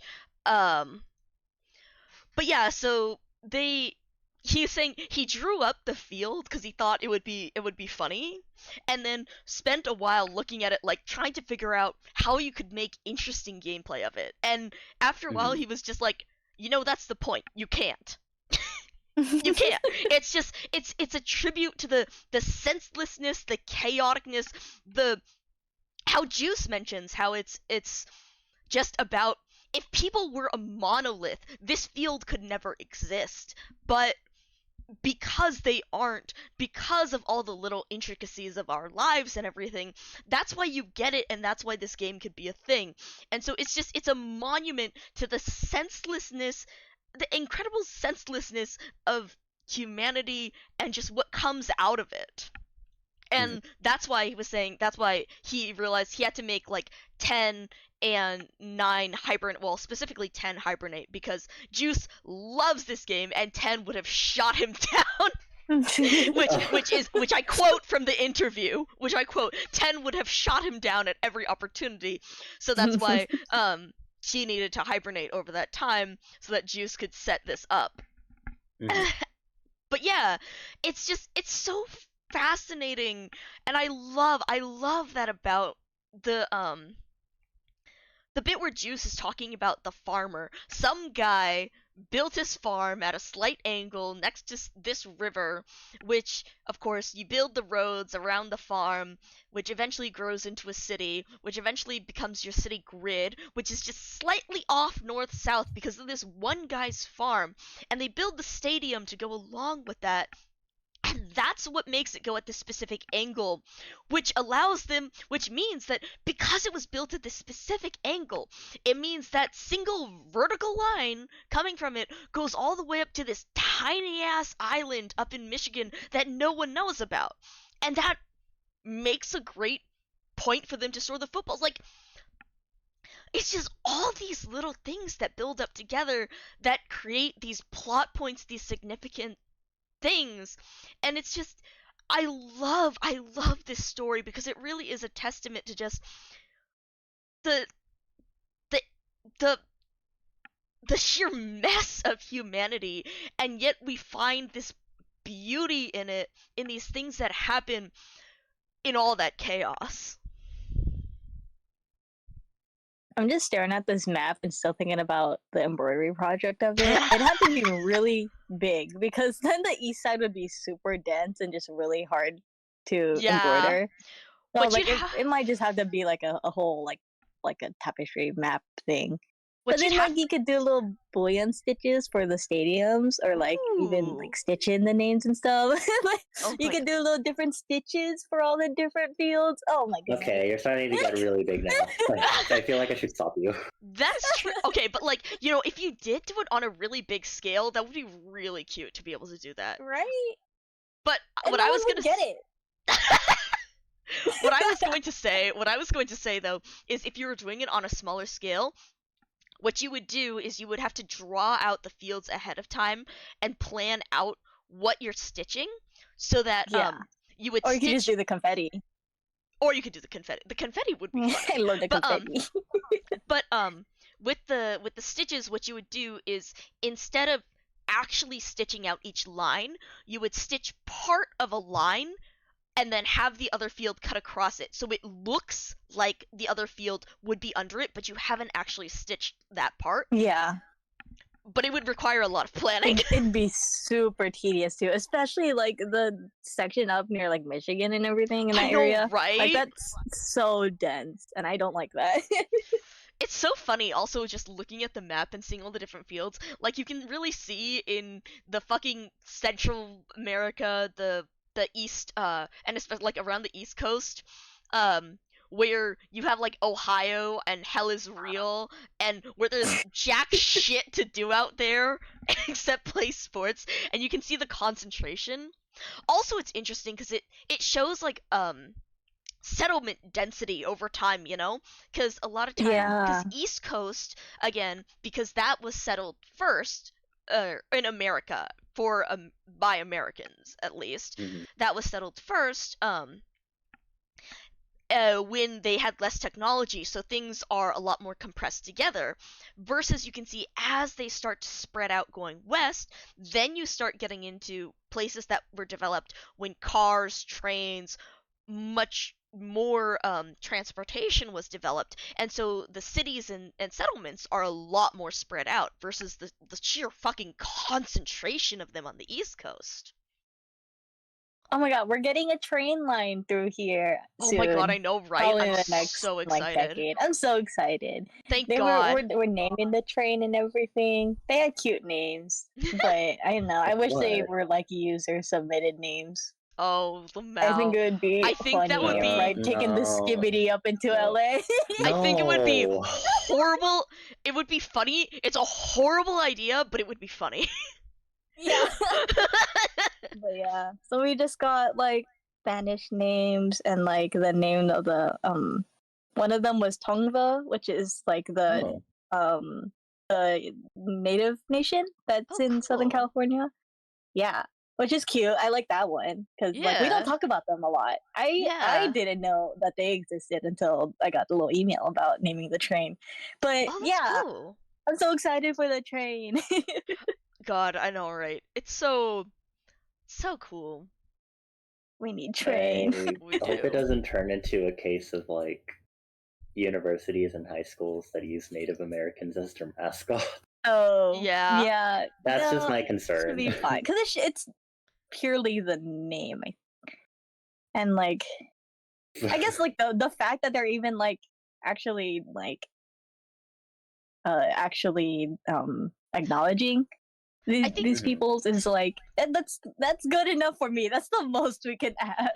I think it's also, you know, the idea of, you know, they're actually looking at the name of it versus using, well, you know how some mascots use the different slurs as names and stuff. Like, so, Mhm. like, I think there's a difference in intention between specifically looking at,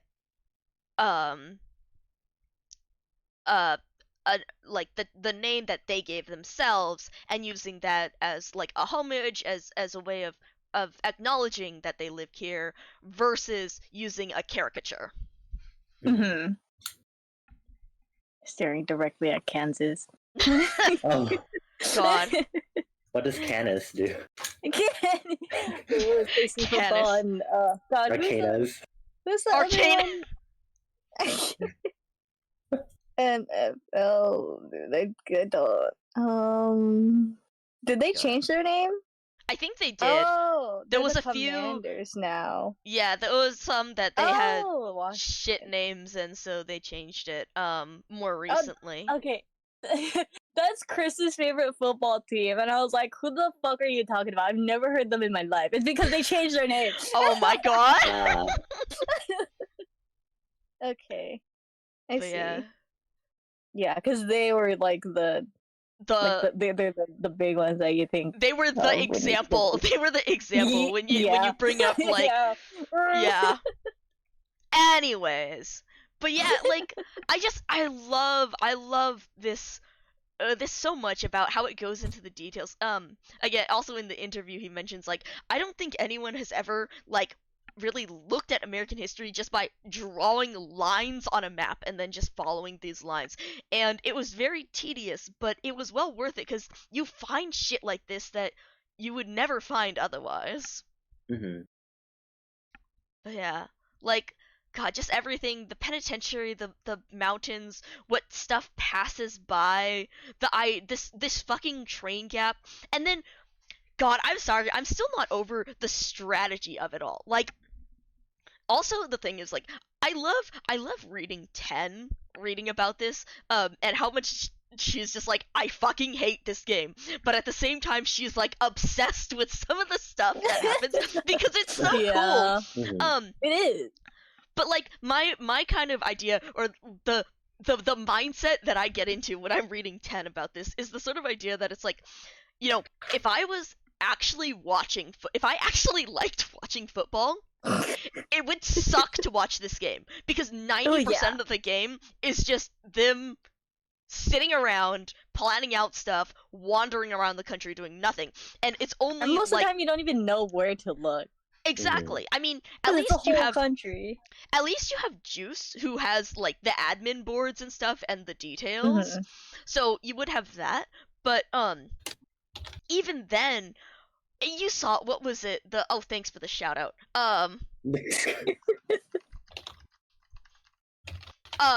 But so you have Juice, who like knows the actual locations and all. But even if you know the locations, you saw, what's it, in what chapter it was, when they were looking at the ball from Notre Dame Slumung. and how it stayed in Georgia Tech's field for 1700 years. Most of the game is just sitting around watching the balls sit there and everyone just scouting out, figuring out this stuff. Yeah. So it would be a shit game to watch. Like nothing happens. No, like there's so like the freaking win state is one school has all 111. Like that It's so stupid, feels right? so impossible. Exactly, and that's why the game, like, that's why it sucks ass. It'll take forever. I don't know what will come first, like all the players walking out, or I know, like someone right? actually winning. God. Well, I mean, we'll see later for like the really motivated players, but Mhm. but like it's just it's a fucking train wreck of a football game. I fucking love watching the first video. Can I play just watching the first video, the 11. fucking delivery of 11. 111. 111. The That's so music, cute. the music in that is so good with the build up. Oh yeah. Mhm. But yeah, I feel like even that, I feel like it was only like not even. I can't, like you can't even like plan that either. Like you just, I feel like he got so lucky with how he decided to wear at the map of the United States that oh there my god, were yeah. right. Like getting really lucky with being able to pick out, well, first of all, like the fact that he picked out 111 teams so he could make the fucking joke in the video of writing out 11 and then tacking on another one. And then the fact that how he laid out the teams and how he laid out in 17776, how he laid out the water area around the map, because you know that excludes certain universities and teams from college football because they're fucking underwater. Mhm. But so being Hawaii. whether but ha. Aw. But yeah, so being able to lay I want that as an emote. Just the Aw. like the Oh my god. Hawaii where's name my indicator thing. Ha. ha. Gotta God, be arranged. where's the fucking, let me duplicate, where's the index? Index. Also about the line walking thing, that is such a huge like callback to 17,776 spoilers to the one religious dude, the Oh yeah, fucking, yeah. right? Fucking Like, with that was cave their guy. entire mission. Or just no stone unturned. Yeah, It's just yeah. walking a singular line and just finding out the stories between them, and like that's that Ha. singular idea just expanded into Yeah. the entire. Yeah. Ha. I just heard a sudden thought. I'm like, what the fuck? Like that's so cool. I wonder. I hope we get a 500 series. Give me Oh a my second, God. because where is they actually did an article with this guy Graham McAree, the editor. So it is very hard to travel across a whole country in a straight line. No shit. But so there's actually this guy who went across Norway and does these different activities where he goes across the country in a straight line. Oh And yeah. it's insane. There are like a couple spoilers in here, so I'm gonna skip past a bunch of that text. But yeah, you can see how it's insane, and he also mentions how the guy himself, Graham McAree, actually trained to do some cross country search and or volunteer first responder for King County Search and Rescue. And so he actually had to do that and navigate down a straight line, and that's hard as shit. Ha. Oh. But yeah, it's so fascinating.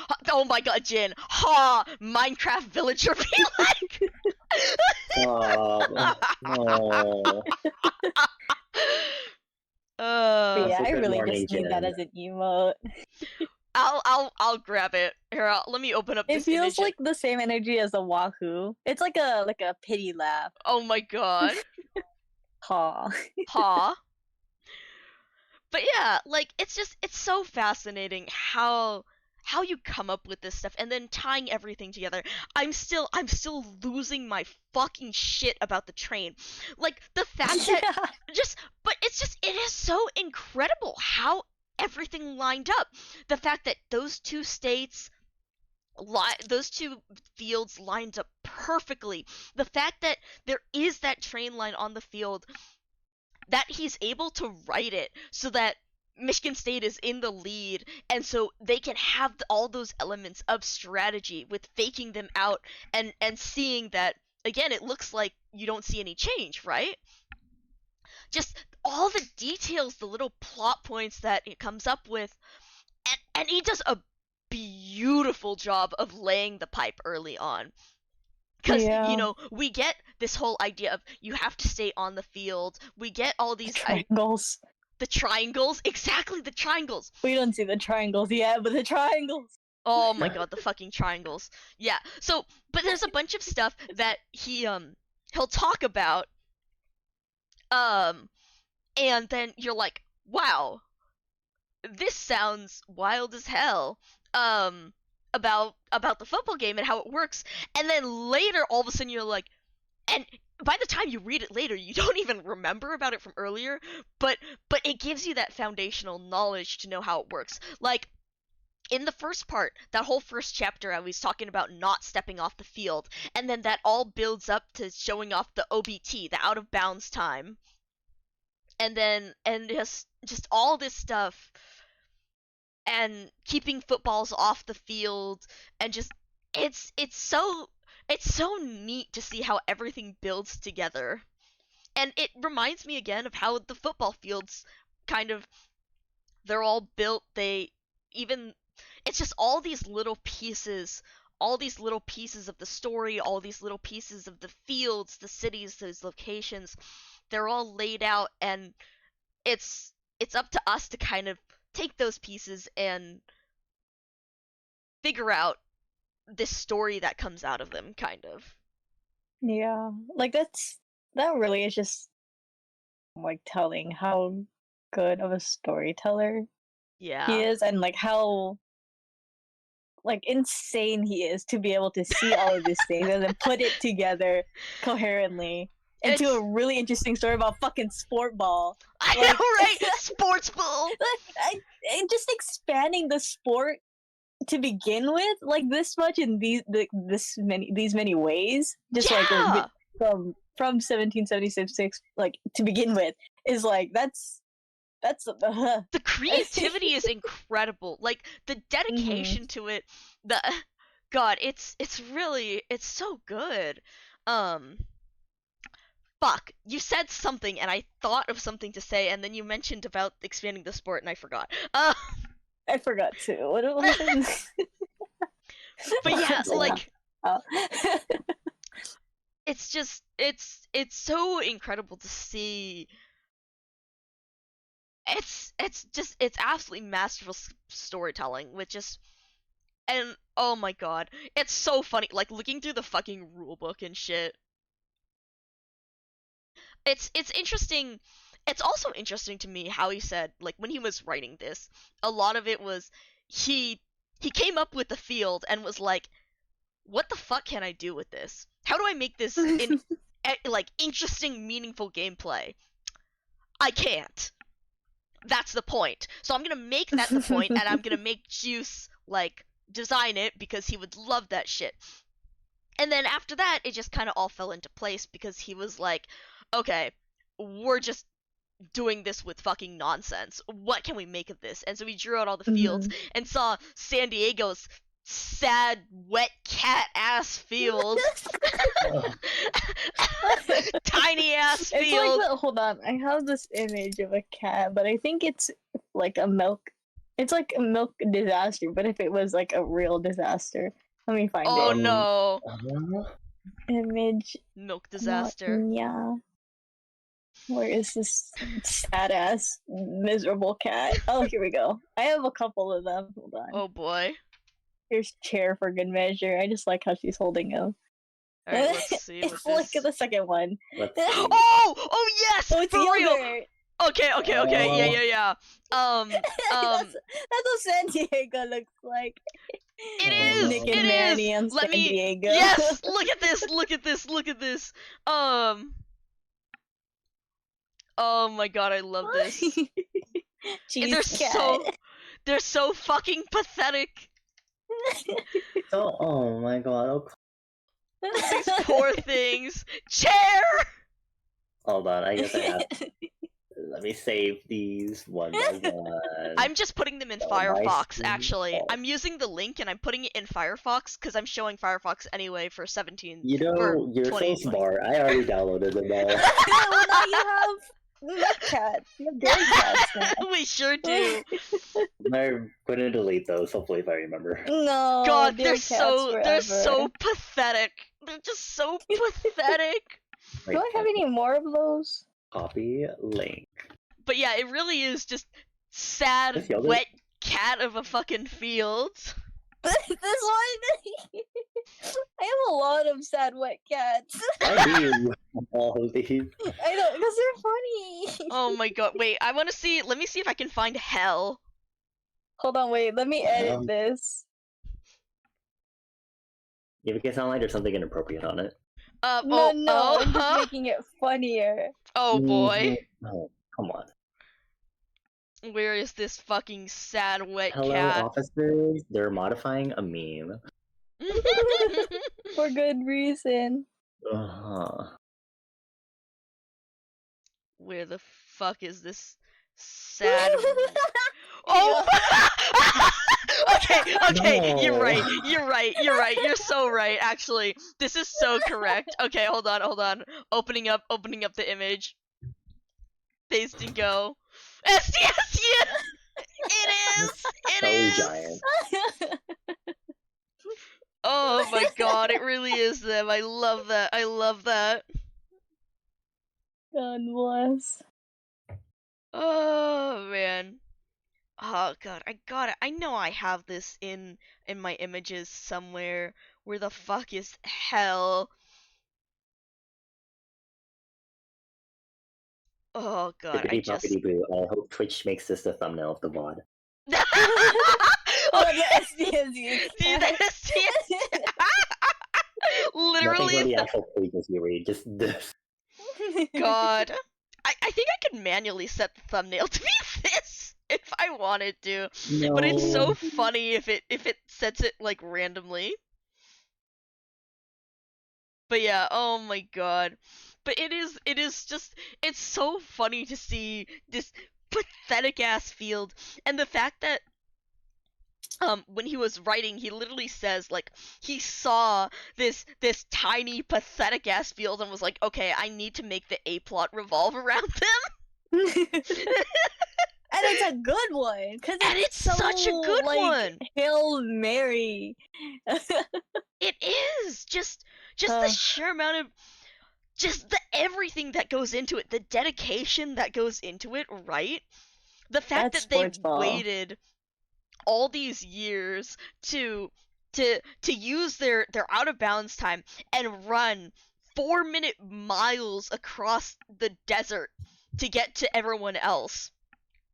And they do God. that, and not only do they actually make it, they get 9 fucking balls from Georgia Tech. 9! Georgia Tech That's is like what, like, almost a tenth of the way there. oh my god. But like Georgia Tech is up at like what, third on the scoreboard. They get 9 Mhm. balls and they manage they get this, and just the sheer insanity of everything going on. And then in the last chapter again, how we mentioned the fucking train, how this ingenuity to try and throw everyone off their tracks by using a train to send it across to 2 fields that don't intersect, so they don't know what happens. They just think the balls are gone off Georgia Tech's field, that they went to hide it. Just it's magnificent. I'm still thinking about the balls from Redacted over in Redacted. That one's fucking me up. God, Like, we'll find. I'm so excited. Like, I want. Yeah. That has to be like some plot point in the next one. Yeah, God. Like, please. I So need that to be explored. So the thing is, right now they have, this is part of 2 so this was going to be 2 parts basically. They have 20,020 and then they'll have 20,021, which we'll see the reasoning for that later. But well, I mean, the reasoning plot-wise. The reasoning for it writing-wise was because John Boyce wrote so much that he was like, ah, shit, I can't fit this all into one thing. So he had to split it into 2 parts, from advice from his editor, and so that's why we have 20,020 and 20,021. Yeah, that's why we only have 12 parts here compared to like a lot in what, like 20 something. Yeah. Yeah. And also because the videos are chapters in themselves too. Yeah, that's true. In 17,776, the videos were chapters. Mm-hmm. Right. But yeah, so I was going to, oh, confetti, hee. Confetti. Confetti. But yeah, so the reason, oh right, I was talking about 20,021, because that one's not actually out yet. It was supposed to come out in spring 2021, but I was about to say 20,021 and I was like, wait a second, that's not the right word here.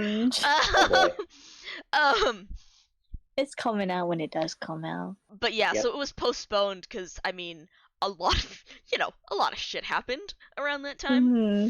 And so it's postponed for now to see until he writes it. And I'm as sad as I am, I'm just like, oh my god, it's got to be good like this. And I mean, you can see why it takes so much time to write it, with the research that goes into these lines, finding these different places. Now that you see Emery Gap and all these different stories, you can see how much research goes into it. And like, I'd rather he spend more time and find these meaningful things and do that research and make sure it's good.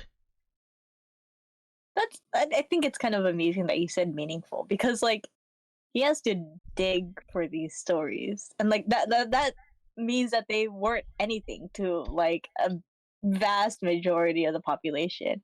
But here in this little instance that we've created, they're everything. Yeah. It's so funny. Yeah. It really is what you make of it, kind of, and yeah, how it's so fascinating, like how, again, these stories are like nothing. They're just forgotten about. But in this story, when you frame them in this way, or showing them and sharing them with this audience, you give them meaning. That's Yeah. another thing I think about, like, the game too, is when I was going back and talking about how Ten and how she hates this game, but also it's interesting, but like because when I look at the game, again, I think if I actually liked to watch football, this game would suck absolute ass to watch, because for 95% of it, nothing fucking happens. And there's only like 5% of it where you actually get the good shit, the exciting shit, and of course that's where you find a story in it. But Mm-hmm. the thing that makes it so engaging to read, not just, I mean, of course, it's engaging to us because we are at one of those major points in the story, but it's also engaging to us because we're reading it from the perspective of someone who loves it and who is passionate about it, and that's Juice. And that's a lot of the joy that I find in things. It's not necessarily that the thing itself is interesting to me, and a lot of it isn't, but it's the fact that you're listening to it from the perspective of someone who loves it and is passionate about it and has that excitement about it, and that's what makes it interesting. Hello, readers. Huh? We're just Oh shit. Oh shit. Hi, Doggo. Welcome in, Raiders. We missed the entirety of the program, but that's okay. Yeah, we did all the reading and we're just sentimental about this Yeah. mess of a football game. Yeah, I we hope got you enjoyed Apex Legends. Ooh, Apex. Sports, esports. Oh my god, it's the same thing I said to Bones. Yeah. But yeah, good to see ya. But yeah, we got up to chapter 6, which is halfway through this story, and we're discussing our thoughts on it after going through this far. How are we gonna read the countdown?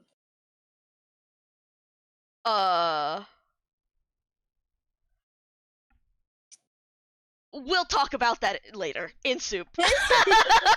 Well, okay. We'll talk about that later because I don't want to spoil as much. Yeah, but Okay. like it definitely is something to read out loud compared to the way that has just like reading we'll it see it. yourself. We'll see it. Yeah. But Yeah. we'll figure it out. It's also it's been really fun, like, looking through the story, because I've been reading through it, because I read through it the other day, and then I've been reading through it a few times since, thinking about how we would read this bit aloud or that bit aloud, so that it works reading it versus in writing. Mm-hmm. But yeah. Yeah, the whole passion thing is like, I'm pretty sure that's like 99% of the reason why I like actively participate when Chris is talking about football.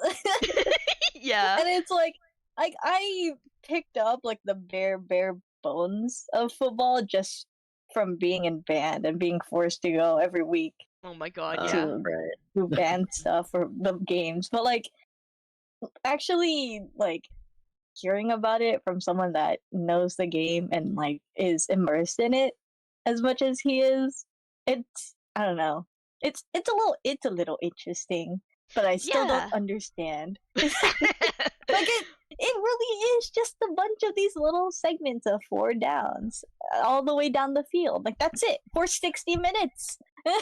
It makes me think of like when people try to explain, what is it, cricket? And you have that horrible fucking diagram where there's all these different names, and it's like, what the hell is this? Yeah, Go My Favorite Sports Team, they did a cricket primer, I think. And God. It's terrifying. I'm not gonna It's lie. so It fucking terrifies awful. me. What else have they done? They did fucking golf. What? Golf? Oh They my did a god. golf primer, yeah. What else? But yeah, it's so yeah. interesting to see these stories about things that I would literally never care about. And but it's interesting because it's written by someone who has such passion for it. And I mean, you can see how much John Boyce loves football and loves this sport and puts into his story about it.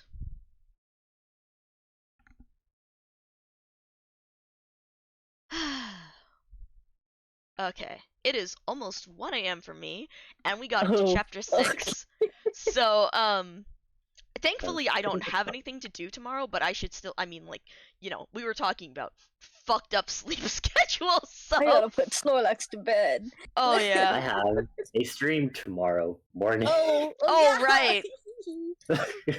Yeah. Perpetual stream. Just do a sleep stream. And Oh then my god. Oh, we're gonna have a sleepover stream. I'm getting tucked in right now. Oh Good my night, god. chat. Tucked in with your fucking Lunchables. wait, I can kick you out of the voice call. I'm kicking you out of the voice call. Oh my god. Disconnect. It would be funny hearing me snore on stream and there's just Oh my Lunchables god. You're snoring. fucking wait, we would okay, I'm not gonna wait, yeah, you're right. It would be the fucking juice boogie, and just all of a sudden you hear a snore and you see Lunchables pop up on screen. Okay, well, Okay, but yeah, let's see. Are we rating out? Let's Clover see. is I streaming. think If anything, so. oh my god, is Clover playing TFT? Yes. Are they still going? Yeah, Oh they yeah, are they're only actually. 2 hours in. Oh, they did start a bit later, huh? Did I put y'all? No, I didn't put y'all in this. You know what? I'm just gonna stay on the same. Just keep enjoying this sad cat. Wait, I'm gonna put Haw on screen. Oh, Oh my god. I love Haw. I love Actually, Haw. It's What if I get the giant butthole? Hold on, see. oh my god, yes, yes, that's a good one. Bad Stadia. Thank you, Mercedes Benz, for building a giant butthole. I can't believe the fuck that you fucking refer to as it fucking dilates. I'm not It going to be over that. does. Like, you're right, and I hate it. Like I know it's like a camera lens shuttered aperture thing, but it dilates. It's a butthole. Like, God, the fact that the Mercedes Benz fucking logo on it just it contributes so much to the butthole of it too. Like, and I hate it, and I love like I love that this is a thing, but also this is horrible. I cannot believe we really did build a giant fucking butthole. We At the really did stadium. in A Georgia. giant Is that in dilating Georgia? Yeah. butthole in Georgia. On the note of butthole, please Yeah. have a good night, doggo. Please do not dream of buttholes. Yeah, I was like begging Chris to like if we can go see it, and he's like on the condition that we watch an actual game there. And I was like, I don't fucking care. I just wanted to see the butthole. Citrona's gonna like, maybe it'll do like a thing where they actually like live open or close the thing, and Citrona's gonna like stand and be like, "Woo, the butthole is open." Oh god. Citrona just like fucking stands and just does some fucking weird ritual cult poses like, die, wait, die, die. Oh no. And then Chris has to like fucking knock you out. Oh my god. Chris, so you're just like, I don't know them. I Can you don't bring know us them. with us? We can go with you so we can join you in the cult chanting. Yeah, Oh my god. We're gonna get kicked out of the butthole. You have like a hand gesture. So put your hands together and make like a circle, Oh, and then expand the circle. oh my god. I'm sorry. I'm just thinking about the fucking phrasing. We're gonna get kicked out of the butthole.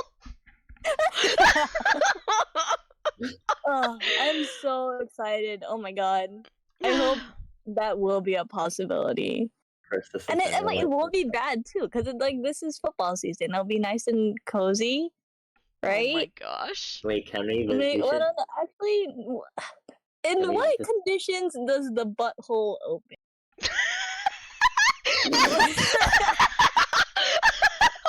Hold on, everyone.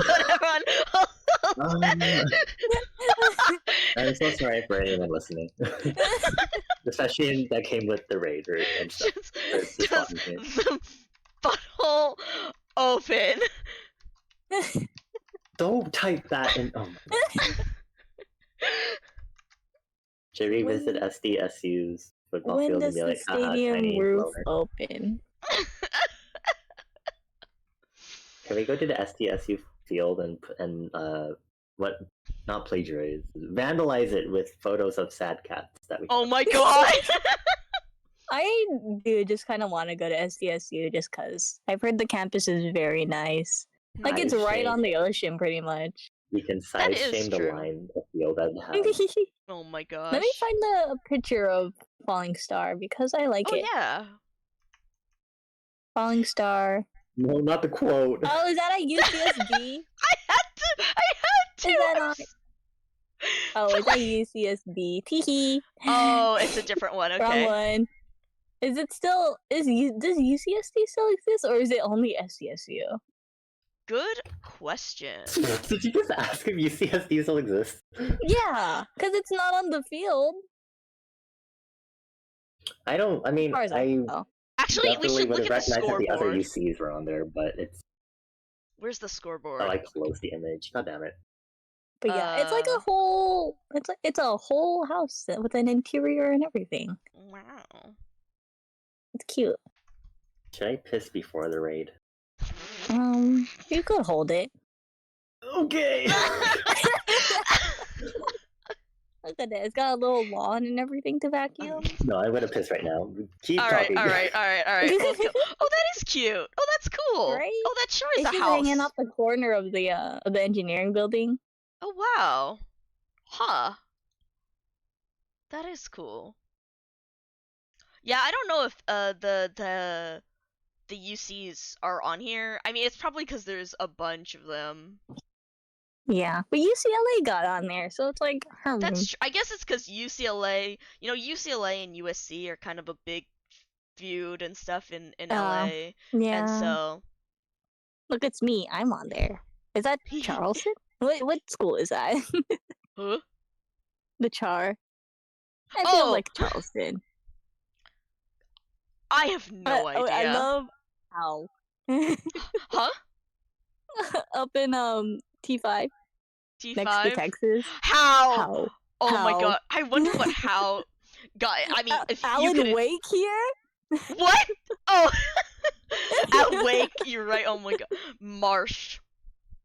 Who else is here? But yeah, it's so weird seeing like a lot of the Big 12 not having balls. But I guess it is different from normal. Yeah. Because like both OU and OSU are down there, and like isn't Mississippi usually pretty up there? I know Notre Dame is like a huge one. Alabama too. Let me preface this, I but I know fucking nothing about football. Okay, like the extent of my football knowledge is the one USC game that I went to that I spent probably about 2.5 out of 3 hours sitting on the ground up in the stands, looking at the chair in front of me so that I wouldn't get vertigo.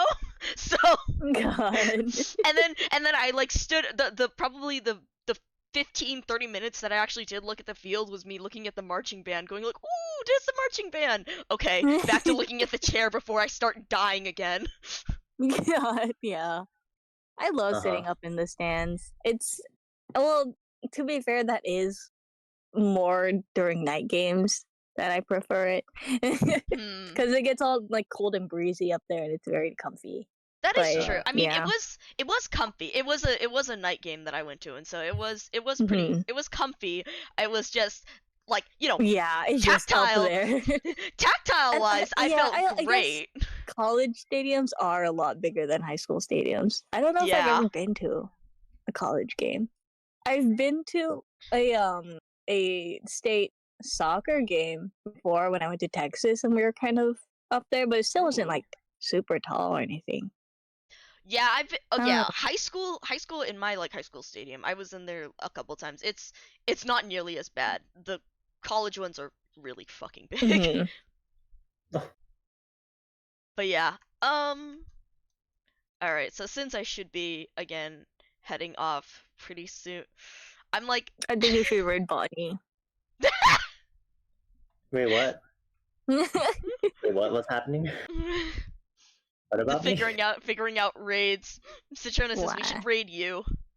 I'm literally gonna raid out too. Okay. Oh yeah, but I mean, if we were gonna raid the same person, I guess it doesn't. Okay. It's funny when we have a are double we- raid. Ooh, I can plant. But yeah, Yippee. God, we should say Ha. I know, right? I was like, should we just be like ha? I do like a butthole colossus. I know, right? That's what I was like. I'm like so Aw. tempted. If we fucking were just like, what the fuck would we butthole? Like, I'm not gonna lie, it would be really funny for all of us to just jump into Clover's stream and just be like, butthole colossus with no context whatsoever. We just jumped in and we're like, we have to go to sleep. Bye.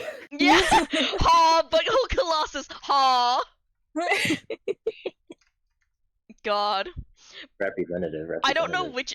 God, fucking Oh, yeah, representative. is good too. Oh man. I feel like with just no context whatsoever, just coming in and just being like, butthole colossus is Yeah. inexperience? Are we calling Clover a huge asshole or what? It's so ambiguous. we could get banned immediately on the spot. I hope we don't. God. But yeah, I figure Clover, we can drop it. Yeah. Are we doing the double raid then? And Yeah, I That think. would Sorry, be great. sorry. I just Oh. got Wait, I wait. could No, do we need to go both sides. butthole colossus. Bonnie and.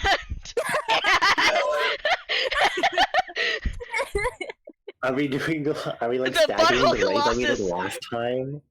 Yeah. Because I mean, we're sitting in each other's channels, right? So if Yeah, we're sending the true. Now I same gotta raid pull up message. Clover stream on my phone. Wait, who's It's a going singular first? Citrona. Oh my Who's god. going? I'll go with you. I'll raid with you, Citrona. I'm technically in your chat. Cause I have my chat app open on your thing Is anyway, Citrona so going to raid? I'm not. Yes. I'm not even gonna actually raid. I'm just gonna type in Bitch. chat. yes! Wait, yeah. We'll do the Okay, butthole we go. colossus from I got all it set three. up. Copy Oh. text. Paste. So we have Copy text. there we go. Paste. The Okay. butthole colossus from all three of us. I have so But many yeah. thoughts to process for this. Probably after we finish reading this, I'll have an essay to talk Awesome. about. Oh my For god, that, I like, think it's still really prostrate. funny that when I highlight Butthole Colossus on my phone, one of the options, like when you highlight it, it asks if you want to open up maps.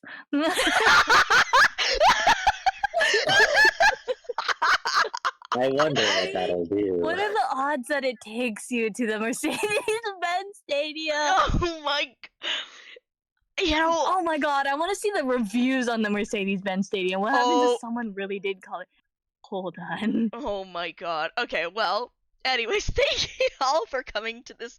This sure has been a collab. This is. Mhm. Yeah, we have a lot of stuff. I can't wait to see Bonnie's essay on this to prep before we get into the next bit. I'm so excited. This Yeah, is we this have has been. we have to figure out when we're gonna finish this. We'll Yeah. eventually. Yeah, we will. We gotta. Mhm. But yeah. So yeah. Thanks y'all Oh, you for can coming. get chicken tenders there. Oh my god. Still looking at the butthole colossus. Oh my god. Oh right, I forgot daily stamp. What Oh emote can I jeez, put in there's like here? 3 tiers of seats. Oh my god. Yeah, you would die there, Mika. What? There's 3 Oh, tiers oh, of seats. Yeah, oh it goes god. up there. Oh, mm-hmm. Yeah, Yeah. Alrighty, so But yeah, who would like to? I could head out first. I'll start the raid. Okay. Wait, what if I started it? Okay, that would be funny. If you just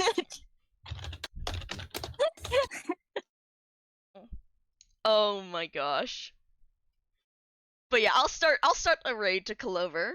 And I'll let you know like when we're real close to going.